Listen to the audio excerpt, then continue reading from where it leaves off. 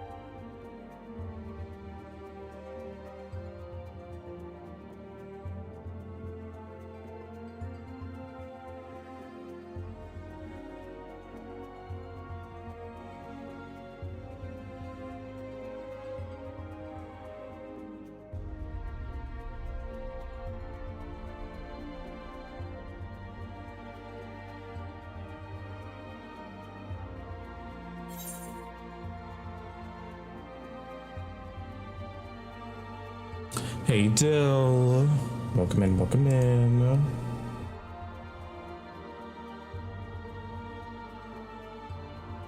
Are we ready?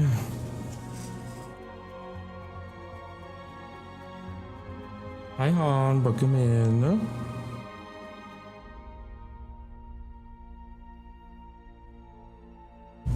We're playing Q Simulator here. We're waiting. We're waiting to get in. I meant to do this earlier, and I have been in queue for like 45 minutes now. But I meant to get logged in a lot earlier so that I'd be able to just play when I started stream, but I didn't think ahead. At least not far enough ahead. So we just gotta play Q Simulator for a little bit. But, you know, it shouldn't be too much longer. Probably another 10 minutes. But hey, what's another 10? You know, what's another 10?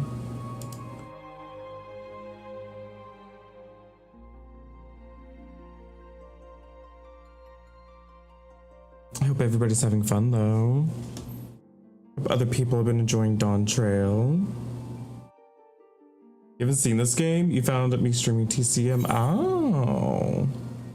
I mean, this is Final Fantasy XIV, so this is just an MMO. So, they just released their new expansion. So, this is the first day of it. So yeah, I love TCM, it's just, I wish they would fix some of their issues still that they have. Hopefully we get another year of TCM. Well, I mean, you know, you're just like in an open world with other players doing the story quests and dungeons and raids and fights and stuff. So it's not like a match. It's not like a match-based game. It's like World of Warcraft, you know. It's just an MMO.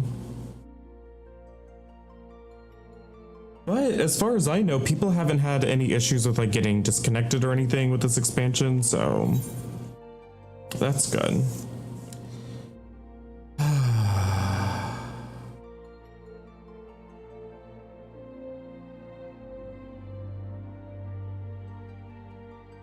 Last expansion, I'm pretty sure with Endwalker, there were a lot of disconnects. Like, I remember that not being uncommon for people to get disconnected and booted from the game and they'd have to sit in queue again.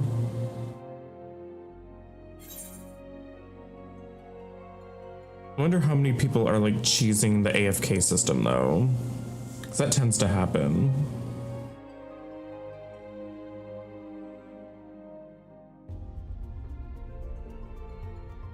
How's the Final Fantasy? I mean, we're living in it.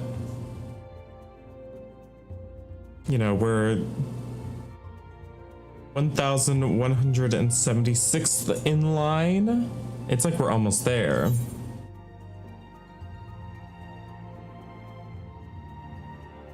I can make the queue thingy like really big. What are you up to today, Dual Thighs? What are you today, bestie?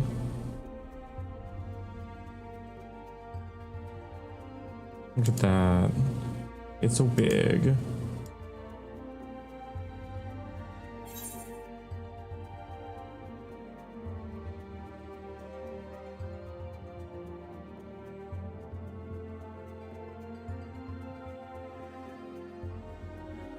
You played more ranked last night when I left. How did it go?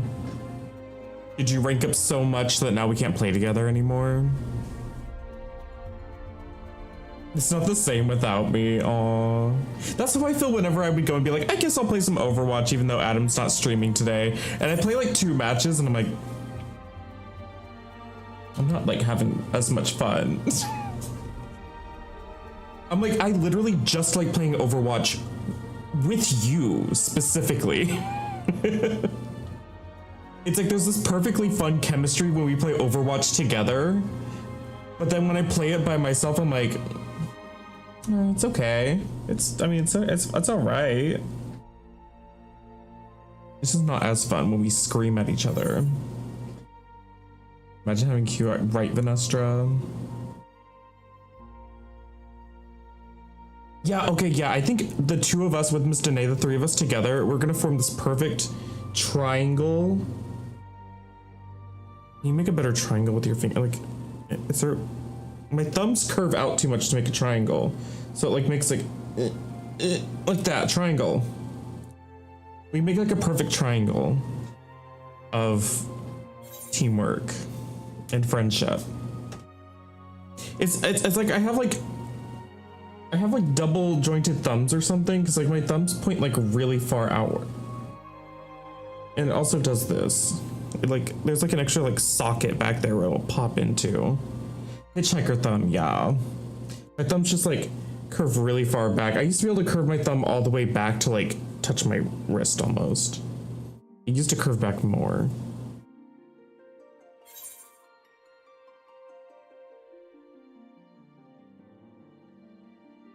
Sell that extra socket on eBay, profit, there you go. Ooh, we're almost sub 1,000 in the queue. People keep talking about us playing Chain together. Axel's also advocating for us to play that game.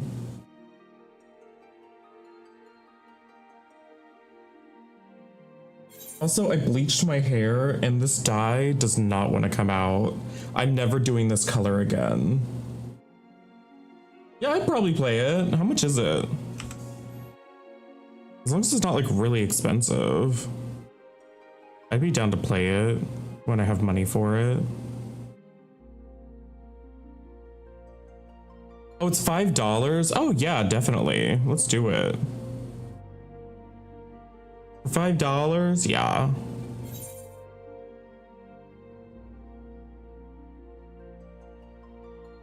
Like my hair is significantly light. Like the orange is so much brighter, like yellow orange, but it's still very orange. And I did a full bleach on it, like direct bleach. And I did a bleach bath on it, and it's the orange is sticking. I never want to do this color again because I can't get it out easily and quickly. I'm sticking to green, pink, or blonde. No, I like the color. It's just it doesn't come out. So that's the problem for me. Because I'm a sick freak that likes to change my hair color like every month. And so with my other hair dyes, I can have a bright ass lime green hair. And then I can just put bleach on it for 5 minutes and it goes back to blonde. This stuff, I bleached it twice and it's not going anywhere. Not anywhere soon. So I'm probably, maybe if I can find, maybe Manic Panic has an orange that'll like strip out faster and easier. I don't know. Blue or purple shampoo. I mean, that'll just sort of alter the color. It won't make it blonder. It won't lighten the color. It'll just like tone the color.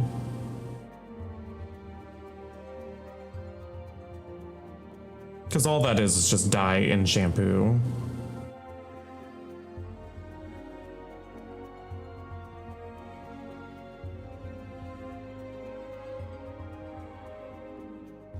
So I'll just, you know, I'll wash it aggressively with like dandruff shampoo as much as I can possibly stand without making my hair like dry straw. And that'll help fade it faster. Hopefully I can get it back to blonde before too long. Not the shredded carrot realness though, but honestly.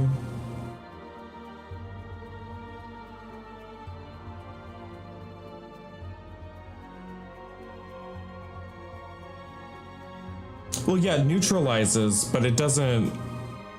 Neutralizes, all it does is... The reason we have blue and purple shampoo is because when you have yellow hair from bleaching it, the purple counteracts the yellow to take it to more of a gray tone to neutralize it. It doesn't lighten your hair. It doesn't have any sort of developer in it. It's just a very light purple blue dye. So you're just dyeing your yellow hair to make it appear more neutral toned. And so if I were to neutralize orange with like, you know, if you look at a color wheel,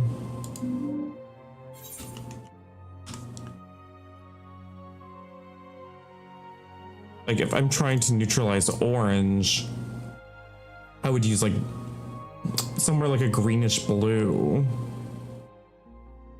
And it would make it more of like, it would make it like a neutral brown color, but it wouldn't take me back to blonde. Because you can't, whenever you put dye on top of dye, you can't lighten a color. All you can do is darken a color. The only way to lighten color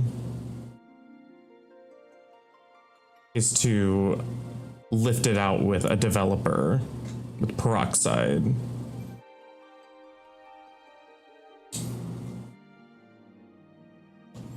And if my hair is just stained orange, I just have to get it to fade by just washing out the actual pigment.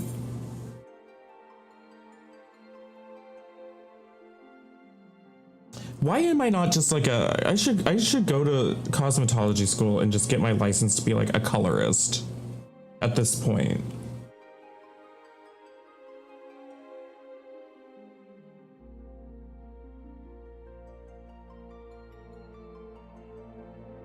I'm literally so experienced in dyeing hair.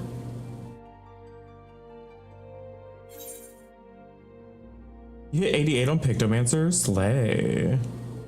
Do it, that's a lot of work. And what am I gonna do with it?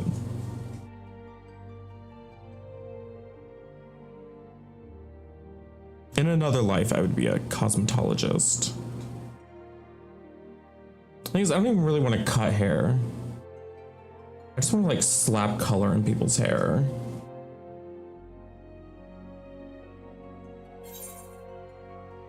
I mean, yeah, that's the other option, is to just cut all my hair off and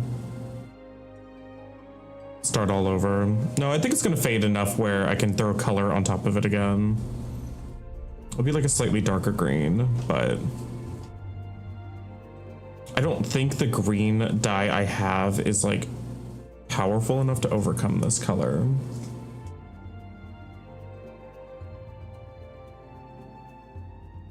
Like, if you really just want solid colored hair and you don't want to ever change that color, the Good Dye Young hair dye is great. It's super hyperpigmented. It's ridiculously pigmented, and it sticks. Just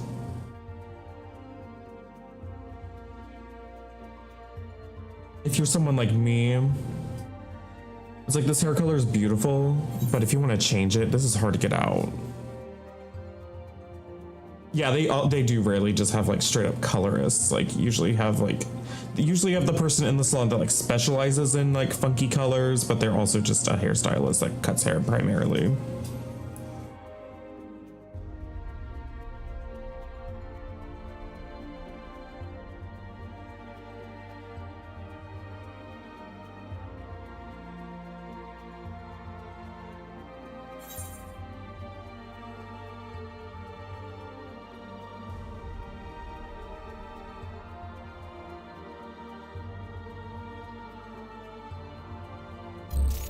Oh, thank you for the biddies, hon. The thing is, I have contemplated just straight up shaving my head all off and then just like starting over from scratch and having like really short hair. I also don't want to. It'd make wearing wigs really easily, like really easy. And if you actually shave your head, like your hairline can be wherever you want it with a wig.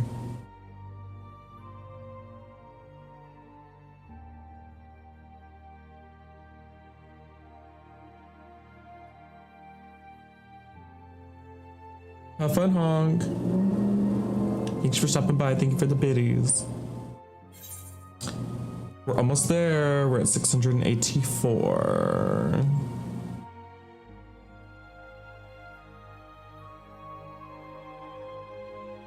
We're at 684. We're at 684. We're at 684. Can I get 684 in chat? Can we get 684? Are we hyped? Can we get 684 in the chat?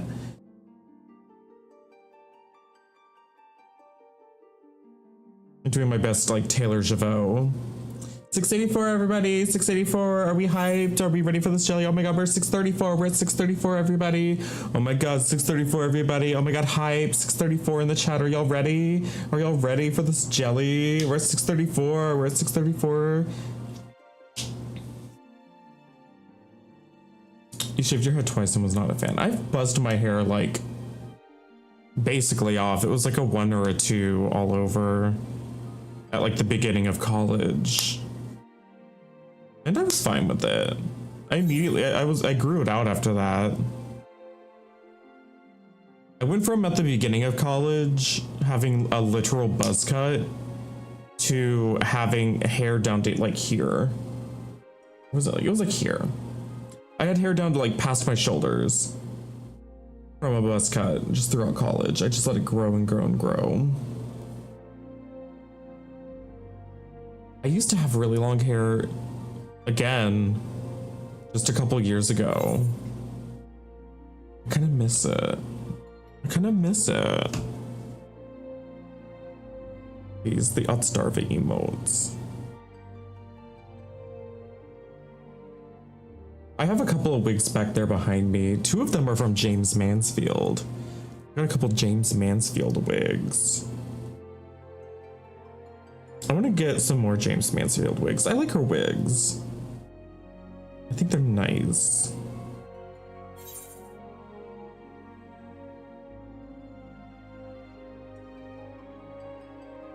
Let's see if I can find a picture of me with long hair.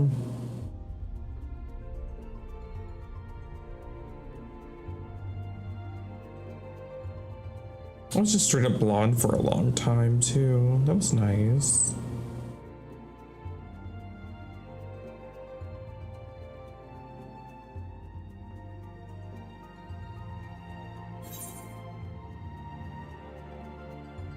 This was when I had blue and pink hair.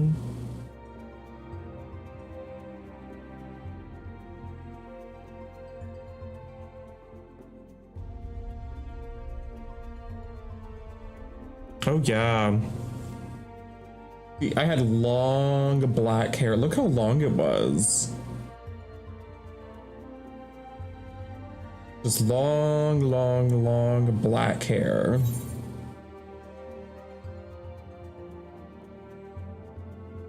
With my blonde ass roots that make me look like I'm balding. See, that's why I don't do my hair dark colors anymore. Because while I loved black hair, the roots, as soon as they start growing out, they make me look bald.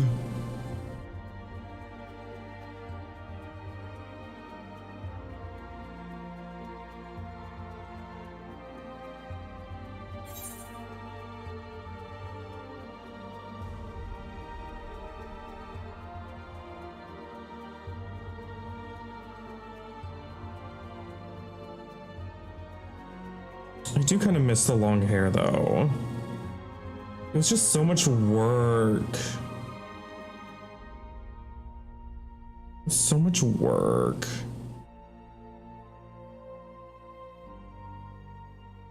It was like so much work and maintenance and ugh. Yeah, I did. I looked very metal.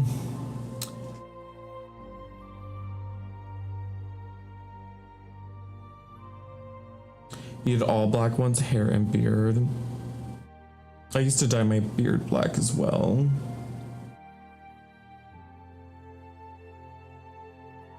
Now I just shade it in for a stream with like eyeshadow because I'm too lazy to keep dyeing it every week. Because like my facial hair, like I have to dye it twice as much because it grows so fast. And my facial hair is like blonde.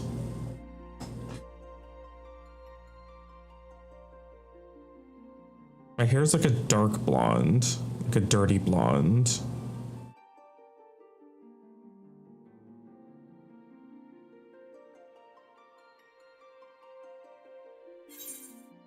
Oh my god, 387. We're getting there.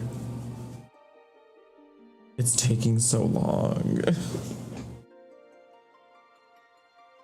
I'm gonna go get a drink really quick before we get into the game.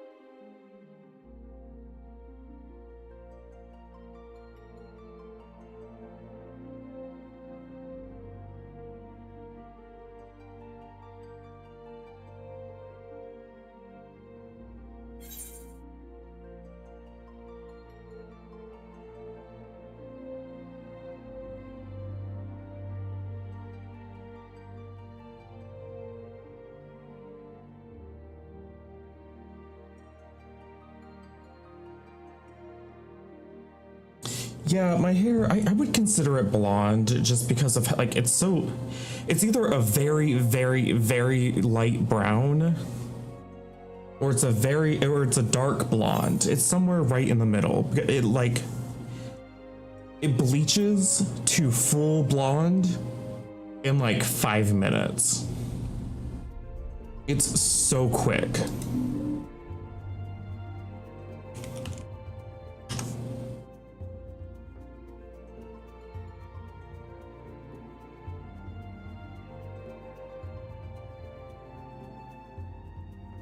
So I would say it falls in the blonde category. I don't know. I also barely see my natural hair. I haven't had a full head of naturally colored hair since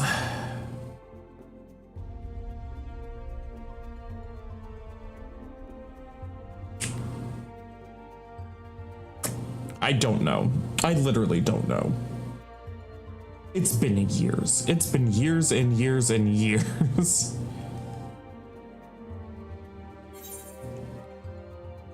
It's like I started dyeing my hair in college. Started like dyeing my hair and bleaching my hair and all that kind of stuff. And so like since then, I've maybe had natural colored hair again, maybe once. I never see it.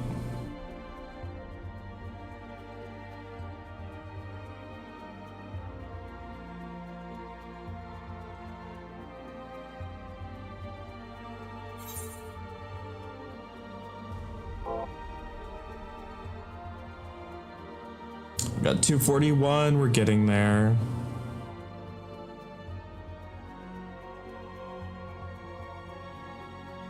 I mean, like, I also have like extremely light arm hair and body hair. It's like, there's plenty of hair there. You just can barely see it. It's basically translucent. I can't even tell if I'm going gray because I never see my hair because I bleach my hair as soon as I start getting roots.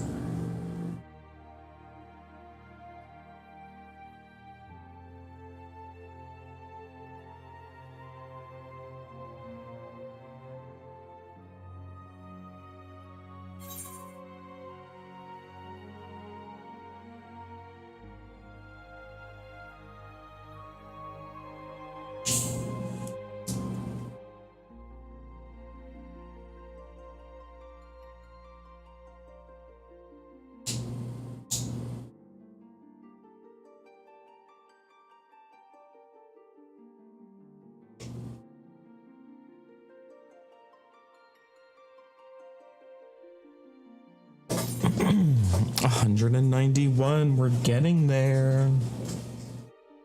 We're getting there. It's taking forever, but we're getting there.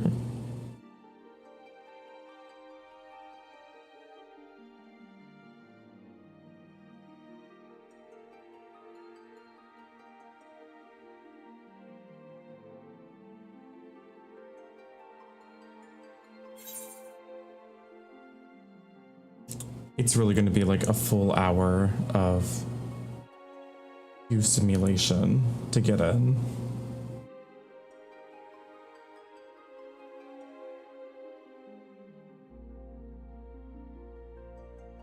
I should have just had like another like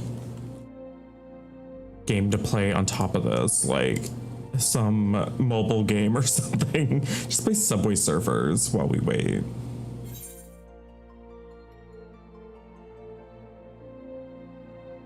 Since you don't have a house, the Dynamis swap for you was worth it.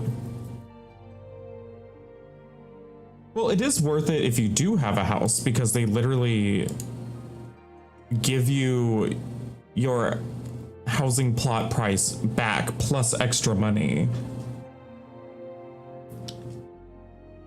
So like if you own a house, you can afford to buy a house on Dynamis. But yeah, if you swap back, you don't. That's what happened to me when I moved from my original server from Balmung to Fairy. Which I'll say, if you're just trying to get a small, it's not that difficult. It took me a few tries, but I did manage to finally get myself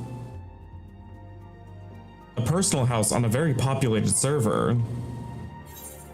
And then when it came to getting a house for the free company, it was the first, like, one try was all it took. Now for mediums and mansions, those definitely are a lot harder to get, but if you just want to get a house and you have the money, getting a small is not that difficult. And a small is like more than enough for most players, because what do you need a giant mansion for a single person? We're in! Oh my god. We're in, everybody. It's happening.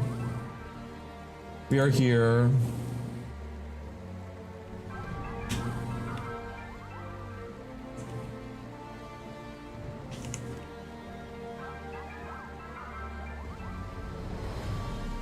We are here.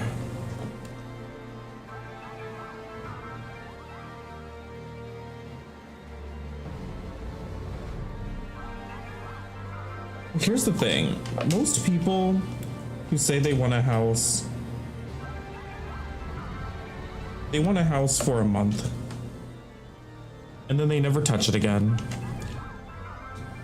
You're lucky if they ever decorate it to begin with.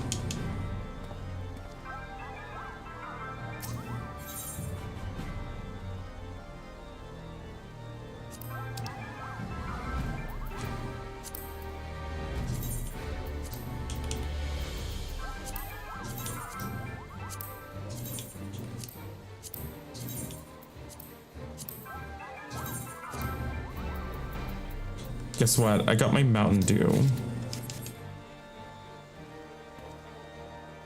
Well, they've been continuously adding to it the entire time. I do think that there should just be an instanced housing alongside of the neighborhood housing.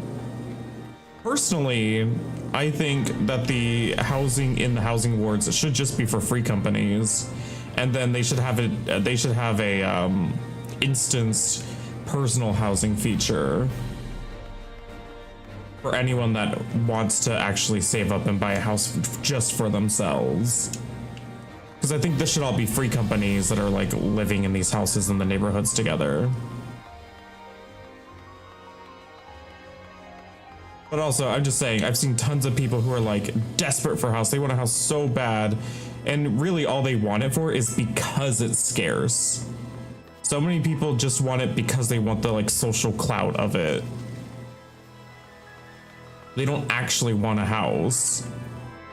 They buy the house and then it sits empty for months and months and months until they finally don't renew their sub and it gets demolished. But they like the social clout of being like, oh, I have a house, I got a house. And they don't actually use it for anything. They never go inside of it, they never decorate it. We got our Mountain Dew though. It's a +4 EXP bonus. Ooh, 4% instead of 3%. Dehydrated adventurers rejoice. This crisp, bubbly beverage boasts an invigorating citrus kick that will thoroughly quench one's thirst on the road, guaranteed to make even the most arduous trials feel like a tropical vacation. Am I gonna drink these? No, I just wanted to have it.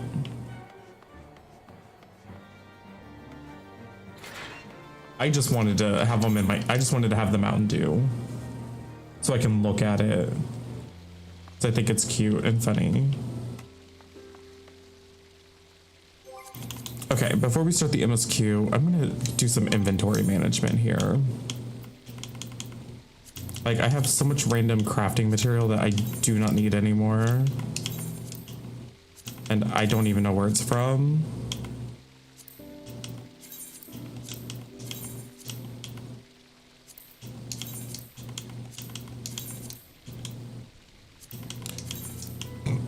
This is all stuff that if I really need it, I can go back and I can regather it.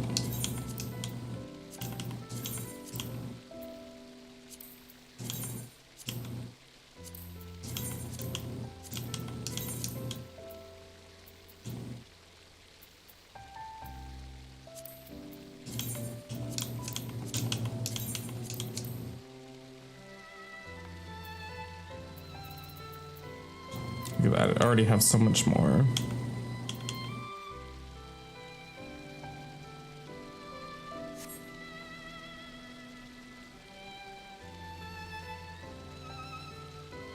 Oh yeah, they changed how the XP works on Fates as well. You also get bonus bicolored gemstones, which is nice. When you get like bonus XP Fates.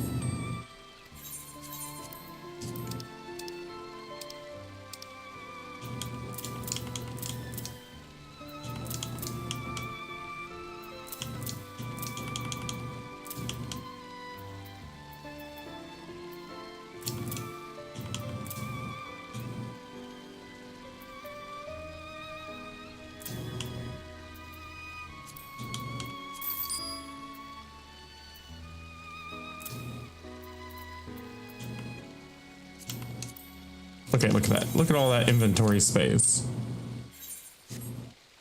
Oh yeah. XP for Duty Finder is a lot. Okay. Wait, why is my gil counter in the bottom broken? My gil counter's busted. Huh? There's just a black square in the bottom right-hand screen of the screen, and it doesn't show me how much money I have. Can I look at my money somewhere else in currency, I think? Yeah, okay, I have 937,000. But it does not show up in the bottom right anymore for some reason. I don't know. Okay. Yeah, DPS queue times are going to be ridiculous because everybody wants to play new classes, which is why I'm not doing it currently. I'm waiting to level up Viper and Pictomancer. So it'll be a little less terrible later on. Okay, what else do I need to do before we start MSQ? I got my inventory cleared up.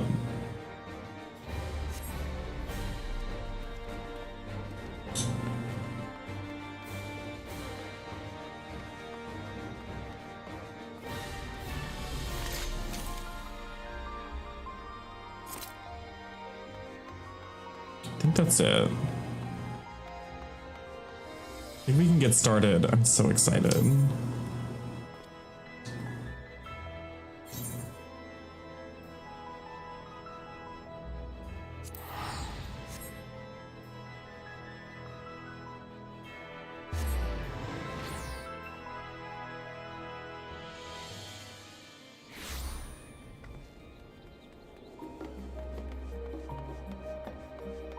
It's a new quest. Where is the quest? Okay, it's over here.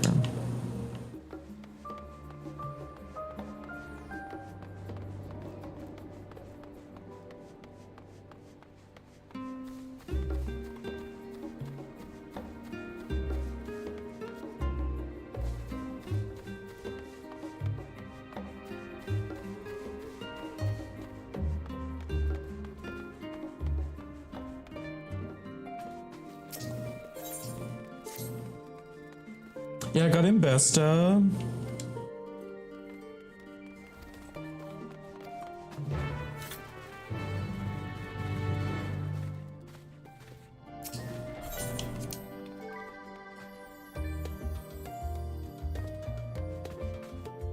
We're tackling the main story quests. We're gonna get started on our adventure.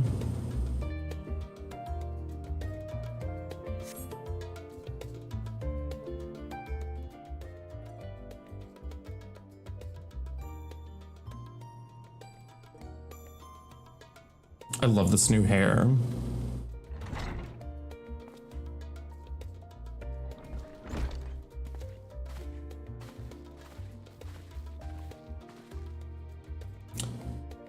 She could give us a good news we've made ready to set at a moment's notice. Set sail at a moment's notice. The only one yet to arrive is Arenville himself.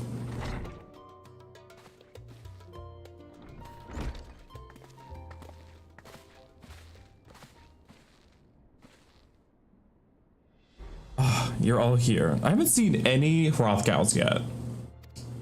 It took some persuasion, but the Gleaner's Guild ship has granted us places aboard a vessel bound for Tural. There'll be other passengers, researchers, and artisans, and the like, but so we'll need to share deck space. That's fine, Arenville. I doubt anyone expected we'd have a ship all to ourselves. They're not casting off just yet, so if you have any lingering concerns, now is the time to voice them. I wouldn't call it concern, but everyone's still clear on what we're doing in Tural, yes? We've not forgotten. I wonder for the food. The nations of Tuliyoyal. It's supposed to be Tuliyoyal? That's probably the actual pronunciation. Yeah. Tuli. We're deciding the next ruler. Look at his upgraded armor. So high res. As your chosen allies, we shall assist you during the rite of secession and support your bid to become Dawn Servant. In addition to that, Alphino and I have another objective. As part of its reconstruction, Garlemald seeks ways to reconcile and re-engage with its neighbors. I'm good. By visiting Tural, we hope to learn more about how its myriad cultures interact with one another, how they find common ground, develop stronger ties, and the sort of insights that might help our friends in Ilsabard. But we'll pursue this goal in our own time. You can be assured that we'll give the contest all due attention. That's all I ask. Otherwise, you're welcome to do as you like. We wanted to find out about your grandfather, right, Kryl? Yes, as far as we could determine from the old missive I found, he had been tasked with investigating the Golden City by your father, the Dawn Servant. Yet oddly enough, we have no record of that investigation in our archives, and nothing to explain the earring which accompanied the letter. Thus, for reasons both official and personal, I should very much like to get to the bottom of this mystery.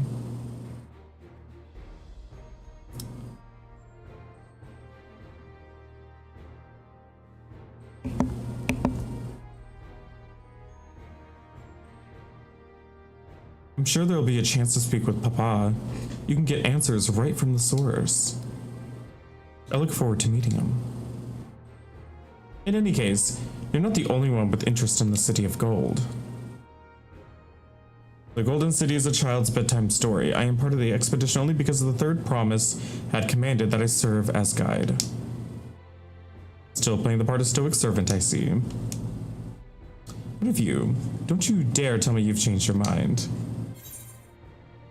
Waste sail and let the wind take us as it pleases.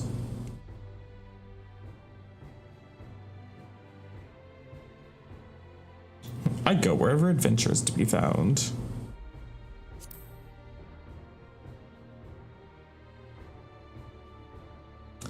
That's what they tell me. Right then, if all are still committed to the journey, then I say we make ready to depart.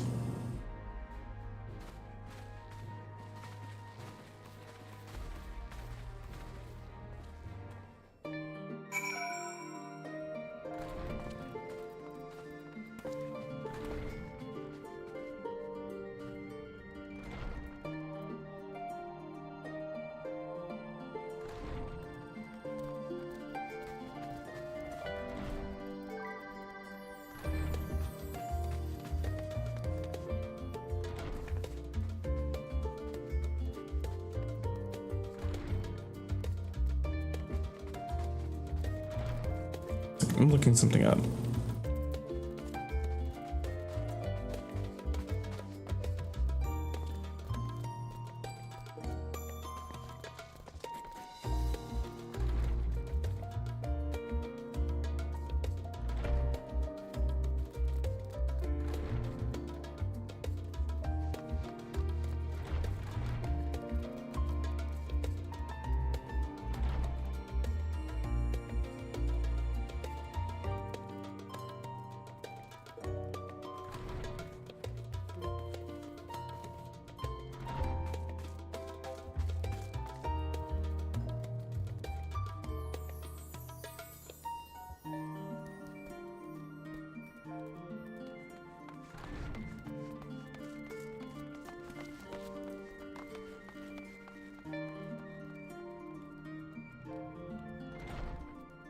One second, I'm trying to look something up.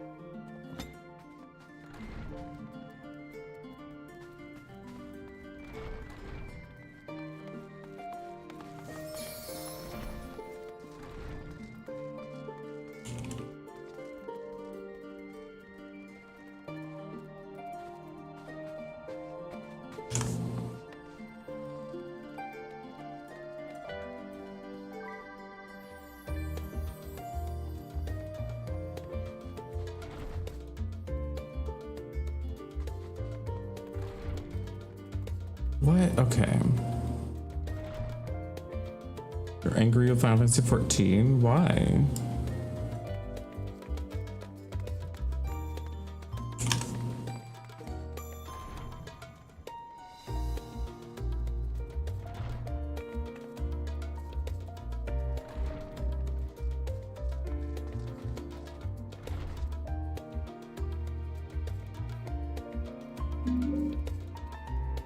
You've been trying to buy the Endwalker skip for 5 hours and keeps giving errors. I imagine the Mog Station's pretty overwhelmed right now. It is the first day of the launch. How far are you into the game that you need the Endwalker skip?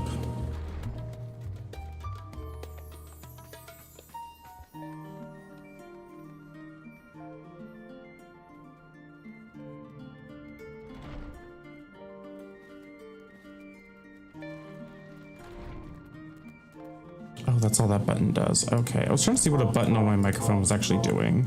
It doesn't really do anything. As far as... Still 51 quests left. To get to Endwalker.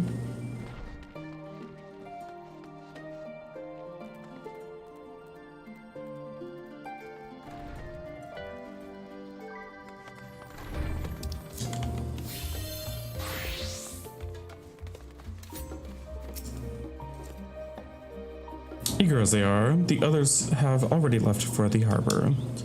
We're not in danger of missing the boarding call, but perhaps we should be on our way as well. Work.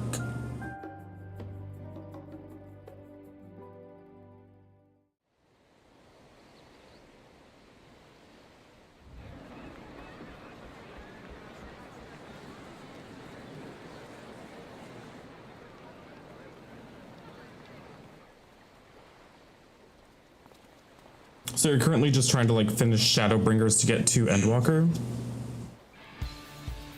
Savoring the moment? I can feel your excitement, your eagerness to explore the unknown.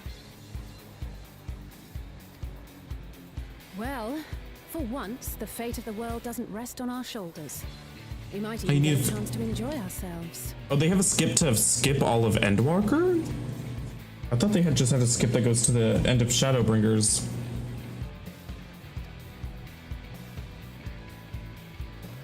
Do not be so quick to relax. Oh, Tural may seem but a short sail away on a map. The vast Skip seas Shadowbringers went between under. So you haven't done any of the. You haven't done any of the expansions. Triangle alone have claimed countless vessels. Even following the safe route plotted by Admiral Bufiswin herself, this will be no pleasure cruise. Perhaps, but my voyage here was uneventful enough. Disappointingly so. Either way, the two of you have first-hand experience, which will be of great comfort in the days ahead, I'm sure.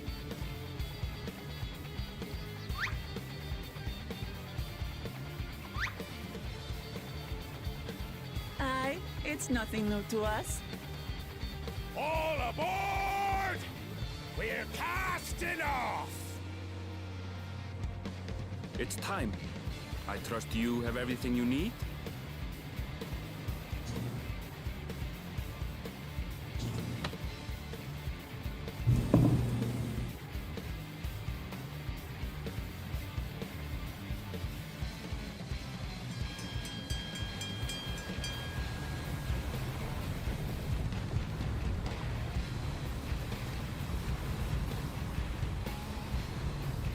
And so does our ship cast off from the docks.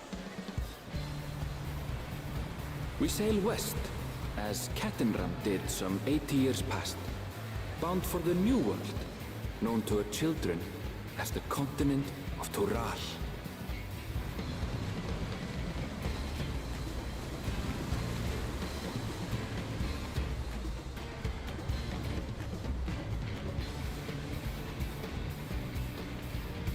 Just wait, Papa. When this contest is said and done, it'll be your daughter who sits the throne. Me, Woklamat. Please don't fall overboard.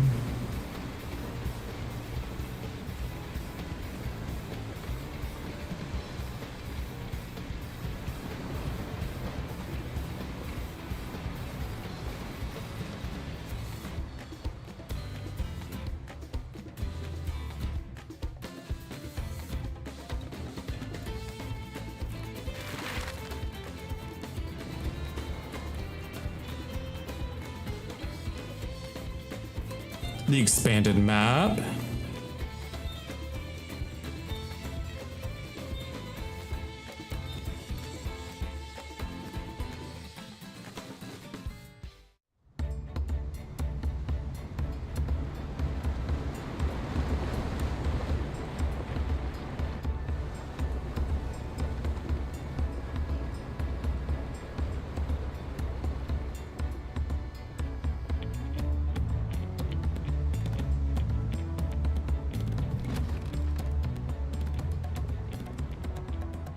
Smooth sailing so far?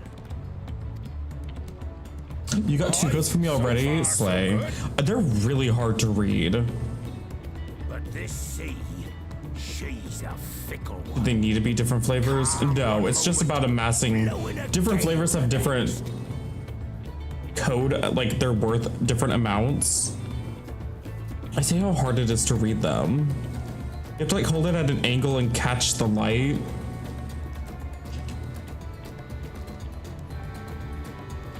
Which one's worth the most, do you know? Let me see. It's on the website.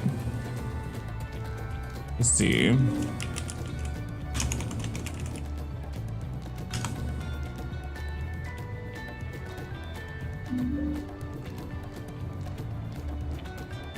So the regular Mountain Dews, like Mountain Dew Zero, Original, Diet, are all worth 100 points.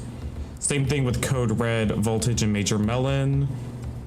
Purple Thunder, Spark and Lava are also 100 points. Purple Thunder's 200. Frostbite, Maui Burst, and Overdrive are all 200 as well. And then Baja Blasts are 100. So the ones that are worth the most are Maui Burst, Frostbite, and Overdrive, and Purple Thunder. I can't find Maui Burst. It sounds really good. And so does Overdrive. So does Purple Thunder. Those are actually like the ones I want to eat, like the ones I want the most. Because they're like pineapple and citrus punch and like grape and berry. Like those are the ones that sound the best to me, but they don't have them here. Oh, thank you, Val.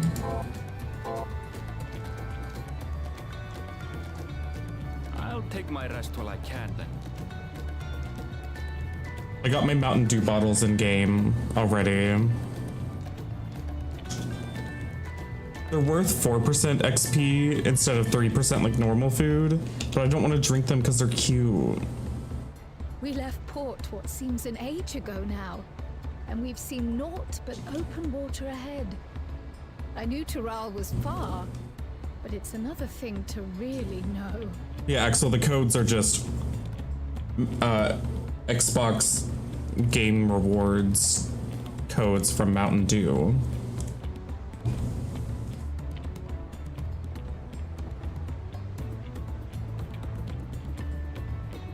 Axel, all the time that you've spent just trying to buy a skip, you could probably just finish the story.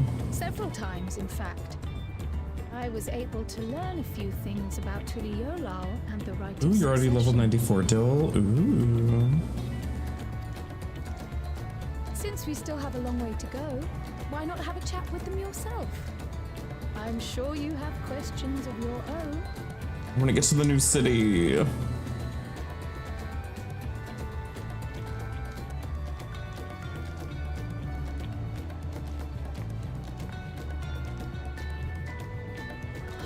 Did you look out across these same waters, Grandfather?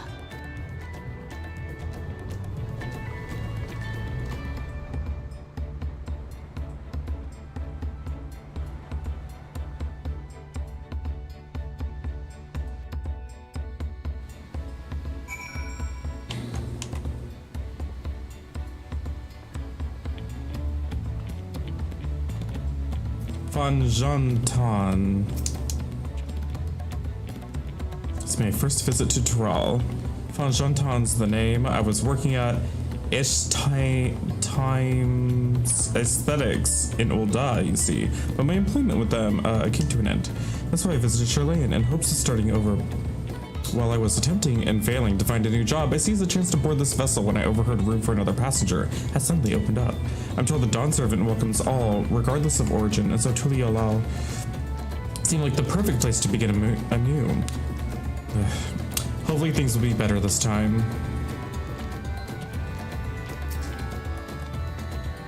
I see you in Eorzea before, you great and famous hero. Yeah, I've had enough of playing the simpleton. There was a time when we took great pains to maintain the deception, but with more of you Eorzeans coming to Tural, it's become impractical. Besides, my mercenary days are over. Too many of our warband have fallen, and so we have come to lick our wounds. My story? Well, since you asked, I wanted to retrace the historic journey of the great Ketan Ram. You know, the first Eorzean to set foot in Tural nearly 80 years ago. The Mamuljah's leader is said to have welcomed Ketan Ram with open arms and sent him home with a bounty of silverware as a token of their friendship. But the real treasure was the crops he brought back: potatoes, tomatoes, and corn, which spread across Eorzea like wildfire. His grand adventure led to a culinary revolution.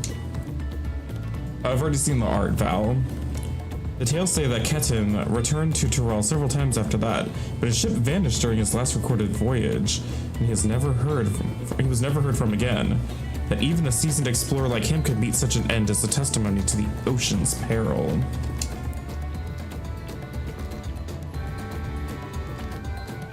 Is Adam streaming tonight? He was in here just a few minutes ago. He said he didn't know what he was gonna do. So I don't know if he's just like lacking motivation or if he's tired or I don't know. An adventurer, I presume. I'm a merchant myself based in Ul'dah. Specialty imports and exports, Eorze and Turali both.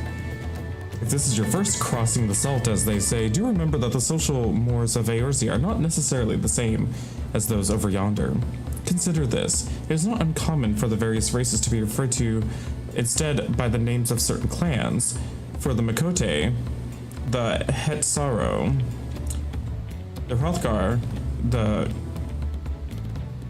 Baral, Cerberal, I don't know. Not because every member of a given clan is of the same race mind, but because many individuals of said race are associated with that clan. A fair assumption in certain cases, but take care not to give offense. Work.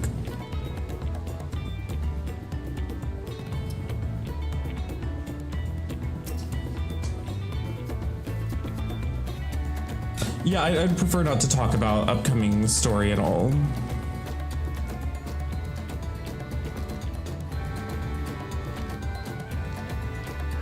Did you want me to make a wager? We're taking bets on who will be sat next in the Dawnchair's shiny chair. There are 4 claimants to the right of succession, your young Wuk-Lamat being one of them, of course. But from what Mamul Blok told us, the other 3 are all strong contenders. Not too many keen to risk their coin on the 3rd promise. Ooh.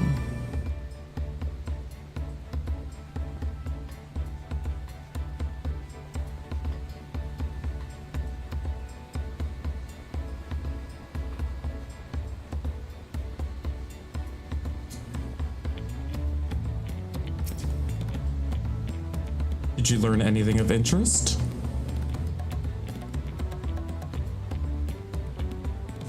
Oh, I haven't heard about the clan names. We should have Wuk-Lamat and Erenville teach us the ones we should know.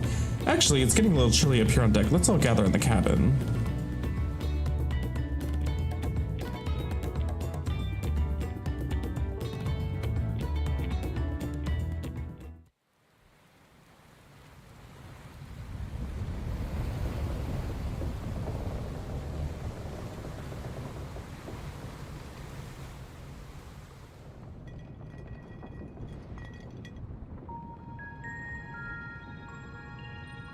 We're in for a Interesting proper choice of storm, song. it seems. I like that we're getting a lot more like dynamic camera work. How's your stomach? Like, the Any camera's better? moving around a lot in the cutscenes, which is nice. I don't know what you mean. I don't get seasick.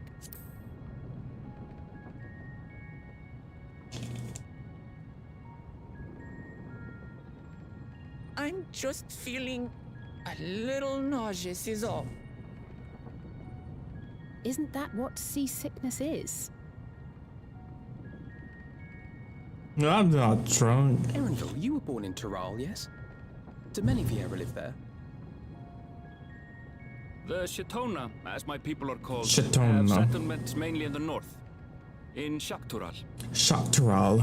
And your family? I know nothing of my father, not even his name. As for my mother... We're in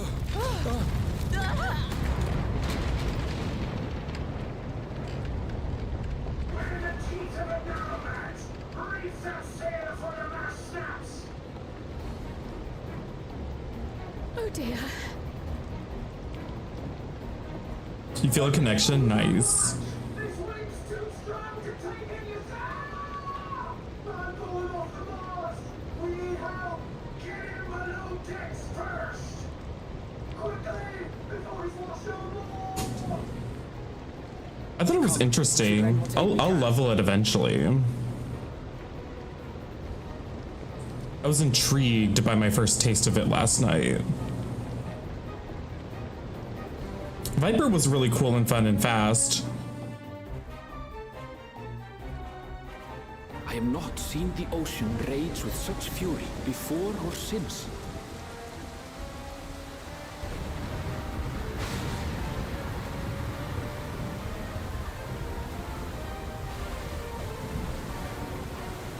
The heaving waves tossed our ship about like a toy, sending sailors tumbling.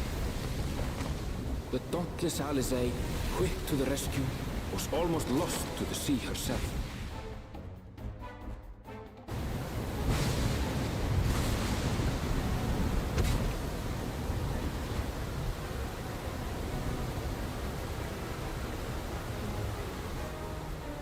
Meanwhile, our champion rushed to deploy the vessel's magical defenses, and thereby shield us from the lightning. Oh.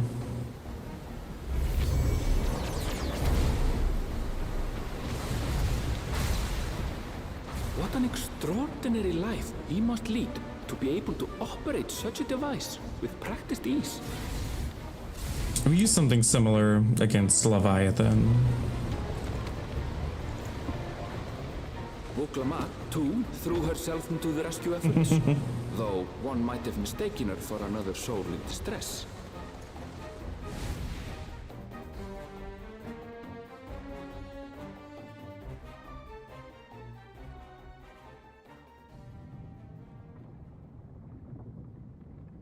By the time the unruly seas had calmed, our strength was all but spent, and we had yet to even glimpse the shores of Tural.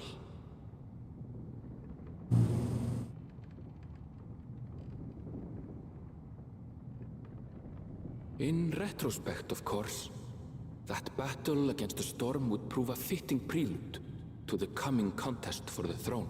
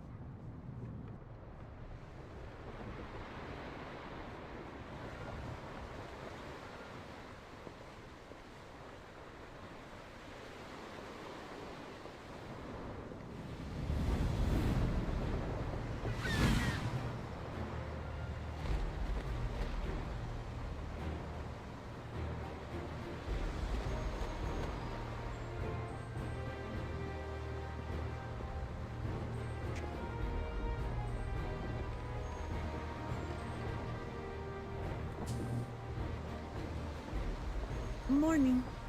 Joining us for some fresh air?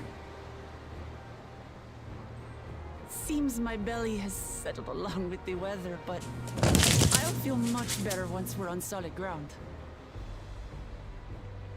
Me too. I want to get to the city. Can't be much farther now, can it?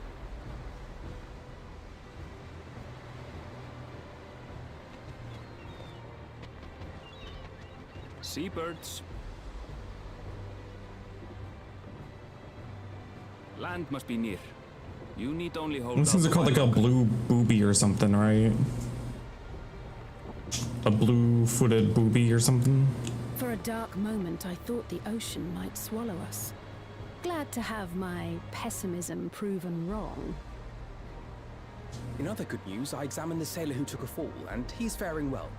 I'm sure he'll make a full recovery. Good news indeed. If all's well, then we needn't delay in launching the landing boat. Ships have to lower anchors some way from shore. Too close, and they risk having their underbellies ripped open by the reefs that crowd Tuliola's coasts. Come. So I regret accidentally opening the chat mid-cutscene because they're just meowing in shout chat. I can't wait to get chat bubbles. Speaking of chat, we're getting chat bubbles at some point. Thanks for bringing us all this way. It's a little late, but I'm still glad to finally We get did what them. we were paid to do. Couldn't hardly set you adrift halfway. If anything, it should be us thanking you for helping us through that beast of a storm. As a matter of fact, everyone's starting to fancy your chances in the contest. At this rate, we won't be able to lay wagers no more. Then I better not let you down. Oh, easy, stomach. Easy.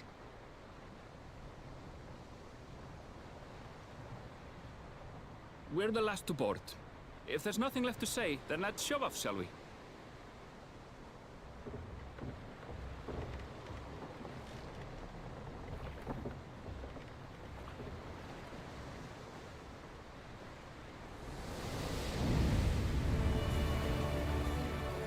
Here we go. Here's the shot.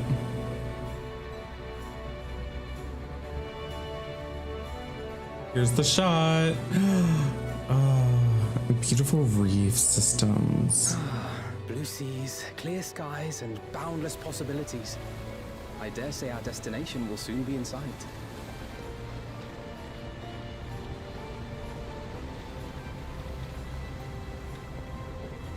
Enjoying yourself for a change?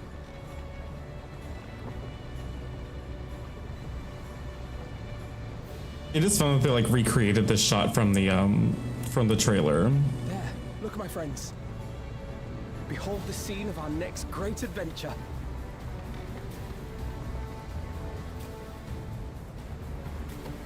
You want a Tide collar from WoW? At last, we are come to the land you call the New World. To my home, Tural.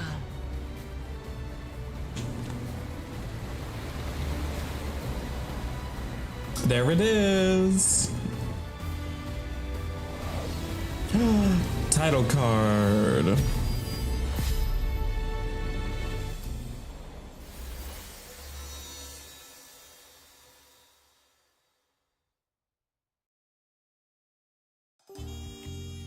Ooh. Oh, I love this theme.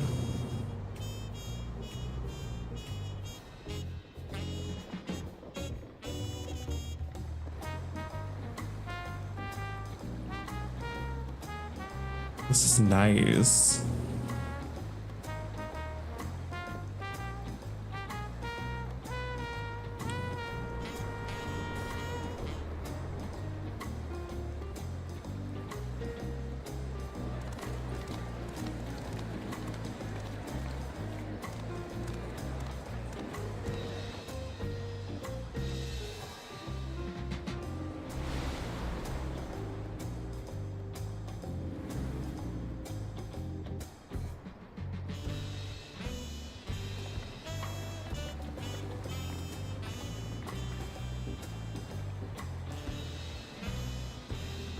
I mean, Blue Mage is and always will be side content. It's just side content. Gods, I've seen cities with an impressive mix of cultures, but this is something else.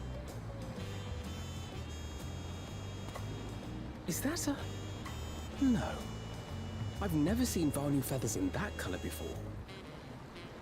Oh, they have like tropical bird colors and stuff like What you owls. never knew existed. There may be a sea route now, but visitors to Tulihyolal are still few and far between. And as we don't build seafaring ships, only a handful of Turali ever venture abroad. Mamulja sellswords mostly. Those willing to play the fool sail with Lominsan merchants to secure employment in Eorzea. I suppose that makes us a rare sight in your country. Rare and currently undocumented. Were there some forms we should Dancers fill in out, D&D. or- Oh, are they getting like an official thing in D&D? That's kind of cool. Forms? Did you forget who you're traveling with?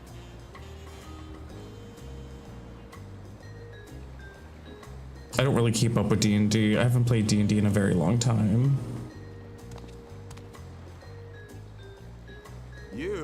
outsiders? Visitors to Tural? We are. Our nation is soon to hold a right of succession to choose its next dawn servant. We will not abide interference from foreign agents seeking to foment trouble. What brings you to Tule Yolal? I can answer that. These fine people are allies in my succession bid.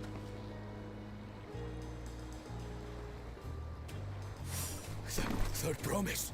If you vouch for them, then all is well. Of course. Please, accept our apologies.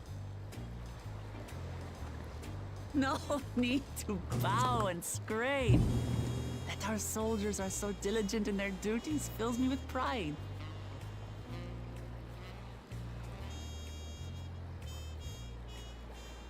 We'll be continuing our patrol then.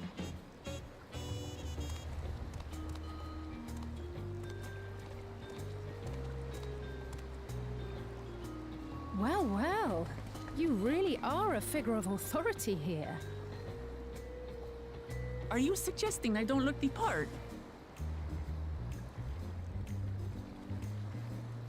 Anyway, first things first.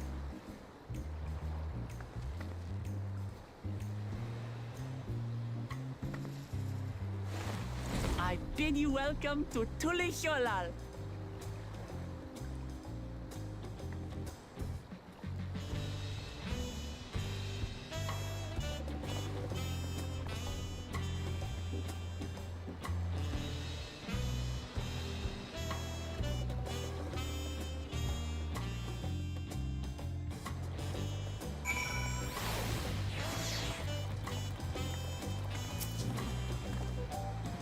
Well, despite the storm's efforts to the contrary, here we are, safe and sound.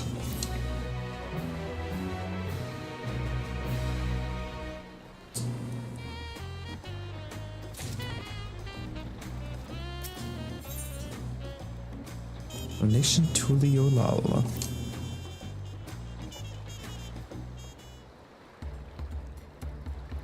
Right then, first things first.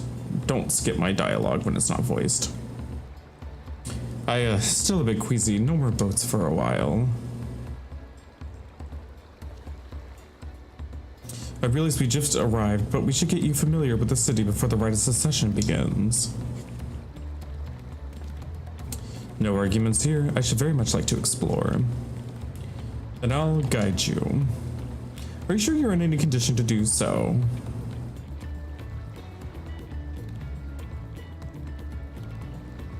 Aha, we were wondering who these strange folks were. So the third promise has found herself some new followers then. Followers? Uklamat, are you unwell?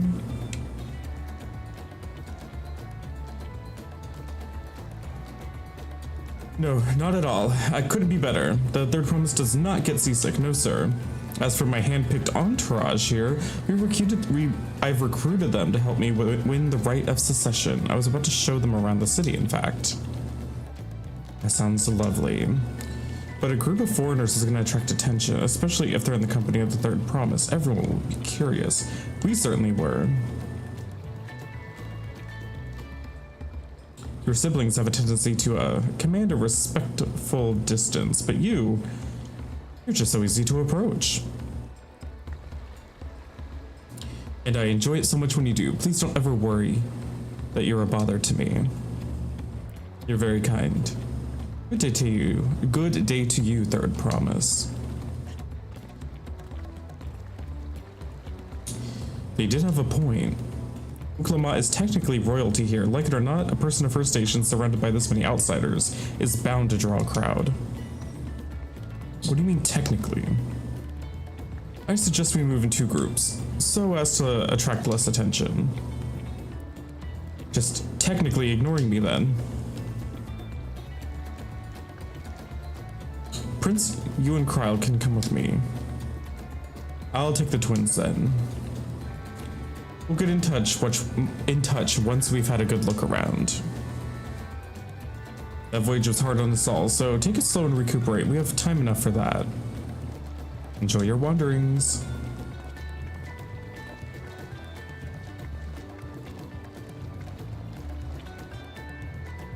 Perhaps we should wait a bit, at least until Wuklamat's nausea subsides. No need for that. Look, I'm ready to go.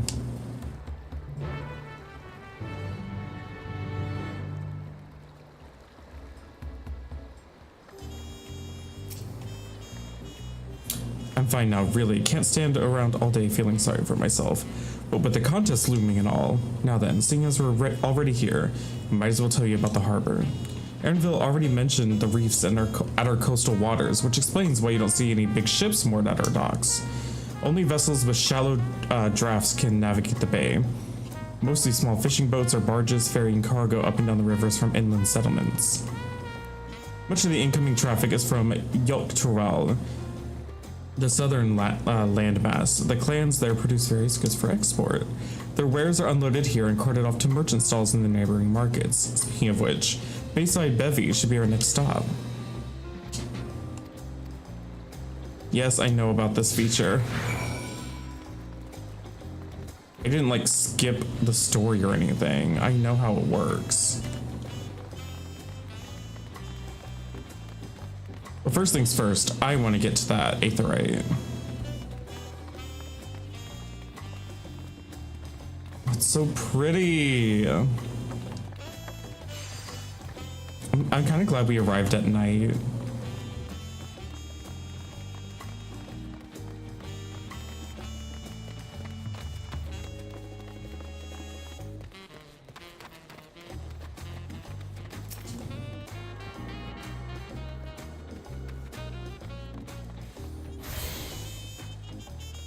Okay.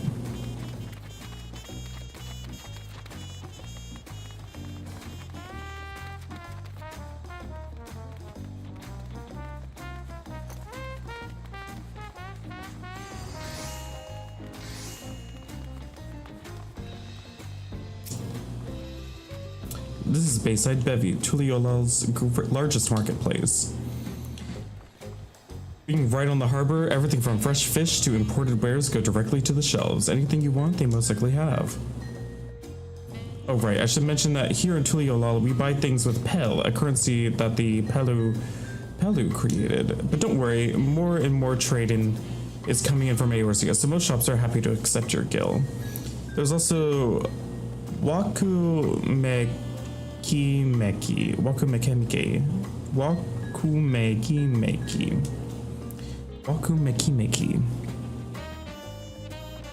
Another market to the east of here that you can, but that can wait for another time. I have other places I want to show you first. Upstairs to a certain plaza. I can't wait to see the look on your faces. Oh, did I already go here? Sorry, I spoiled the surprise of the giant Aetheryte.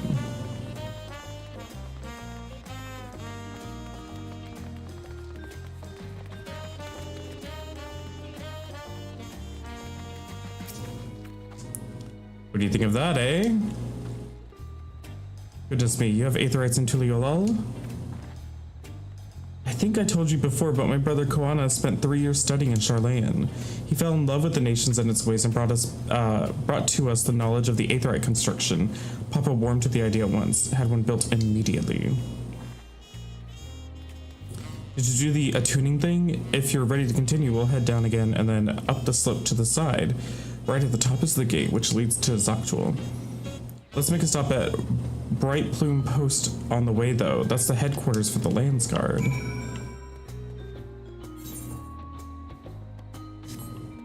Down the stairs and then up the slope.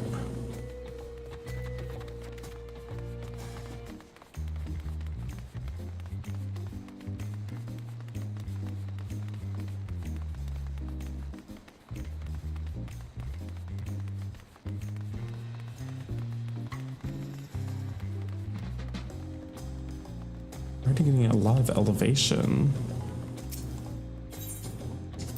Oh, talk about the elevation. We have a lot of narrow winding streets that crawl up the sides of the mountain. As you can see though, the builders make sure the city's main thoroughfares are wide enough to accommodate wagons.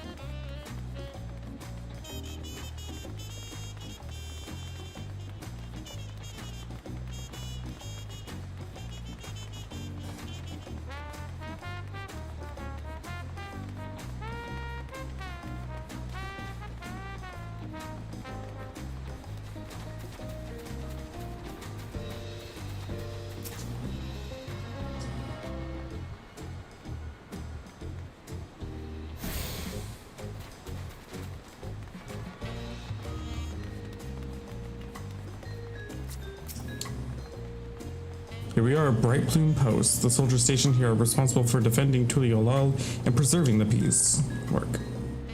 The Landsguard are led by our nation's strongest warriors, so naturally Papa has commanded them since the beginning, at least until 3 years ago when the Zoral Jal took over as commander.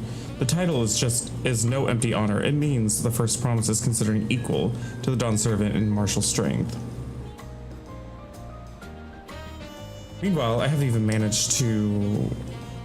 We'll discuss my brothers and their accomplishments later. Alphino and Alixei should be around to hear it too. Come on, it's time to show you the something I missed because I accidentally clicked the button.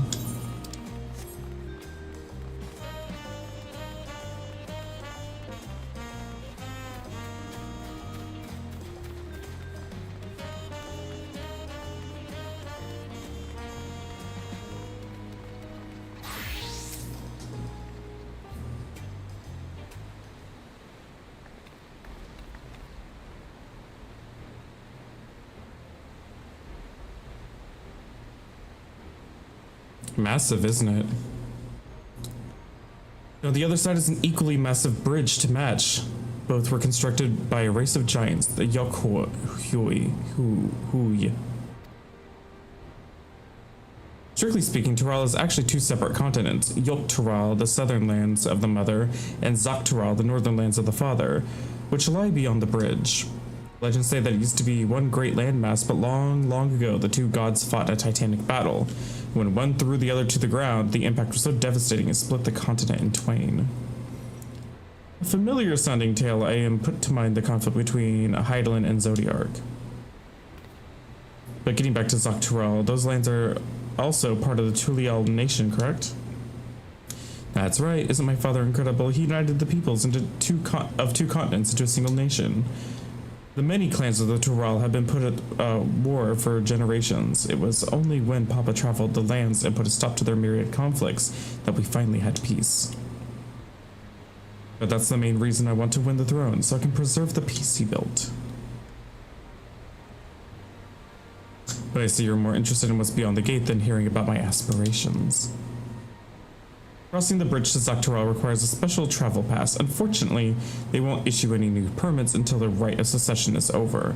I promise to get you one when I'm Dawn Servant, but until then, you'll just have to wait. Then I'll make sure you win, mark my words.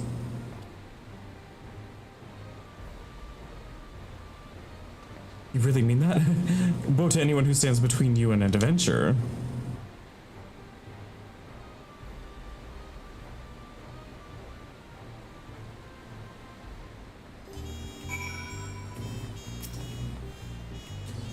You must have covered half the city by now. Hi, bring me fries. Tuliolal is unlike any place I've ever visited. I'm thoroughly enjoying myself. Oh, we got a weapon. Though honestly, we should probably not... I already have a much better weapon than this is going to be. 645. Yeah. Save that for another job. We'll head west next, towards the Arch of the Dawn. The dirigible landing is on the way. You have dirigibles too. Tuliolal certainly does not want for methods of travel. We get by. Now if you've seen enough of this area, let me know and we'll continue on. The Archstone's on the other side of the city, so speak up if you see something of interest as you walk.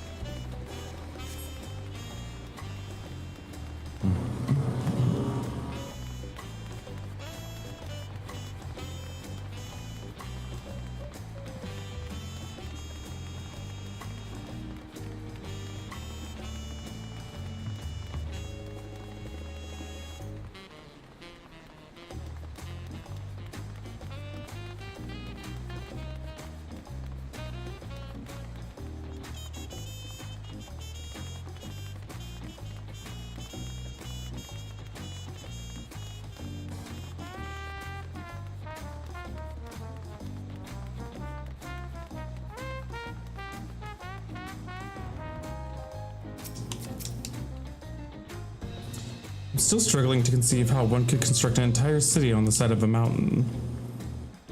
It was originally the site of Yokhui's temple. Ooh.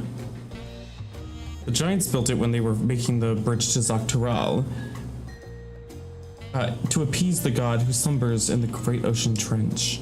After the Yokoi withdrew, the temple stood empty for centuries. So when Papa was establishing a new nation, he saw a structure he refurbished into a palace, seen practically in the center of Tural.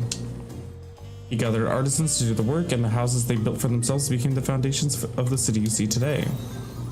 Speaking of houses, we'll be passing through the Resplendent Quarter, the biggest residential district in Tuliolal. We climbed these set of stairs here all the way up.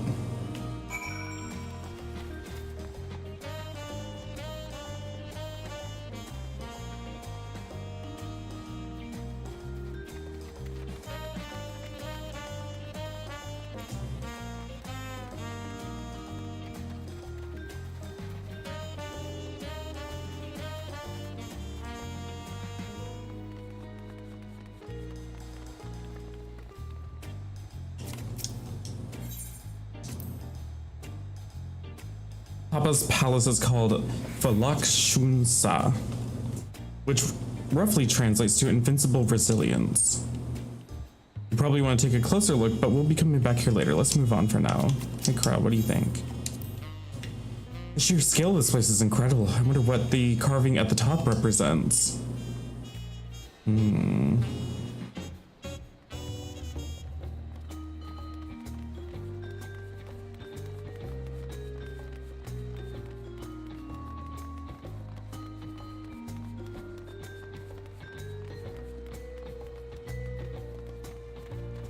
Another one of those little buildings.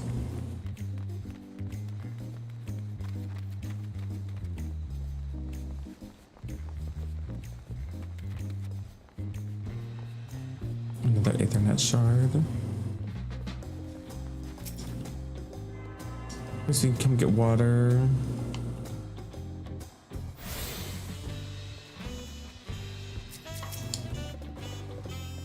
So this is the Resplendent Quarter. What manner of people live here?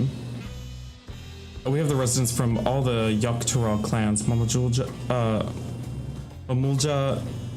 Baral, Pelu Pelu, Moblin, Hanu Hanu. We also have the Tonawawata,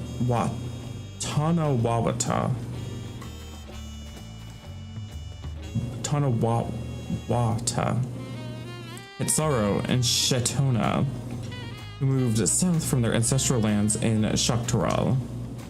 In essence, it's a gathering of people from every corner of Tural. A true representation of Tuliolal's diverse character. The adornments on each building contribute to the eclectic culture aesthetic. It's also beautiful. I'm glad you think so. Come, we continue down the stairs.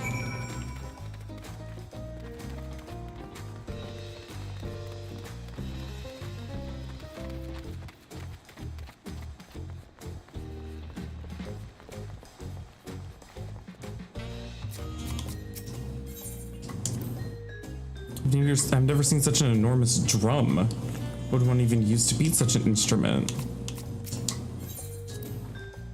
That big drum there is called the Dawn Herald. They play it for formal occasions, like when honoring the Landsguard's return from a dangerous duty. I tried hitting it with my axe once and ripped the skin, earned me a proper scolding, let me tell you. I think that was the time Papa held me upside down by the ankle. Well...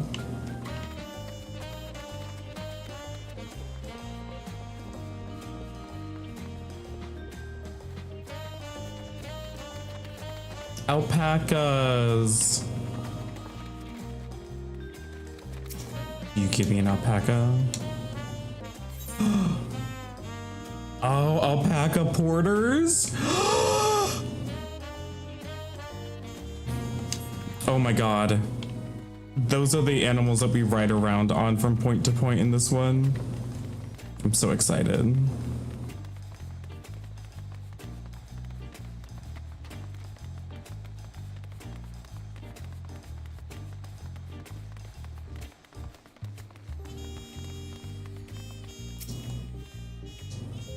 And here are dirigibles. Not bad, eh? I hear other nations use airships to sail the skies, but you'll only find balloons in Tuliolal. We have them for the exact same reason as the Aetherites. Koana brought back the planes from Charlene, and Papa brought thought them fantastic and commissioned their construction. It's around 3 years ago. Since that time, we've added flights to other settlements. Trade with frontier communities has never been easier. That's enough about dirigibles. The Ark of the Dawn awaits.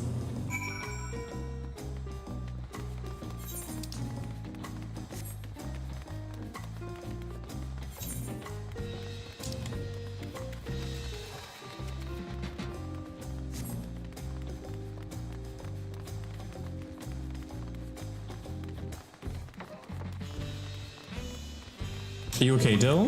What's wrong?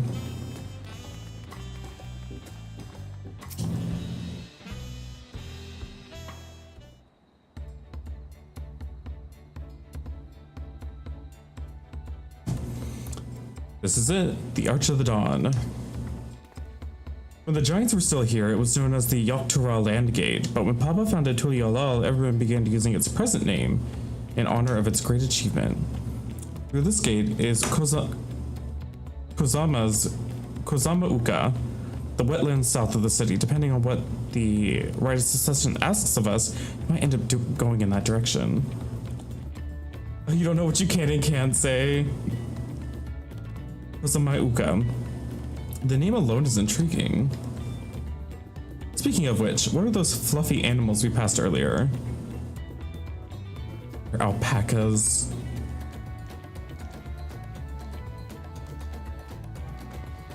Those are alpacas, fearsome four-legged fiends. Fearsome? They seem quite placid to me.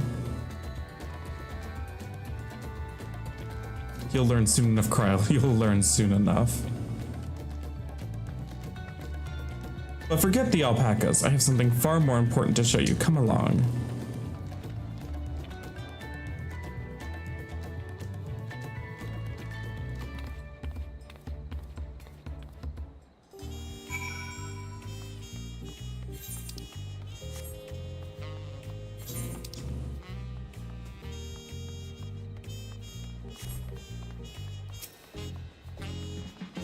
I love this feature that makes people disappear. If you wish to learn the history of Tuliyollal, then look no further. Those stone pillars, you mean? Yes.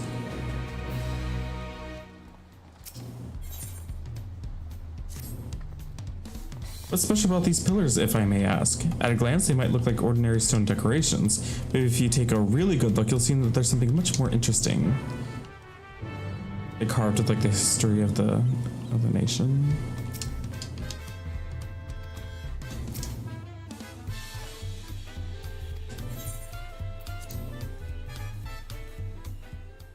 The music here is fantastic. The music in the city is some of my favorite in any city.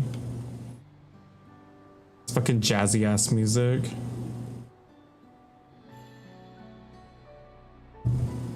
Ooh, I love this tune. All the music has been great so far.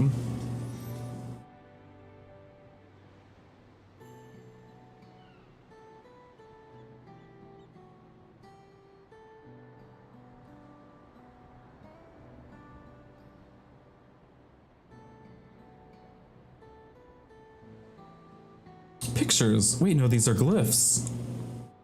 They seem to tell a series of stories, many of them featuring a two-headed Mammal Jah. Oh, then this must be... That's right, it follows the exploits of my father, Gulul Jaja, and his journey to unite our lands. We call it the Tuliyollal Saga. The deeds he performed and bonds he forged, all immortalized in stone. There's no better way to learn how Tuliyollal came to be. Study them as long as you'd like.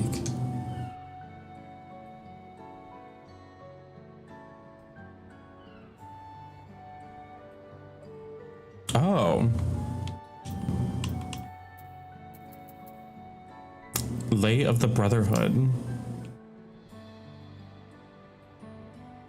This pillar tells of the Lay of the Brotherhood. It depicts the scene where Papa granted an audience to the foreign explorer Ket something, I can never remember the name. You mean Ketenram? Aye, that's the one. Ketenram's arrival in Tural is what prompted Papa to embark on his own journey. It's said that the two grew to be close friends, brothers in spirit, if not in blood.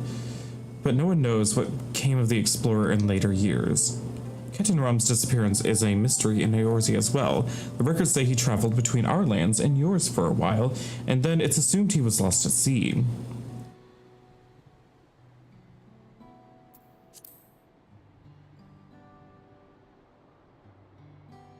Here we have the Lay of Reeds. This is the story of when Papa visited the Hanu Hanu in their village in Kozamauka.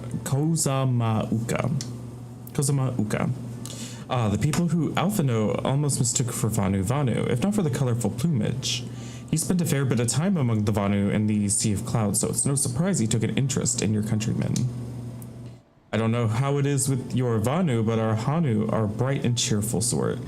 They hold this one festival every year, very famous, and a lot of fun. Speaking of which, I can't wait for Moonfire this year.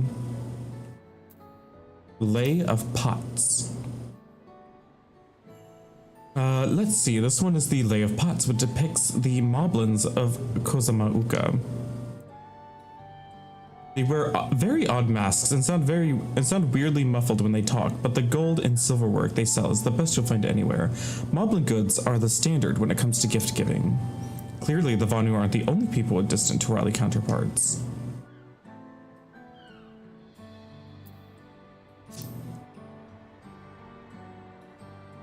This one recounts the Lay of Repast. You can probably tell the figure depicted here is of the Baral, like me. For decades, the Baral and the Mamulja were at war for control of the forest of Yaktel. The actions Papa took to end the conflict has since been hailed as the first steps in the founding of Tuliolal. There is a clan of Hrothgar in Bosja known as the Hellions.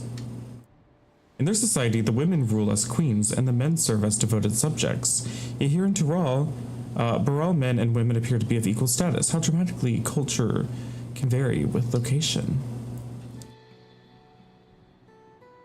If you're done with the first half, then we can move on to the second. Yes. Listen, I love lore, so I'm happy to read all of this. Lay of Gold. Lay of Gold. This pillar shows one of the Pelu Pelu whose homeland is in Urkopacha.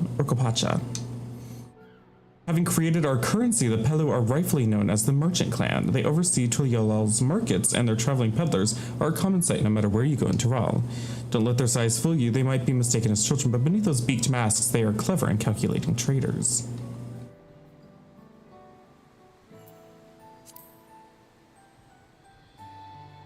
Oh, this one is my favorite, the Lay of Ice. It depicts a battle with the legendary Tural Vijral Valagarmanda.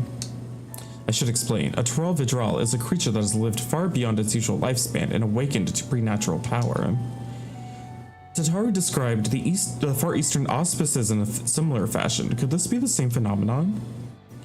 Valagarmanda itself was dubbed the Sky Ruin, a name earned for its destruction and terror. It visited upon Tural every time it stirred from its slumber. But 80 years or so ago, its ruinous reign was brought to an end. After a great struggle, Papa and his comrades managed to overcome the raging Vijral and sealed it away in the Urkopacha Mountains. Despite its reputation, however, Valagarmanda is also a symbol of power. That's why you'll see its likeness in Tuliolal's national emblem and adorning the banners at the palace. Cool. A blank pillar. This one is unmarked. Papa says he left a blank pillar for the next chapter of Tuliolal's history, whatever that might be. Okay, symbolic. The Lay of Proof. That big fellow is of the Yokhoi, the largest of Tural's people. These giants once used their great size and strength to establish a dominion encompassing all of Yogg-Tural. Having brought the southern reaches to heel, they then turned northward, setting their sights on Shok-Tural. You must recall the massive bridge they built beyond the Skygate. Sometime after launching their northern campaign, however, they just gave up. They abandoned the lands they conquered and withdrew into the mountains of Urkopacha. I've never seen any of their kind so much as set foot in the city. This was a people with the power and resourcefulness to raise a temple on a mountaintop and build a bridge across the sea with stone. What would move them to renounce their ambitions and their place in Turali history? Interesting. How'd you feel of history then? Yes. I've learned so much.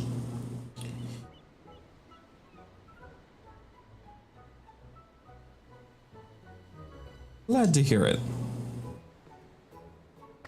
You know, I feel awfully hungry all of a sudden. No surprise it's there, seeing as I couldn't keep anything down for a while. But now that I think I'm ready to eat again. So let's go and have ourselves a bite at the local local delicacy. Come, I'll take you to the best restaurant in the city. I like the sound of that. I don't know if Kryle's little Charlene stomach could handle any sort of flavor. They eat literally the blandest bread possible as food. Ooh, wait, the daytime music though?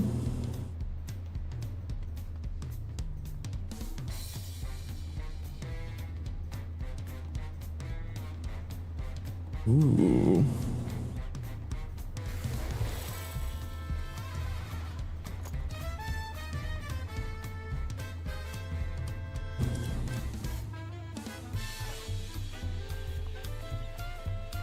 I want the Aethernet shard.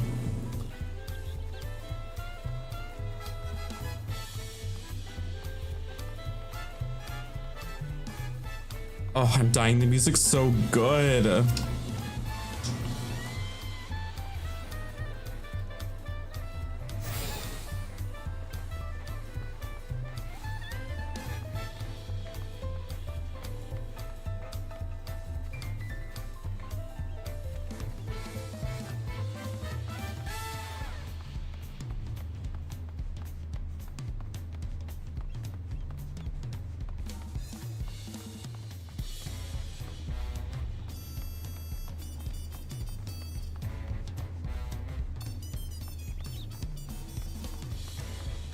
Ethernet shard.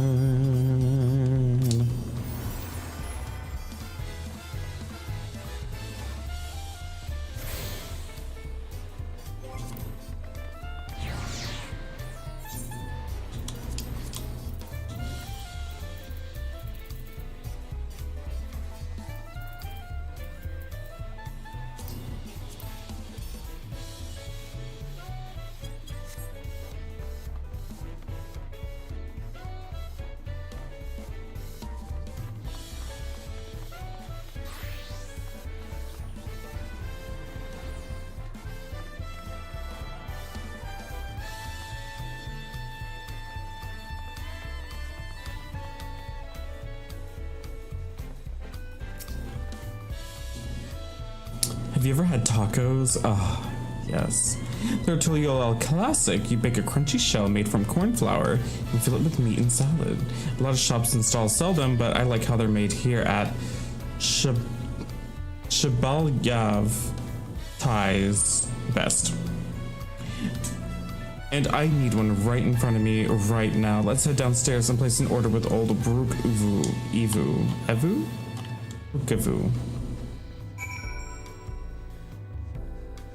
Ooh, slow it down. This music is fun. Oh, I want some of that. Ooh, some kebabs of some sort.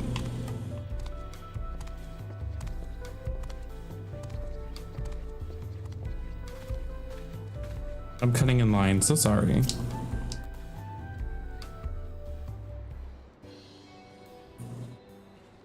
Look at those skewers.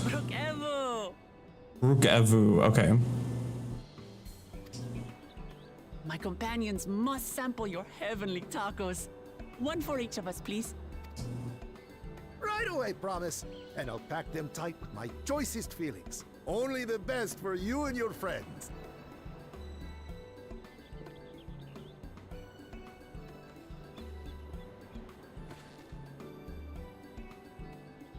Did you hear the Silver Scares are back?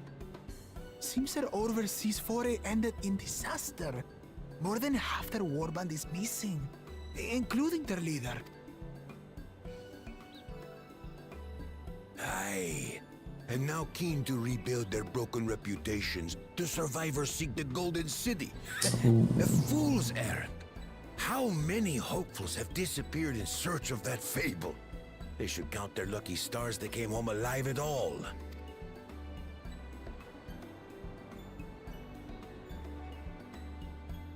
The legend of the Golden City is well known here, I take it.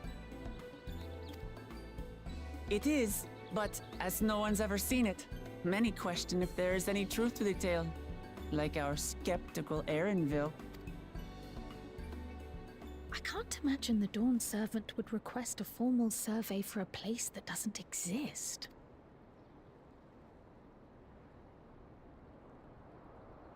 I want these sunglasses in real life so bad.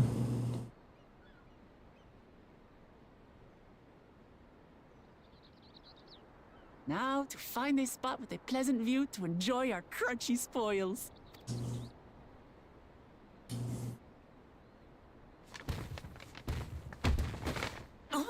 Not the tacos. Oh no.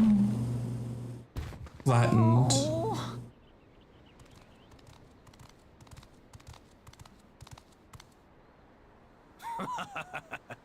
If it isn't the third promise. Oh, no.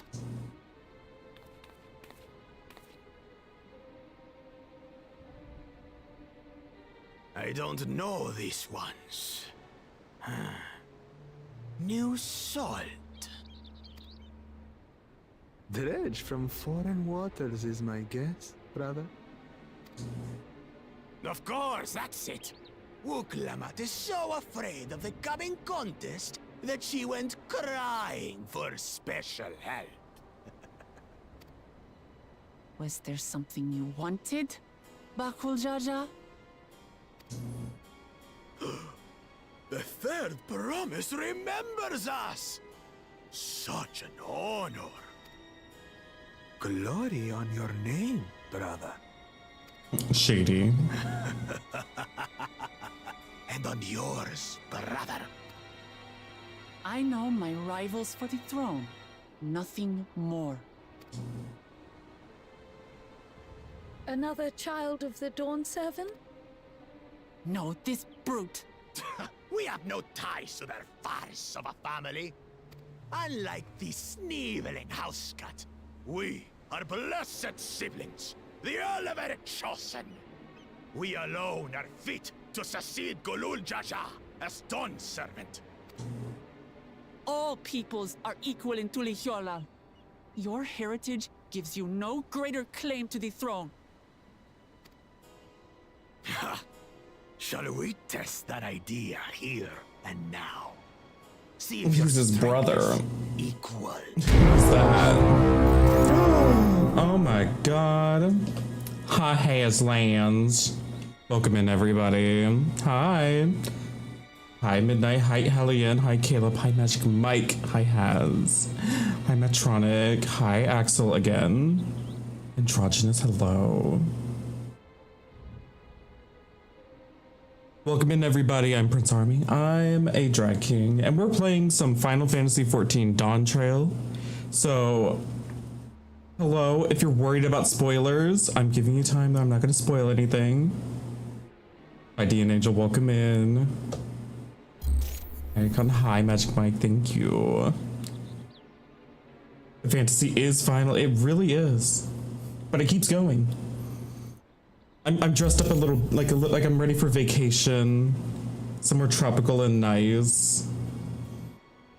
How was the stream? How were y'all doing? Did y'all have a good time? I'm very well, Haz. I'm having such a good time. I've been very, very, very excited for this expansion for a very long time. And I'm drinking my Mountain Dew so I can get Final Fantasy XIV rewards with the codes. Because I'm a sucker for a promotion. Yes, this is the new story. This is a brand new expansion, just came out this morning at 2 a.m. New jobs, new story, new continent, new everything. We got new everything. You like new stuff? We got new stuff. Thank you for the follows. New content on the new continent. Yes.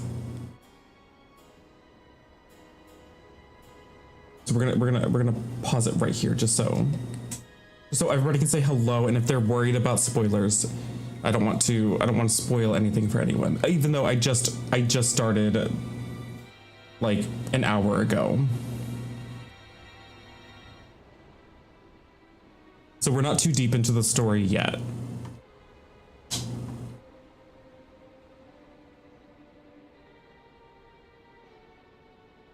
It's been living up to my expectations. So far, I'm intrigued by the story. I like the characters. I like the city. The graphics update looks really nice. Everything looks really nice and high res. So far, I'm having a good time. So, I don't know. I have no complaints yet, and the music's been really good.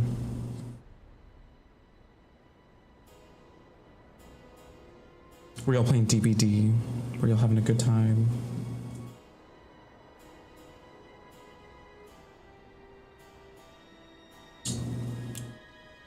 Oh, enjoy your de-streaming. Thank you again for the raid, Has.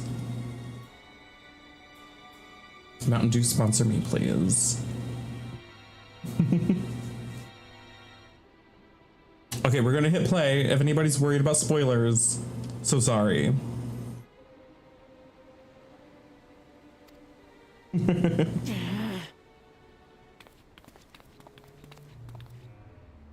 I'm so excited to get to the first dungeon. On the right of succession, correct?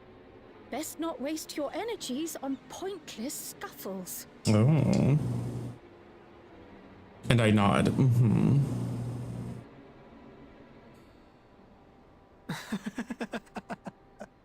The kitten comes to the house cat's defense.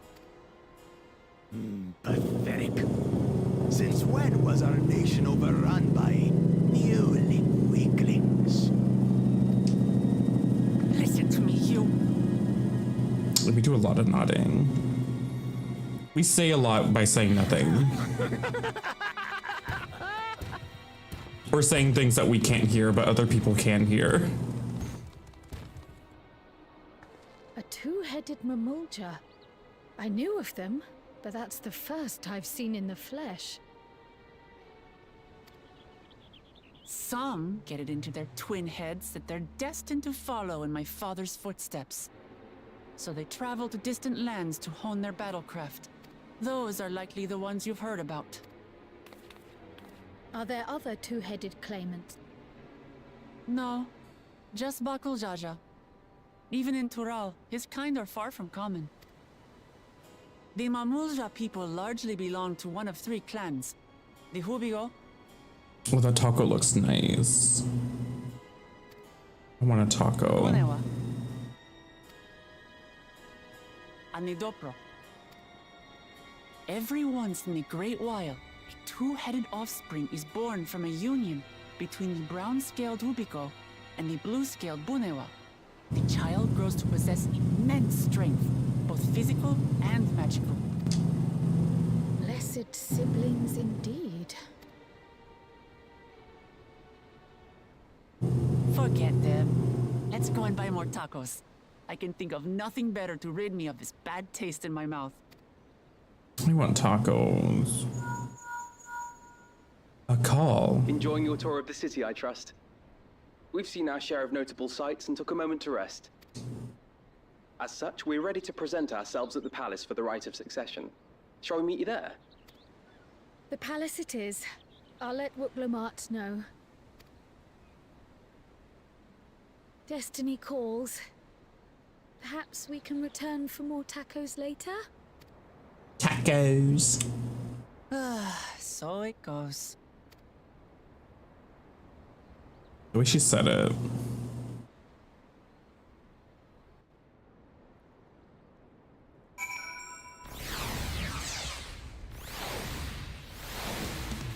So many. Oh, here's the music again.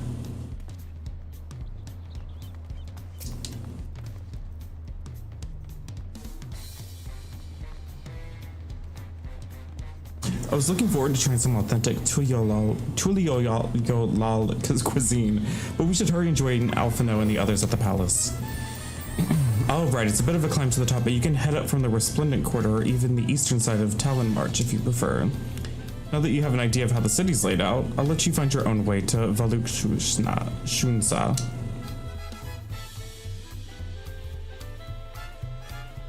Oh, my poor empty belly. Just eat the smushed tacos. I mean, it's not ideal, but you can still eat the mashed up taco.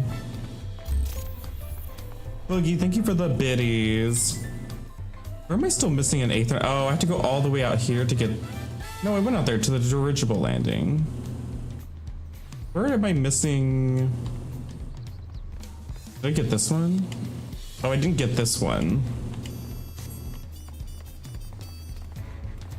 Hi, Chad.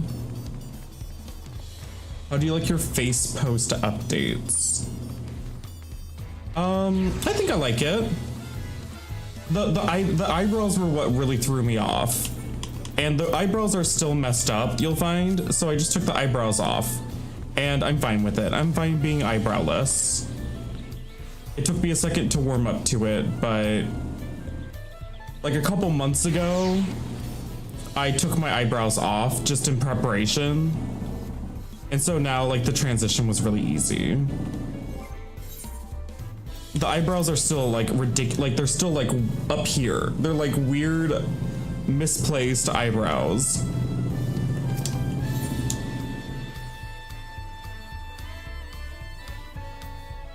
Oh, we're missing several. Oh, I didn't get the dirigible landing. Damn it. I'll have to go get this later.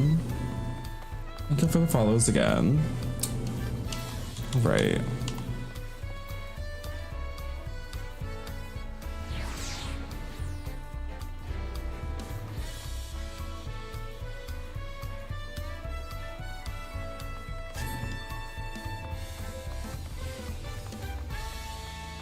Yeah, honestly, my face stayed mostly the same. It was primarily the eyebrows that changed. And it really threw me off.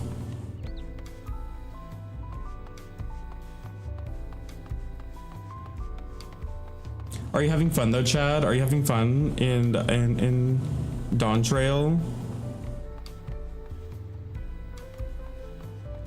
There's our materia vendors.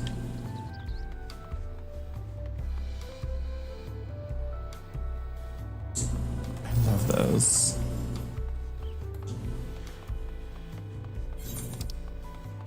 I'll get the other ones later.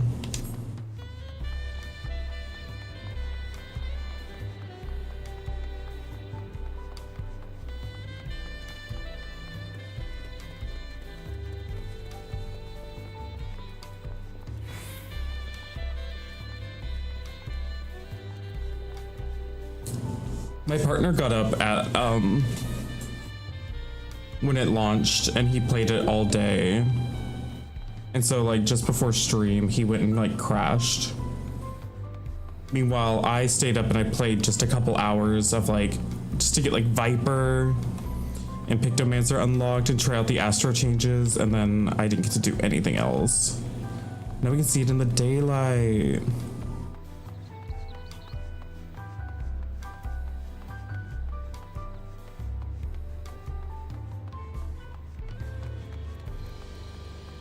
Big fucking doors. Look at this place.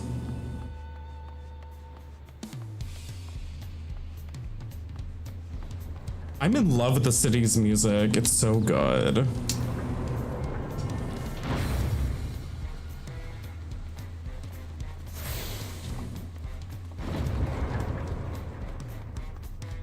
Ooh. The lighting improved so much.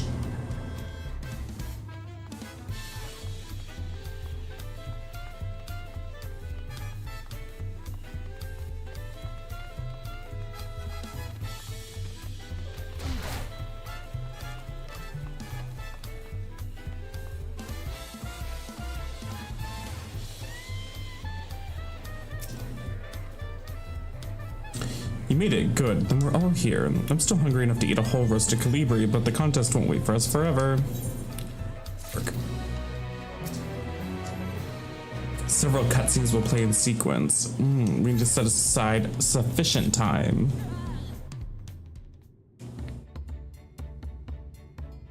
I've acquainted the twins with the city as best I could in a short time. Their unbridled enthusiasm made it rather difficult. Invariably, something would catch their eye, spurring them to run down an alley to investigate. It was like herding a pair of unruly corals.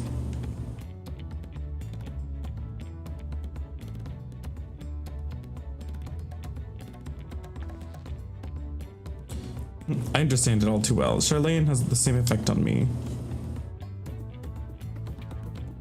Right then, now that it's time we saw the inside of the palace, Papa will want to know I'm home and meet the allies I've chosen. Given how impulsive he is, though, there's no telling what we might be in for.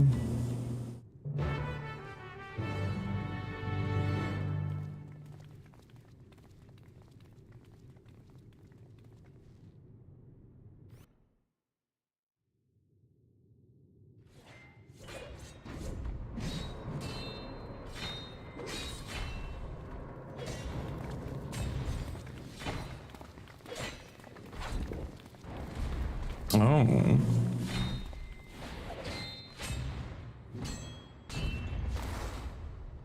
Hi, Estinian.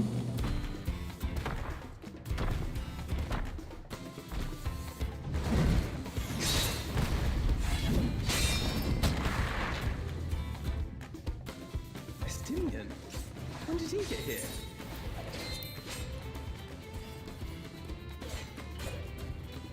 What's the point? Why is he here? Oh, you know this man?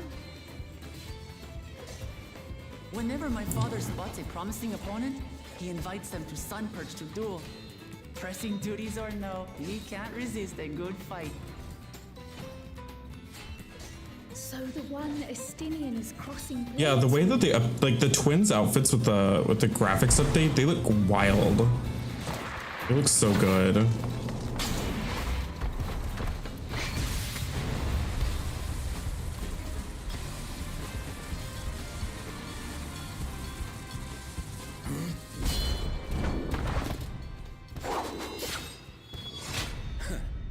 That will do, Spearman. I will receive my darling daughter. Why is one of your faces covered up? Know that you are the strongest I've fought in many a moon, if not longer. It is the privilege of a life long lived to face such a formidable soul.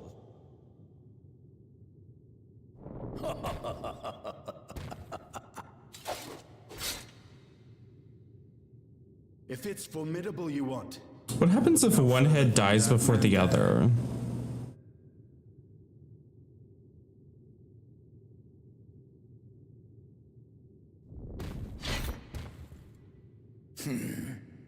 I see you, warrior.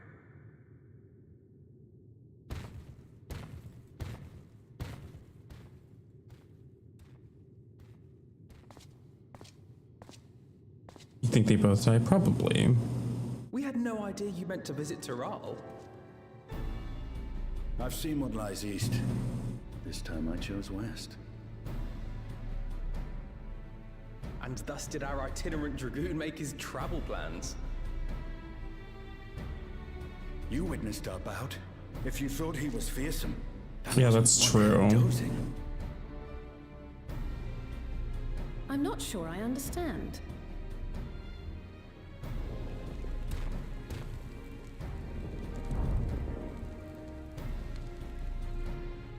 The old man has been feeling his years. The uncovered side is the head of resolve, and age has only deepened his love for combat. But the head of reason, wiser of the two, Sleeps? more and more these days. As I understand it, the veil helps with the restoration of his magical energies. Oh, interesting. Enough about me, Lamati. I want to hear of your Like adventure. a magical coma. Lamachi. A term of endearment. It's what my family calls me.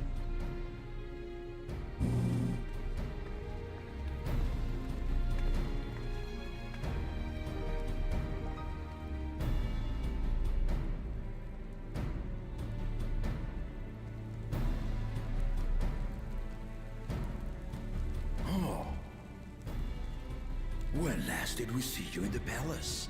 Greetings, Solanash. It's Erenville now, Don Servant.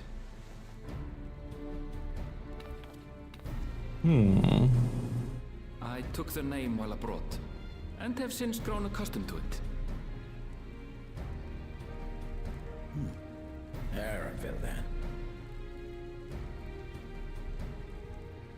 And these others? I assume are Lamati's recruited allies.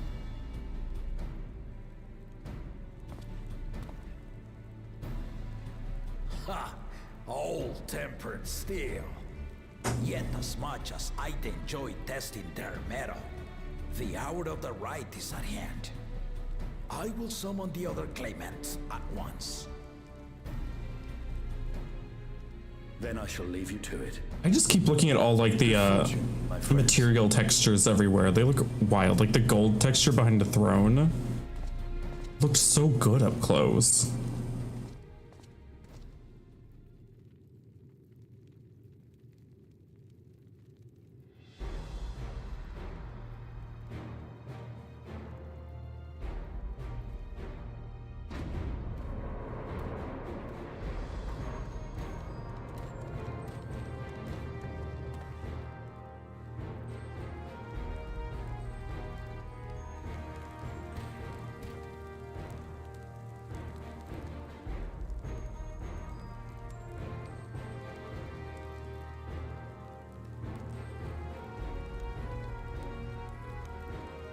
The claimants are assembled.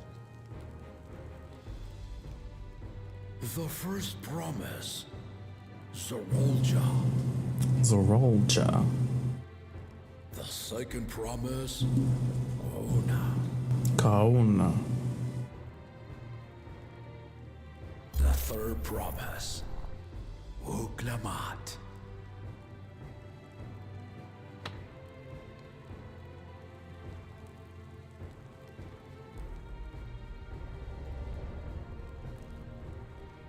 And lastly, the chosen of Mamuk, Baku Jaja.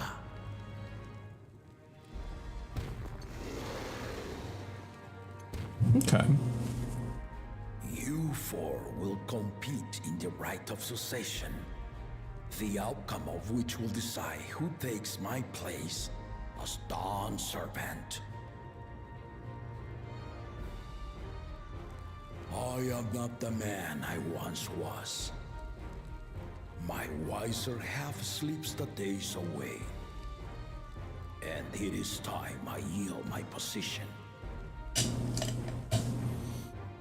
But mine is a torch that has never been passed. Tuliyola is young. And so I look to the always for inspiration. The rite of succession. The means by which the Autarch of Mamuk was chosen. Okay. Only the two-headed were deemed fit for this contest. But the Tuliyola I built is a nation of many peoples.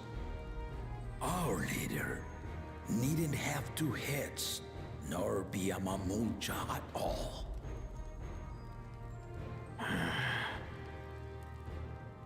So I gave the right of claimant, not only to the son I sired, but to my adopted children as well. Yet the opportunity to rule was still not equal. That is why a recent tournament offered a place in the contest as the winning prize.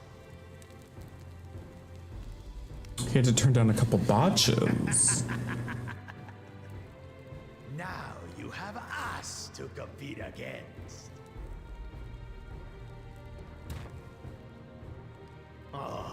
Though it seems the one head was already too afraid to face us in the tournament.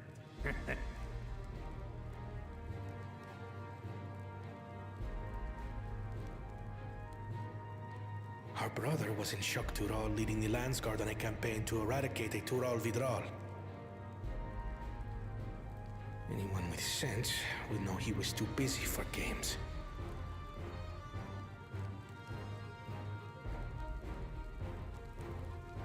Now for the part you've been waiting to hear. The nature of the contest itself. Yes, I want to know what's happening.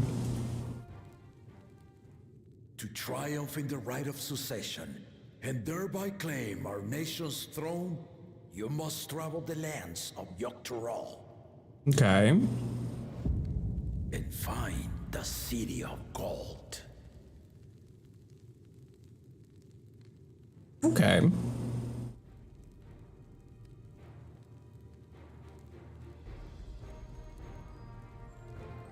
If I may, Father.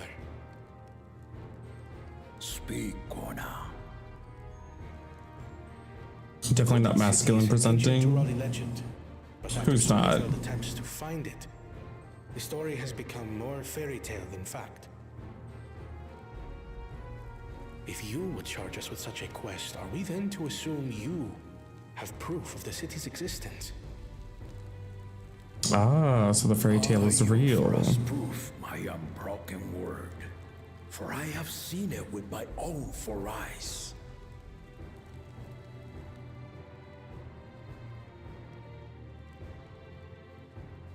The city's real.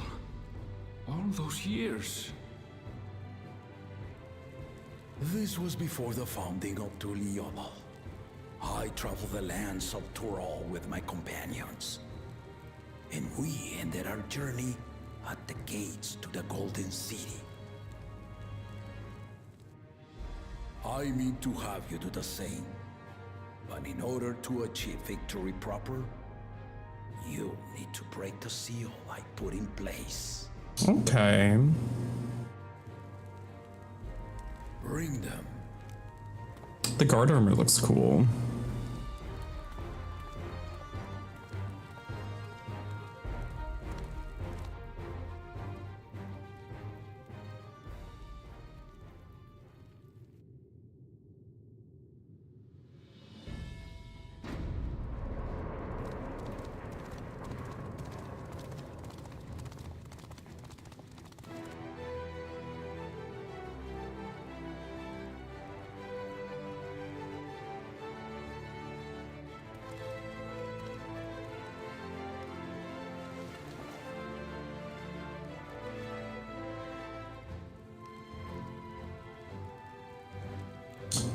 They're the different pillars.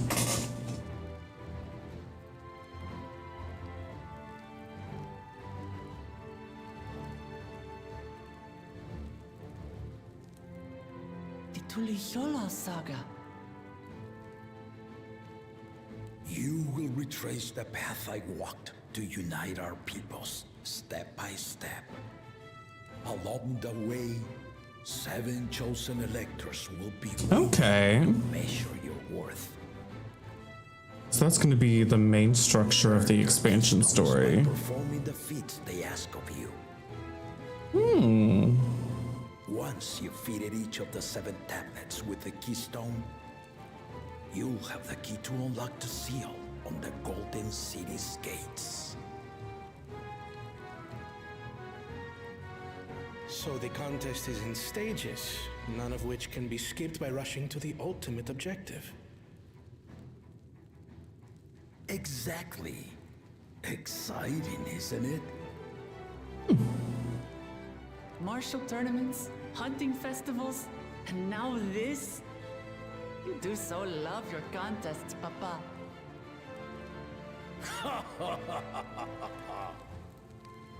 Were I a I few like that the years feathers older, move on his armor. Typically they're just like stiff. giving you a proper challenge. You may think the ride is tedious or nonsensical, or both, but I am yielding our nation's throne. Let me have this final indulgence. A waste of time. Just name Bakunja as successor and be done with it.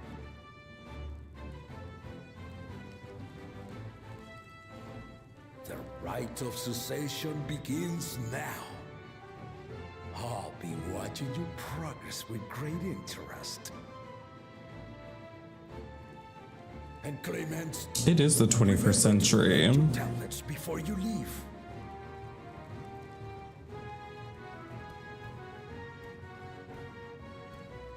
Yeah, he does not like the other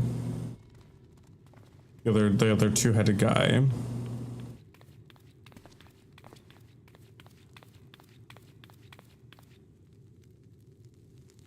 You are one of Lamachi's allies. Speak freely. I am Cryle Baldessian, representative of the students of Baldessian. My name is perhaps familiar to you? I like Kryle's new outfit as well. Like the little potion bottles. It would seem you sent this letter to my orders some years ago. The ink has since faded and much of the writing is illegible. Even so, we managed to determine the essence of it. A request to investigate the Golden City, addressed to my grandfather, Galuf. Like Rudolph. Included with the correspondence was this earring. The red-nosed reindeer? A fairy tale and a piece of jewelry were enough to convince my grandfather to sail halfway across the world. So there is surely some greater mystery at work here.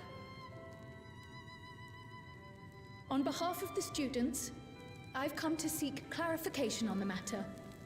Have you any knowledge you might share with me?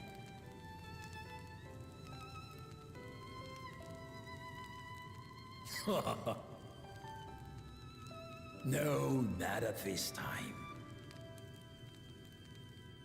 I have tasked the claimants with finding the Golden City. To fulfill your request would afford one of them an unfair advantage in the right of succession.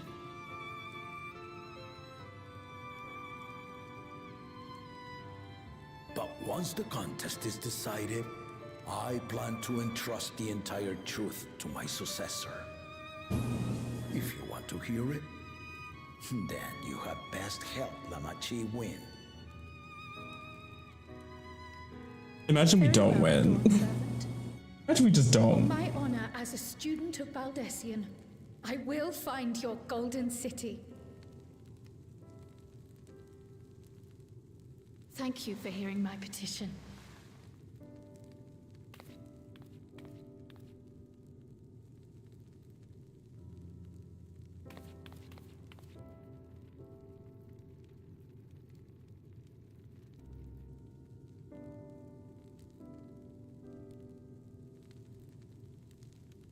How about that? She's grown into a remarkable young woman. You should be proud, Galuf.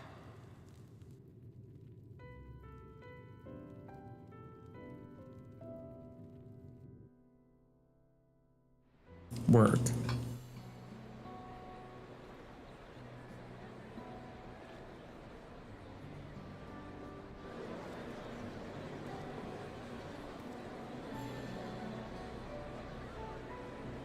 Too late to change your mind now, I suppose. But are you sure you wish to be part of this?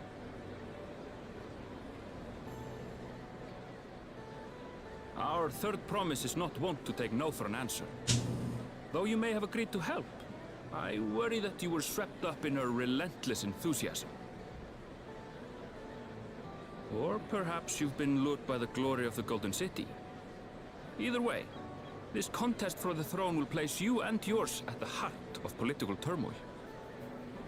If you are Do you think that is second-guessing your the decision, tell me now. parent or the other This may head? be my last chance to help you withdraw.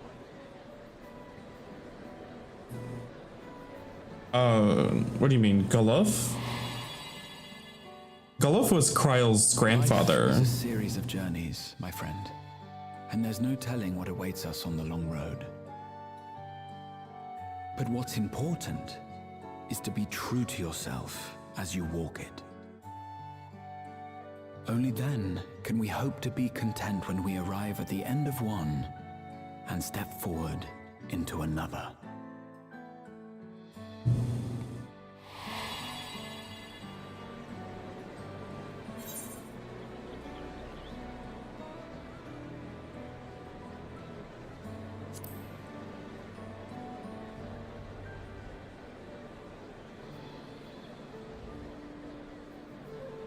So you are committed to Yeah, your she hasn't path? mentioned the name a ton.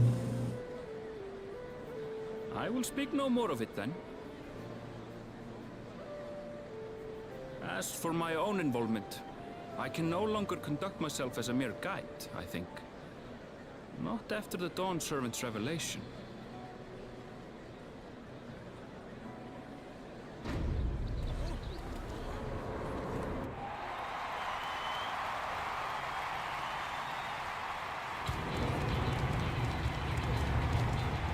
Here they come! It's Saralja! Such a fearsome mien. Make no mistake, there goes Tuliola's mightiest warrior. First promise, our village needs aid. The cold weather stunts our crops, and the children of our village go hungry. Once you ascend the throne, I beg of you, Oh, everybody's pretty sure it's gonna be him. lands, please. Serelja. Take heart, tiller of the soil. The Resilion son, blood heir to the Dawn He Servant. doesn't even talk directly to him.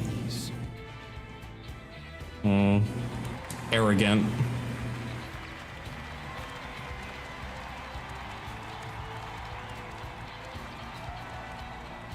Soralja, the first promise and commander of the Landscape. Serelja, the palace seer. As he was so careful to remind the crowd, Soralja is indeed the natural child of Gurul Jaja. And Resilient Son, is that another title, like the first promise? After a fashion, common knowledge has it that two-headed Mamulja cannot sire children. Yet Soralja was born all the same, with the head of Resolve's features and the head of Reason's scales. An extraordinary example of life's unyielding resilience. And a warrior's reticence. He says little, but Did the I way he notes it moves- yet? I know a hardened soldier when I see one. I mean, I haven't been taking notes. He's a natural swordsman, a gift he inherited from his father. Some even say that the son has already surpassed the sire. Should he come to power, the first promise means to employ that martial prowess in the conquest of foreign lands. For this, About the first he and his promise. supporters have been labeled expansionists. This puts him in direct opposition to Wuklamat, who advocates for the preservation of peace. You may recall that she spoke of a claimant who cannot be allowed to rule. That is Soralja, the warmonger. His ally is the second head. Cryon? Oh. All right. The echo. It gave me a glimpse into Zoralja's ambitions. Deep and unknowable, like an abyss. Yet at the same time, a roaring, unquenchable fire. It was a trifle terrifying, to be frank.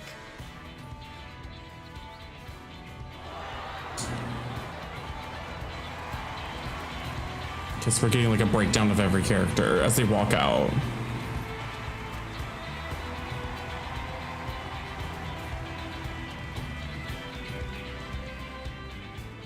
Second promise, you must bring us more marvelous conveniences, more dirigibles and trains and the like. We need you in charge to make trading easier. The elders, they complain and complain about abandoning tradition. But we're not like them, afraid of everything foreign and new. You have our wholehearted support. With your ingenuity and knowledge, you're sure to win the contest. forgive me, but the right of succession is barely begun. I will hear your petitions if and when I am named Dawn Servant. If you will excuse me. He's a bit of a nerd. Plain spoken, as always. That's Arcona. Practical to a fault.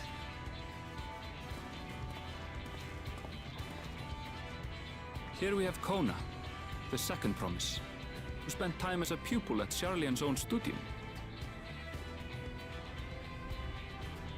Now that you mention it, I think I did see him in the halls once or twice. There was nothing to suggest he was Turali, much less from a royal family. That was by design. He forwent his usual garb and took an Eorzean name to avoid attention. So it was Kona who introduced the dirigibles. And the railway too, given what we just heard. In furtherance of his goal, to enrich Tuliolal with every bright notion he learned of in Sharlayan. He is the hope of those who prize innovation. As aloof as he may seem, Kona and Wuklamat actually get along rather well. They bicker and banter as only close siblings do.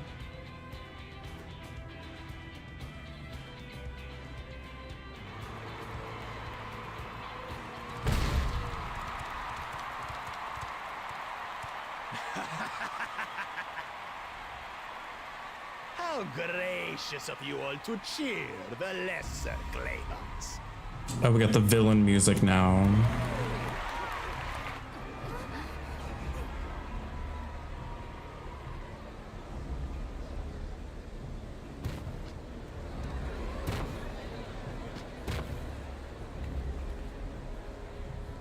Oh, come now. What are you afraid of? I'm no different from your Dawn servant. That my kind should reign is Mamulja tradition, and has been so since before there was a Tuliyolan. I'll brush aside your feeble contenders, and then you'll see who deserves your deity.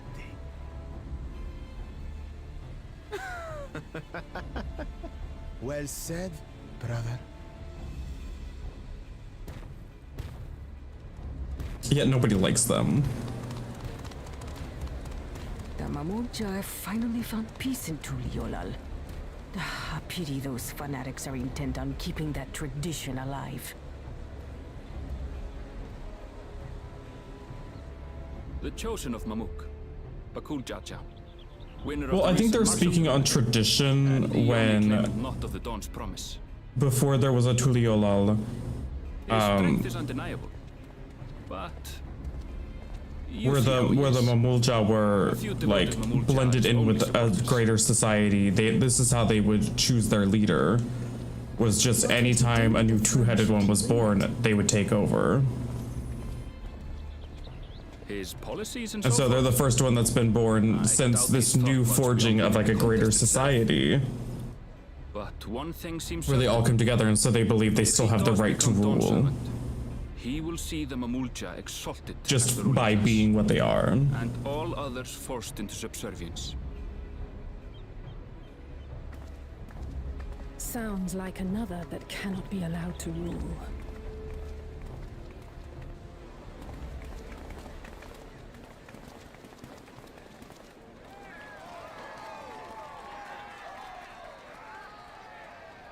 Nobody stuck around for Wuklamat.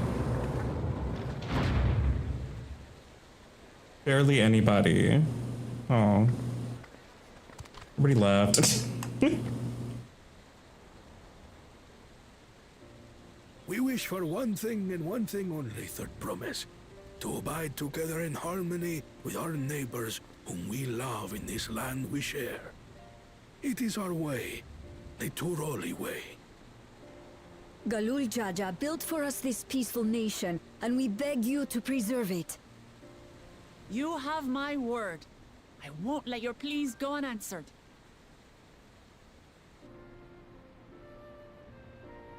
Until Tuliolal was founded some 80 years ago, this continent was ravaged by war.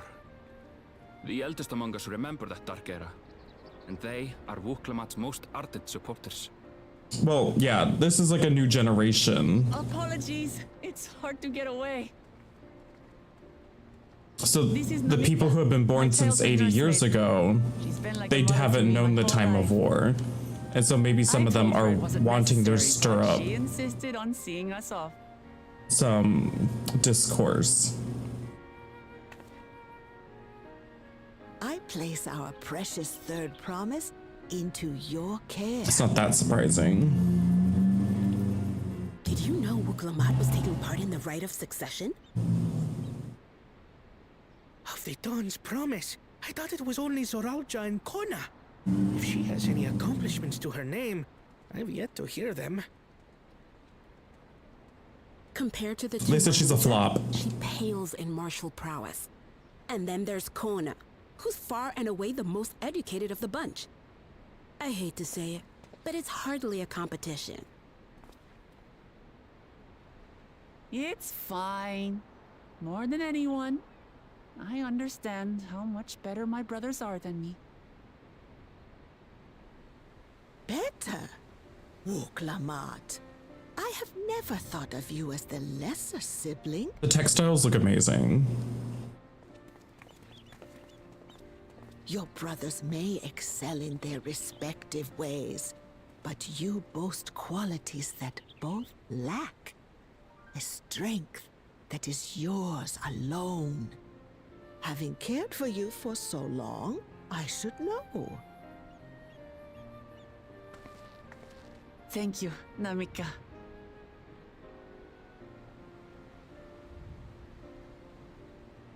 Well, we ought to be on our way. Yes, hurry along. I await word of your victory with bated breath. Also, it's not that every single one of these contenders would start war. Kona is leading innovation. He's not trying to be a warmonger. Definitely the two-headed one, I forgot his name, definitely does. And the first one, he just is very martial. Which is never a good thing for a leader. Well, so much for the brief reunion I had in mind. Papa is not one to waste time when he decides to act. I'm used to it by now, of course, but the others are often caught off guard. In any case, we should talk about how we're going to find the City of Gold. All we have to work with are the 7 tablets and their connection to the Tuliyollal saga. Might I suggest first comparing the tablets against the pillars? We could check for any discrepancies between them.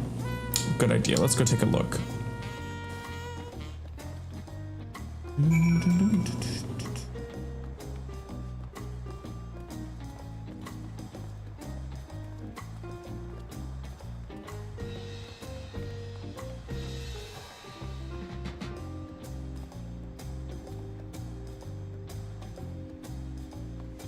Oh, there's a jump tower puzzle over there.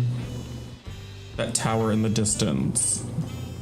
Then there's supposedly another jump puzzle that I'm assuming is gonna take us to the very top of this building, of the palace.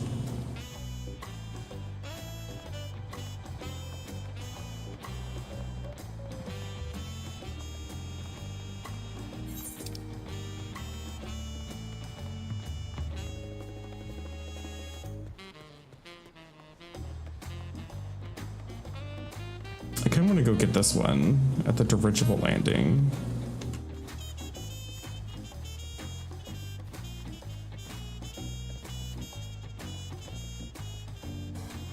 He's throwing the kid in the air. That's so cute. Look at him go.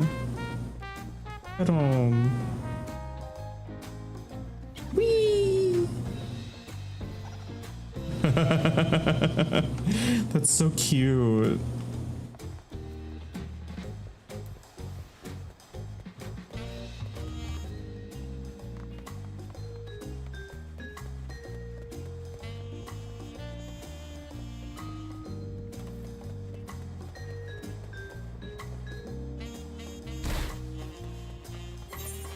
We gotta come over to the dirigible landing and get that Aether shard we missed.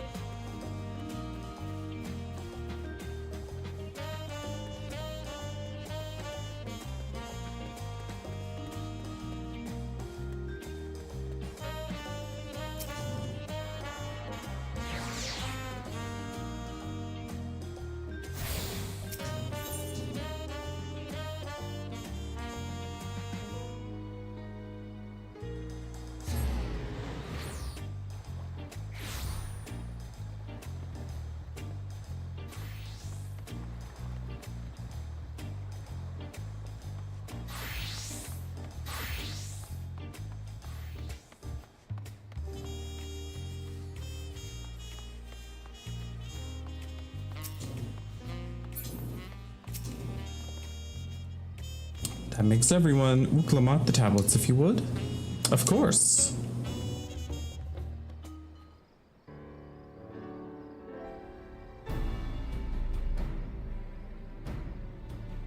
Everyone has a tablet, then let's compare them to our respective pillars. Oh shit.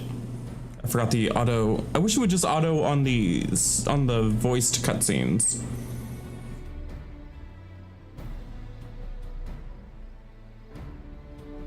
So I want the voiced cutscenes to auto advance, but not the non-voiced ones.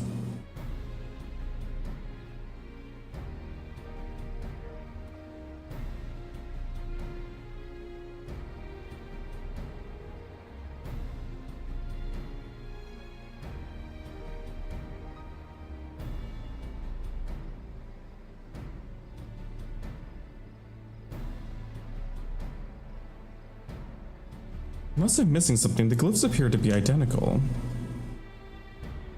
The only difference being that the tablets have hollows where the keystones ought to be fitted. So now that we've established that the scenes are the same, where do we go from here? The Dawn Servant said that we were to retrace the path he walked in uniting Tural's peoples, and that we would encounter 7 electors along the way. Then we have the answer here in front of us. Papa's path is all laid out in the Tuliolal saga. And then the blank one. The events in the glyphs portray. Do we know their exact locations where they took place? If one is close, we could go there and search for an elector that would confirm we're on the right track.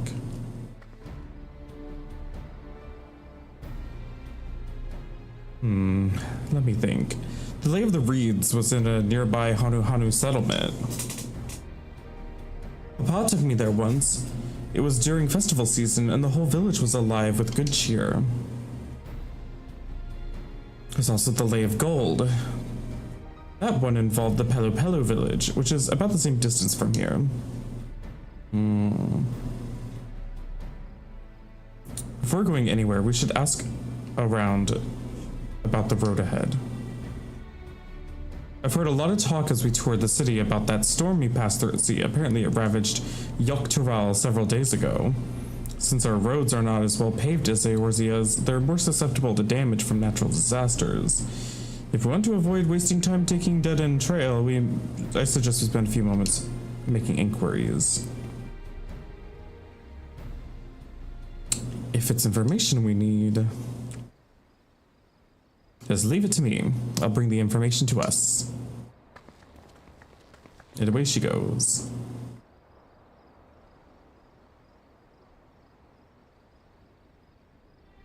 It would be prudent to ensure that we've prepared for the journey. I'll guide you to the accommodations I've arranged.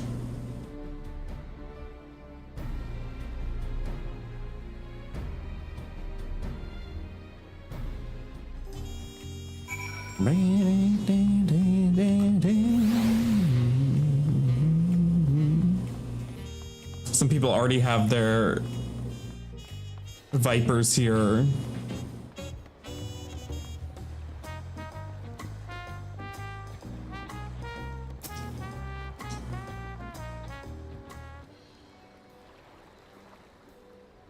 That's right, the reservation is under Wukalamat's name. If you don't mind, I'll leave my companions to you.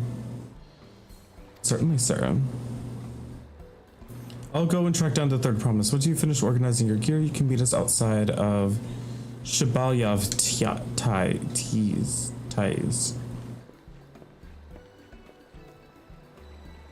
Greetings, visitors, to Tuliolal, and welcome to the Forward Cabins. Whenever you're ready, I will show you to your rooms. Oh, this is like the innkeeper. Why she? Oh, I see. Those are the cabins on the water. That's nice. I thought they were going to be near the tavern. You know, like way over there.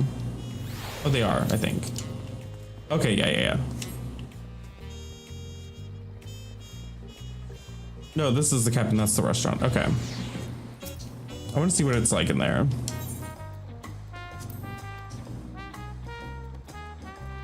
Yeah, I want to see them. Oh, this is nice. Oh, and there's an outside deck.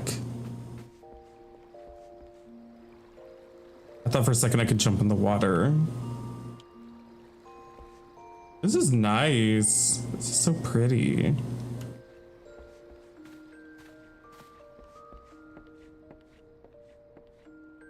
This is like the best in-room we've ever got.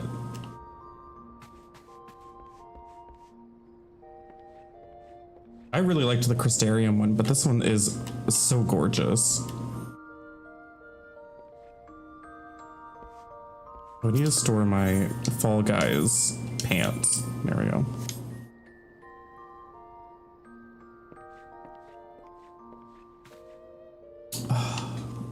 This is nice.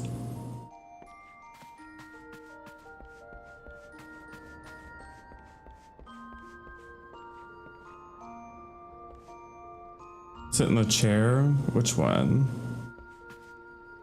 Can I sleep on this? Is it like a bed? Yeah, you can sleep on it like a bed. It's like a lounger. That's nice.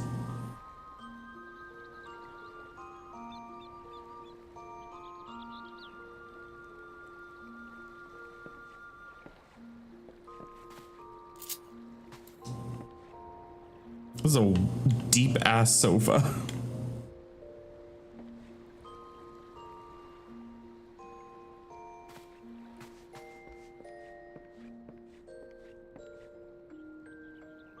Oh, this is so pretty.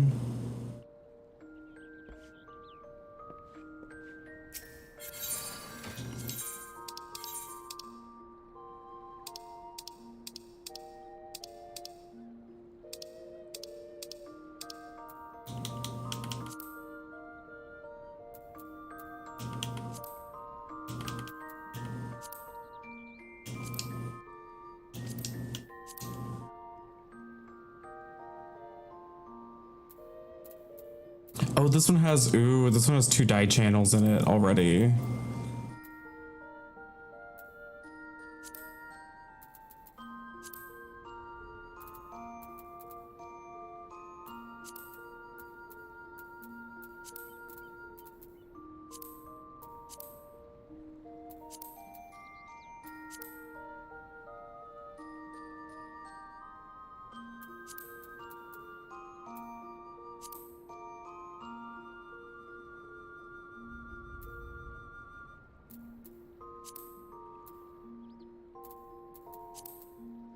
I have so many different sandals now. How do we have to unlock it somehow? Unlock what? The dye channels? No, they're already applied to certain gear. It's gonna take a while for them to get to all the old gear, but all the new gear that they have will have 2 dye channels, and they've already started working on older gear. They said it's going to be a process, which, I mean, of course it is, because there's a lot of gear in the game. Okay, so the flowers also dye. I could, like, make the flowers, like, purple or something.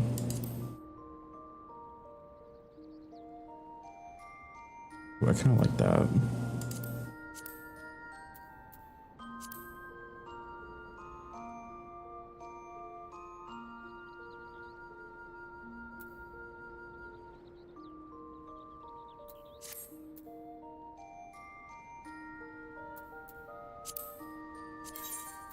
What's the second dye channel to the pants? Oh, the belt. You can dye the belt whatever color you want now. Oh, I love that.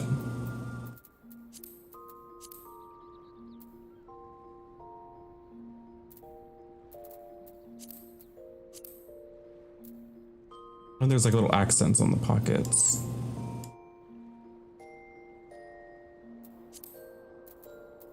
Nice. Oh, the starter gear has 2 dye channels now. What is the second dye channel? Dye.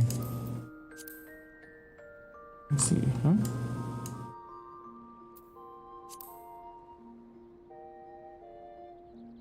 Wait, I don't see it. Is it just the eyelets? Oh my god, it's just the eyelets.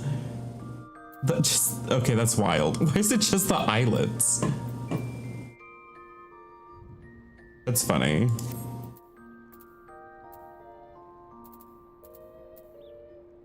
Other stuff has to dye. Best man slacks. The bunny can you dye the tail different colors now? That would be the obvious choice. Oh no, it's the tights itself. Oh, so you can make them different colors. That's actually really cool. That's actually way better. So now you can dye like, oh, I want these to be freaking metallic. No, I want them to be like hot pink. Boom, that's easy to see. And then I want the tights to be fucking turquoise. Okay, yeah, you can just dye things. So nice. I like two channel dyeing is going to allow for so much more creativity. Wait, do my headphones finally have 2-channel dyeing? Please tell me they did the headphones. They did. Oh my god. Can I finally dye them other colors than orange? Let's see. I can finally dye them other colors than orange. Except for that part still orange. Oh my god, why? Whatever, it's still better than it was before. That allows it to go with a lot more outfits than before.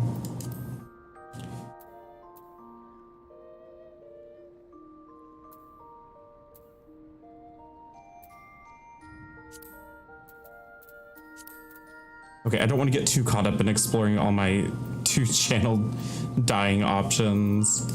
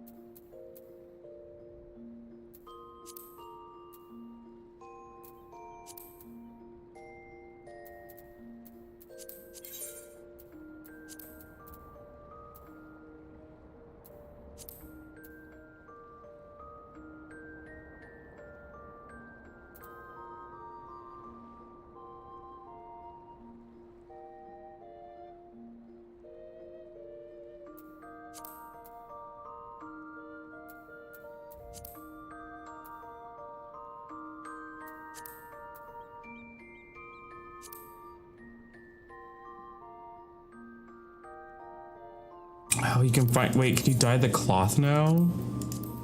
No, it's the buckle. Darn.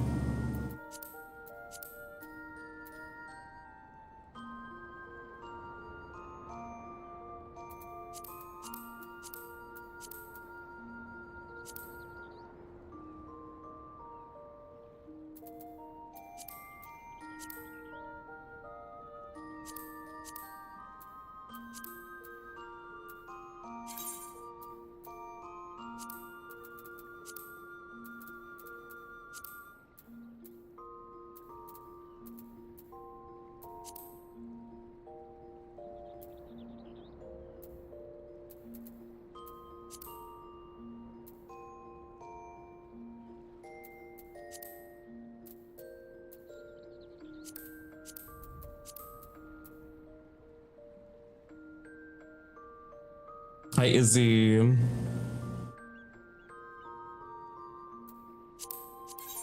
Welcome in, welcome in. I don't have the purple dye on me. Do I have it anywhere in my inventory? I do. I have 15 of them in one of my retainers.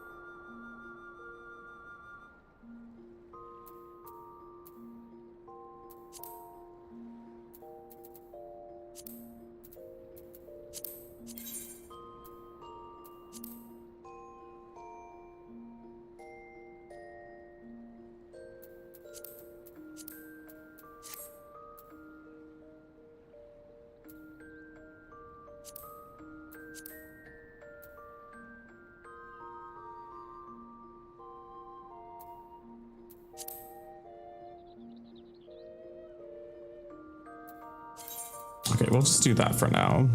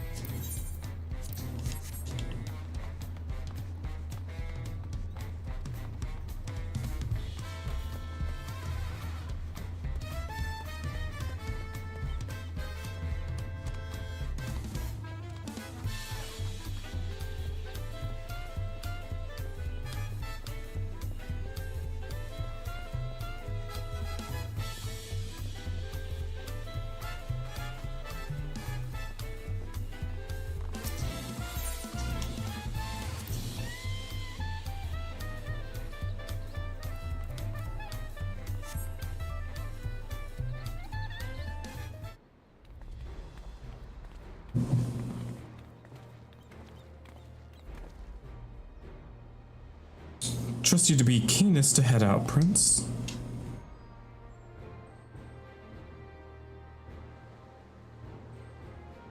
But where are Erenville and Wuklama, I wonder? Finally get her tacos. Oh good, you're all here. I bet we get to choose which one we want to do first. Who might your companions be? Seeing as we need information, I thought who better to get it from than the locals. These two hail from the villages we're thinking to visit.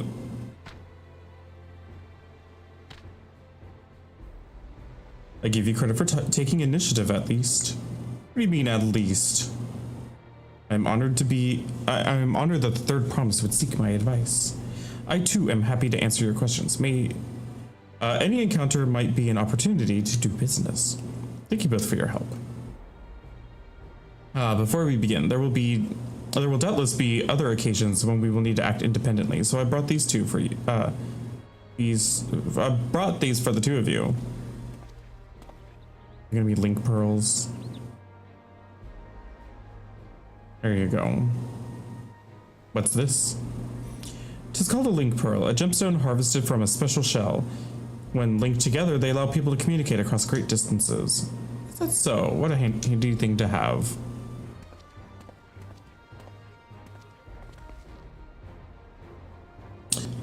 It'll be very useful in our travels. Speaking of which, I should get back to introducing my two new friends here. We've been at this for 3 hours now. I need to go pee. I'll be right back. Give me just a minute.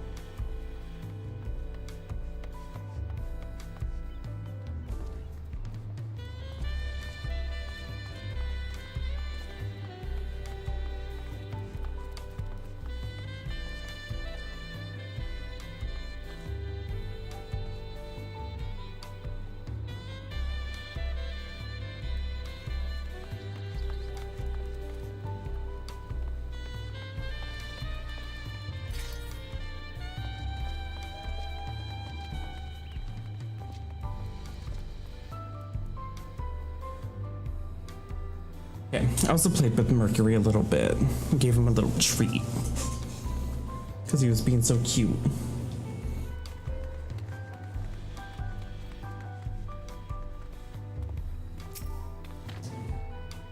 The Tuliyollal saga features a number of Tural's clans. Two of those, the Hanu Hanu and the Pelu Pelu, have settlements relatively close to the city.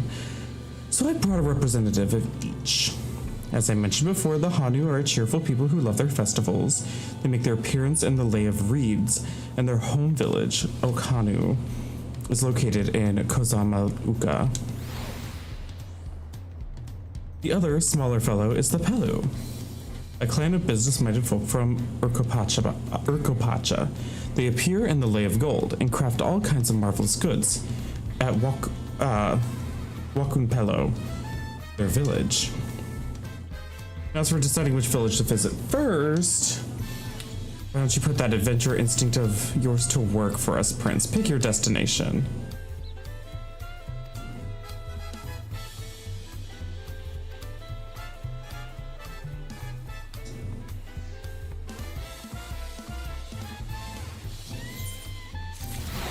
Yeah, it's just whichever one you like to do first.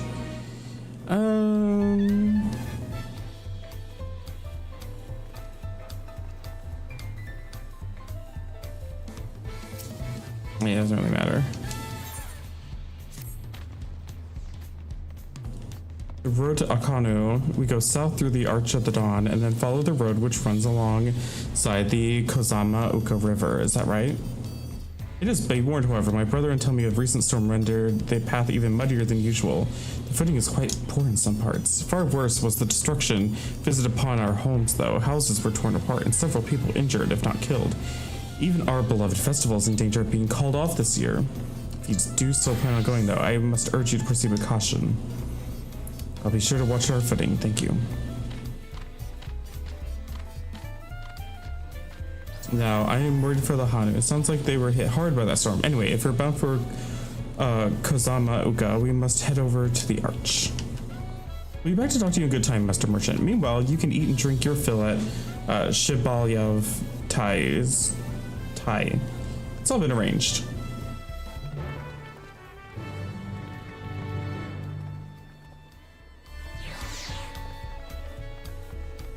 Wing of Protection Scout. A scout for the Wing of Protection is on lookout for a likely adventurer. You there, you're Prince Armir, not the adventurer from across the water who's been lending you the third promise's strength. Tell me the truth, I've been meaning to make your acquaintance for some time. Proposition for you. Oh yeah, it's the hunt person.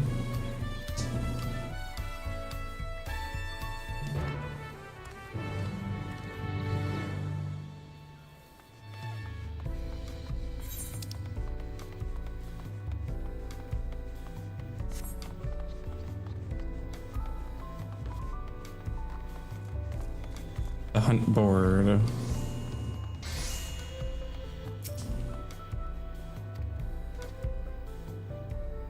Yeah, I'm here to sign up. Yes.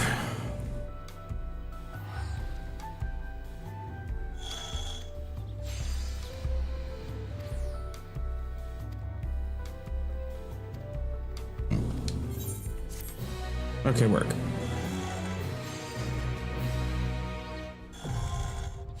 Dawn hunts now accessible.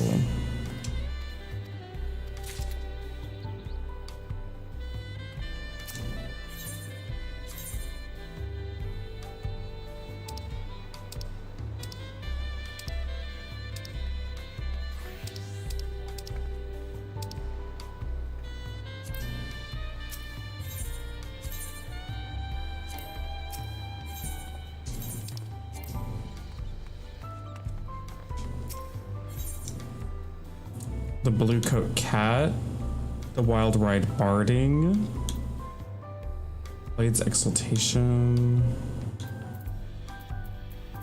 Materia. Okay, there's not much so far that we can get.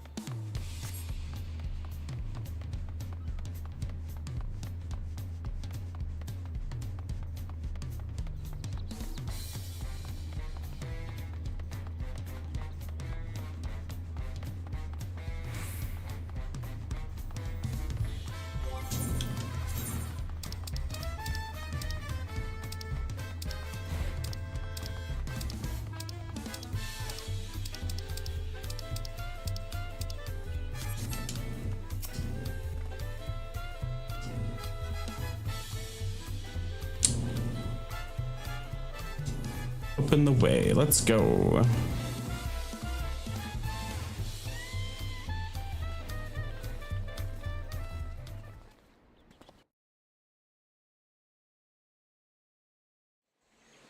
We can get like a sweeping vista shot. Kosamauka, the land of rainbow terraces. Samaka. It commands the gaze of all who visit without fail. The many-colored marvel. An endless torrent of water cascades over sheer cliffs to shape the wetlands below. To its relentless flow, all life must yield. Together with Wuklamat, we proceeded along the Marsi Trail, a road upon which the Dawn Servant and his comrades once traveled.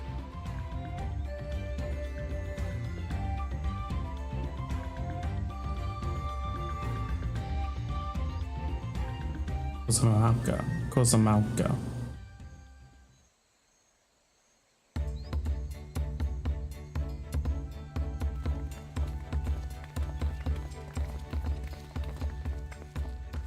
Look at those falls. Even from this distance, you can feel the weight of that water. The Isle of Ham was impressive, but as you can see, Tuliyollal does not want for natural wonders.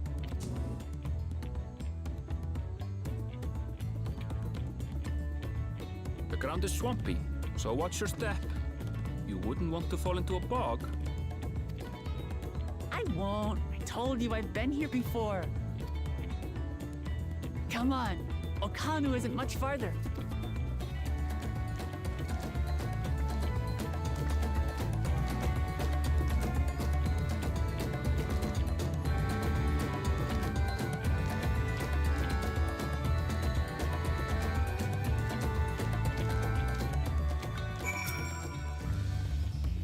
There's no stopping the third promise, is there? A good thing she has Erinville to keep her from getting lost. For all his grumbling, he's certainly there for her. Everyone should be so lucky to have such a loyal childhood friend. Right, let's get moving. If we continue along this road, we should find ourselves in the village before long.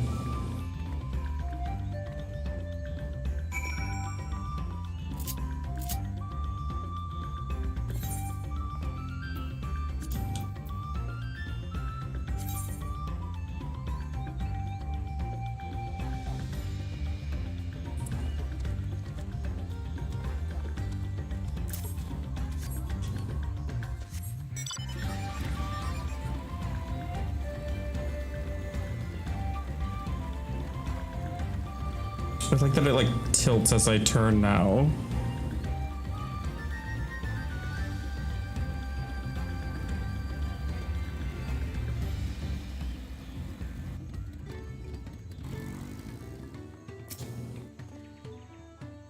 Everyone has arrived, and none worse for the wear, except for a certain third promise who slipped in the mud despite my explicit warnings.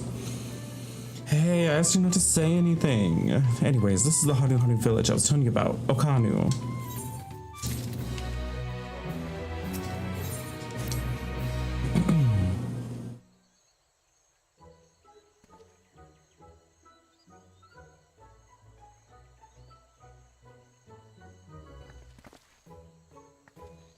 It's like our friend said, the people are in no mood for festivities. I can only assume that they are still recovering from the damage wrought by the storm. Indeed. Well, let's do what we came here to do. Find the Elector.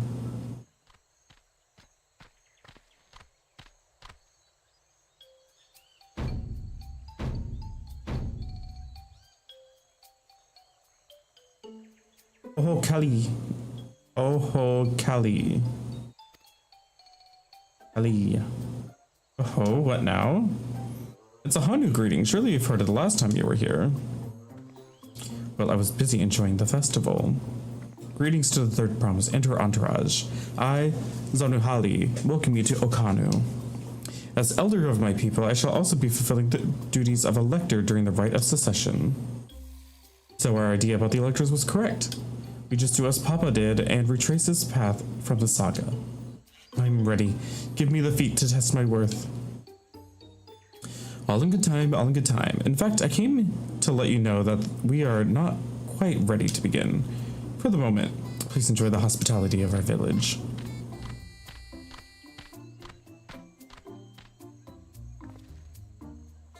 Should we poke around a bit? We might pick up some clues about the feat, you know, prepare ourselves.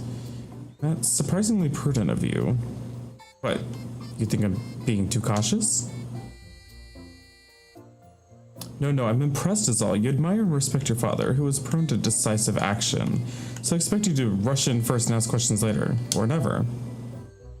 I do look up to Papa, but you should know that he has his pragmatic side too. The head of reason is the thinker who takes time to consider all possibilities. With the long naps he takes these days, though, the head of resolve is less restrained by his wisdom. I can't fault you for thinking that's all there is to him, but there's more to the Dawn Servant you've seen thus far. I should like to speak with the head of reason one day. Well, I'm sure you'll catch him awake soon enough. To return to the subject at hand, you wish to take a look around Okanu then? Do some groundswork before the feat begins. Something like that. I mean, I could probably pass this test with my eyes closed, but it'll keep us busy while we're waiting. Clamat has the right of it. As elders, Zanuhali is a resident of this village. Learning more about it can only improve our chances in the feat. Might I suggest a division of forces? For instance, Aaronville, Alice, and Kryl could concentrate on the southern half of the settlement. Meanwhile, Wuklamat, Prince, and myself can handle the northern half. Sounds good to me.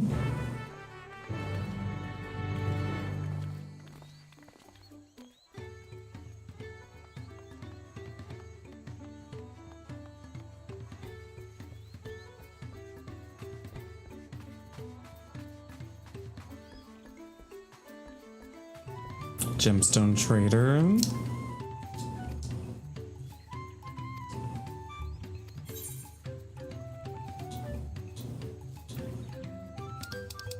Not much to buy yet.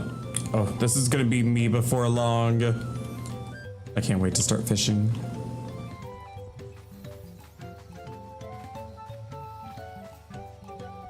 Let's attune.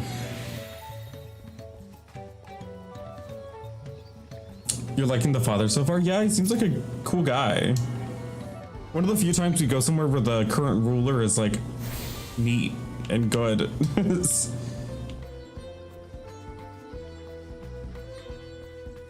Gosh, the landscape is so cool.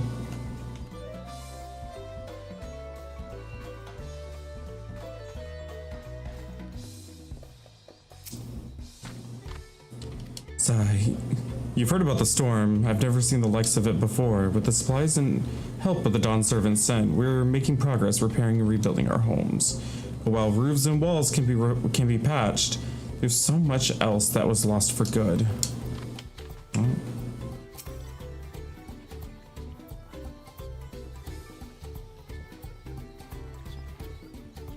Yeah, he has a real personality, which is cool.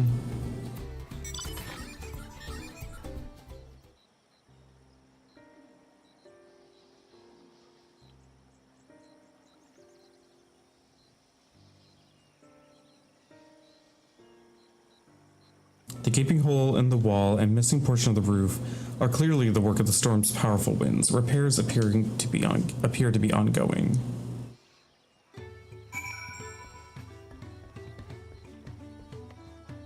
How long until I get to the first dungeon? Because I assume I have to do both of these branching paths first. A lot of houses are still damaged, and the Hanu I've spoken to are not their usual cheery selves. That storm broke more than wood and reeds. There must be something I can do to help them. I'm gonna look around a bit more. What if helping them out of the kindness of your heart is part of the challenge?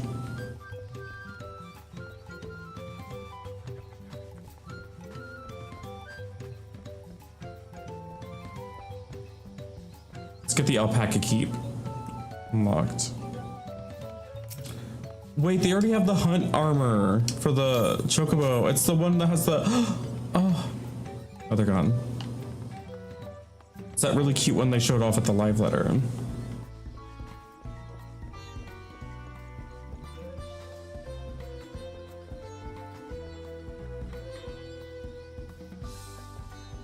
It's hard to really describe how much better everything looks in this game. It's all really subtle. Like if you showed somebody 2 screenshots next to each other, they probably wouldn't pick up on it. But like, there's so much detail and the lighting looks so much better. It's just like everything looks a little bit better, and that makes a huge difference.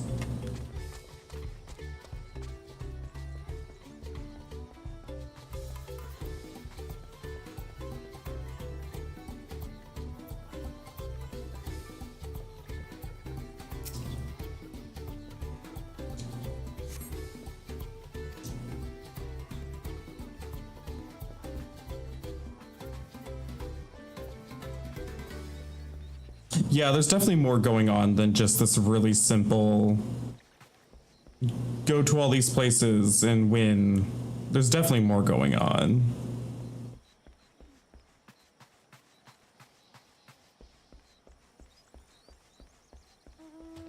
That boat's so cute.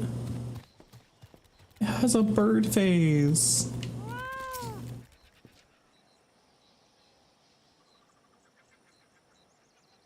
Woven from reeds, this boat-like vessel is reminiscent of a bird. The beak and feathered tail in particular stand out. This boat must be woven from the same reeds I've seen gathered into bundles here and there. The plants hold both practical and cultural significance to the Hanu then. Hello, can you hear me? I'm told they're ready to receive us now. Come to the large building in the south of the village. On my way. We have to hurry over too. My character looks so good with this hairstyle.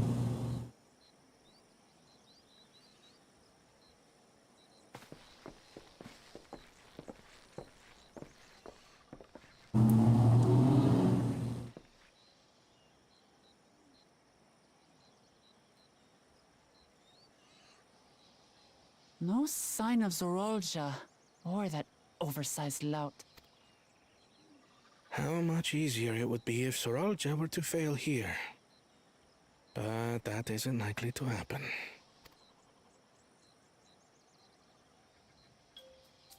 Honored guests, I am Zanuhali, Elder of the Hanu. I also like that most of the other opponents are not like, so far at least, not like awful, horrible people that would do a terrible job leading.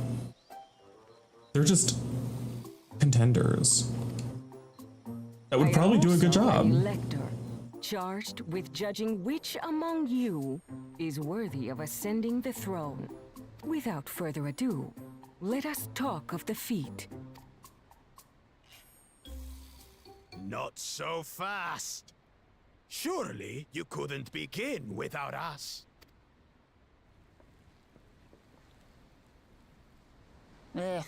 You made it after all.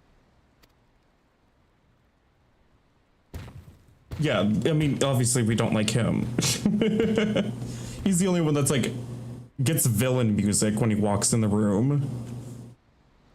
But everyone else is like, no need to fuss. I mean, they all have different views, but they're not like all villains that are all gonna destroy the country.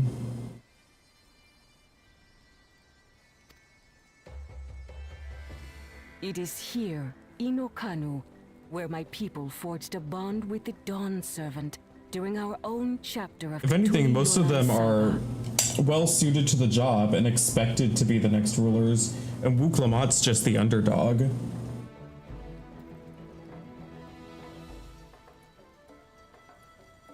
Everybody likes Wuklamat. It's just nobody expects her to be the next ruler. Yeah, the undercat, yeah.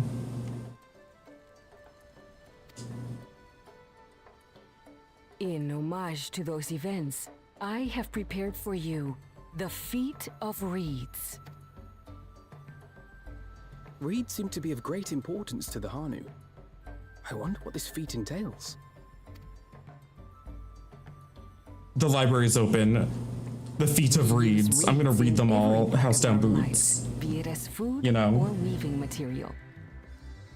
But look around the nearby paddies. I'll take the reading and you will challenge. see that this season, our crops are failing.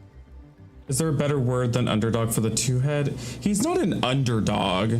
He's like the old way. He's a representation of like the in the past, like a couple generations ago, he would have been the one that would just be automatically put up to rule by default without having any he doesn't need to have any accomplishments. Just being born the way that he is would just automatically give him the spot just by having two heads. And so he's entitled. He feels entitled to the position.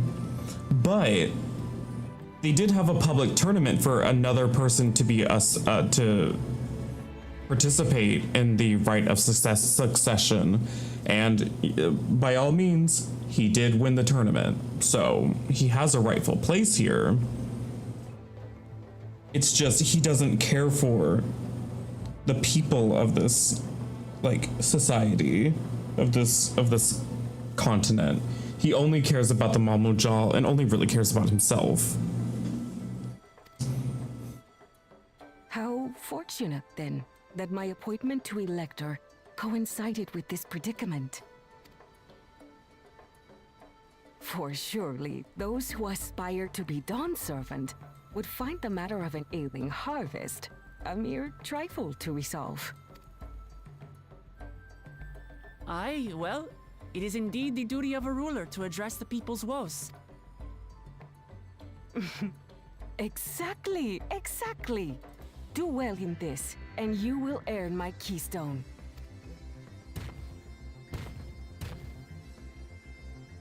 Why bother mucking about in the mud when we can take the stone by force?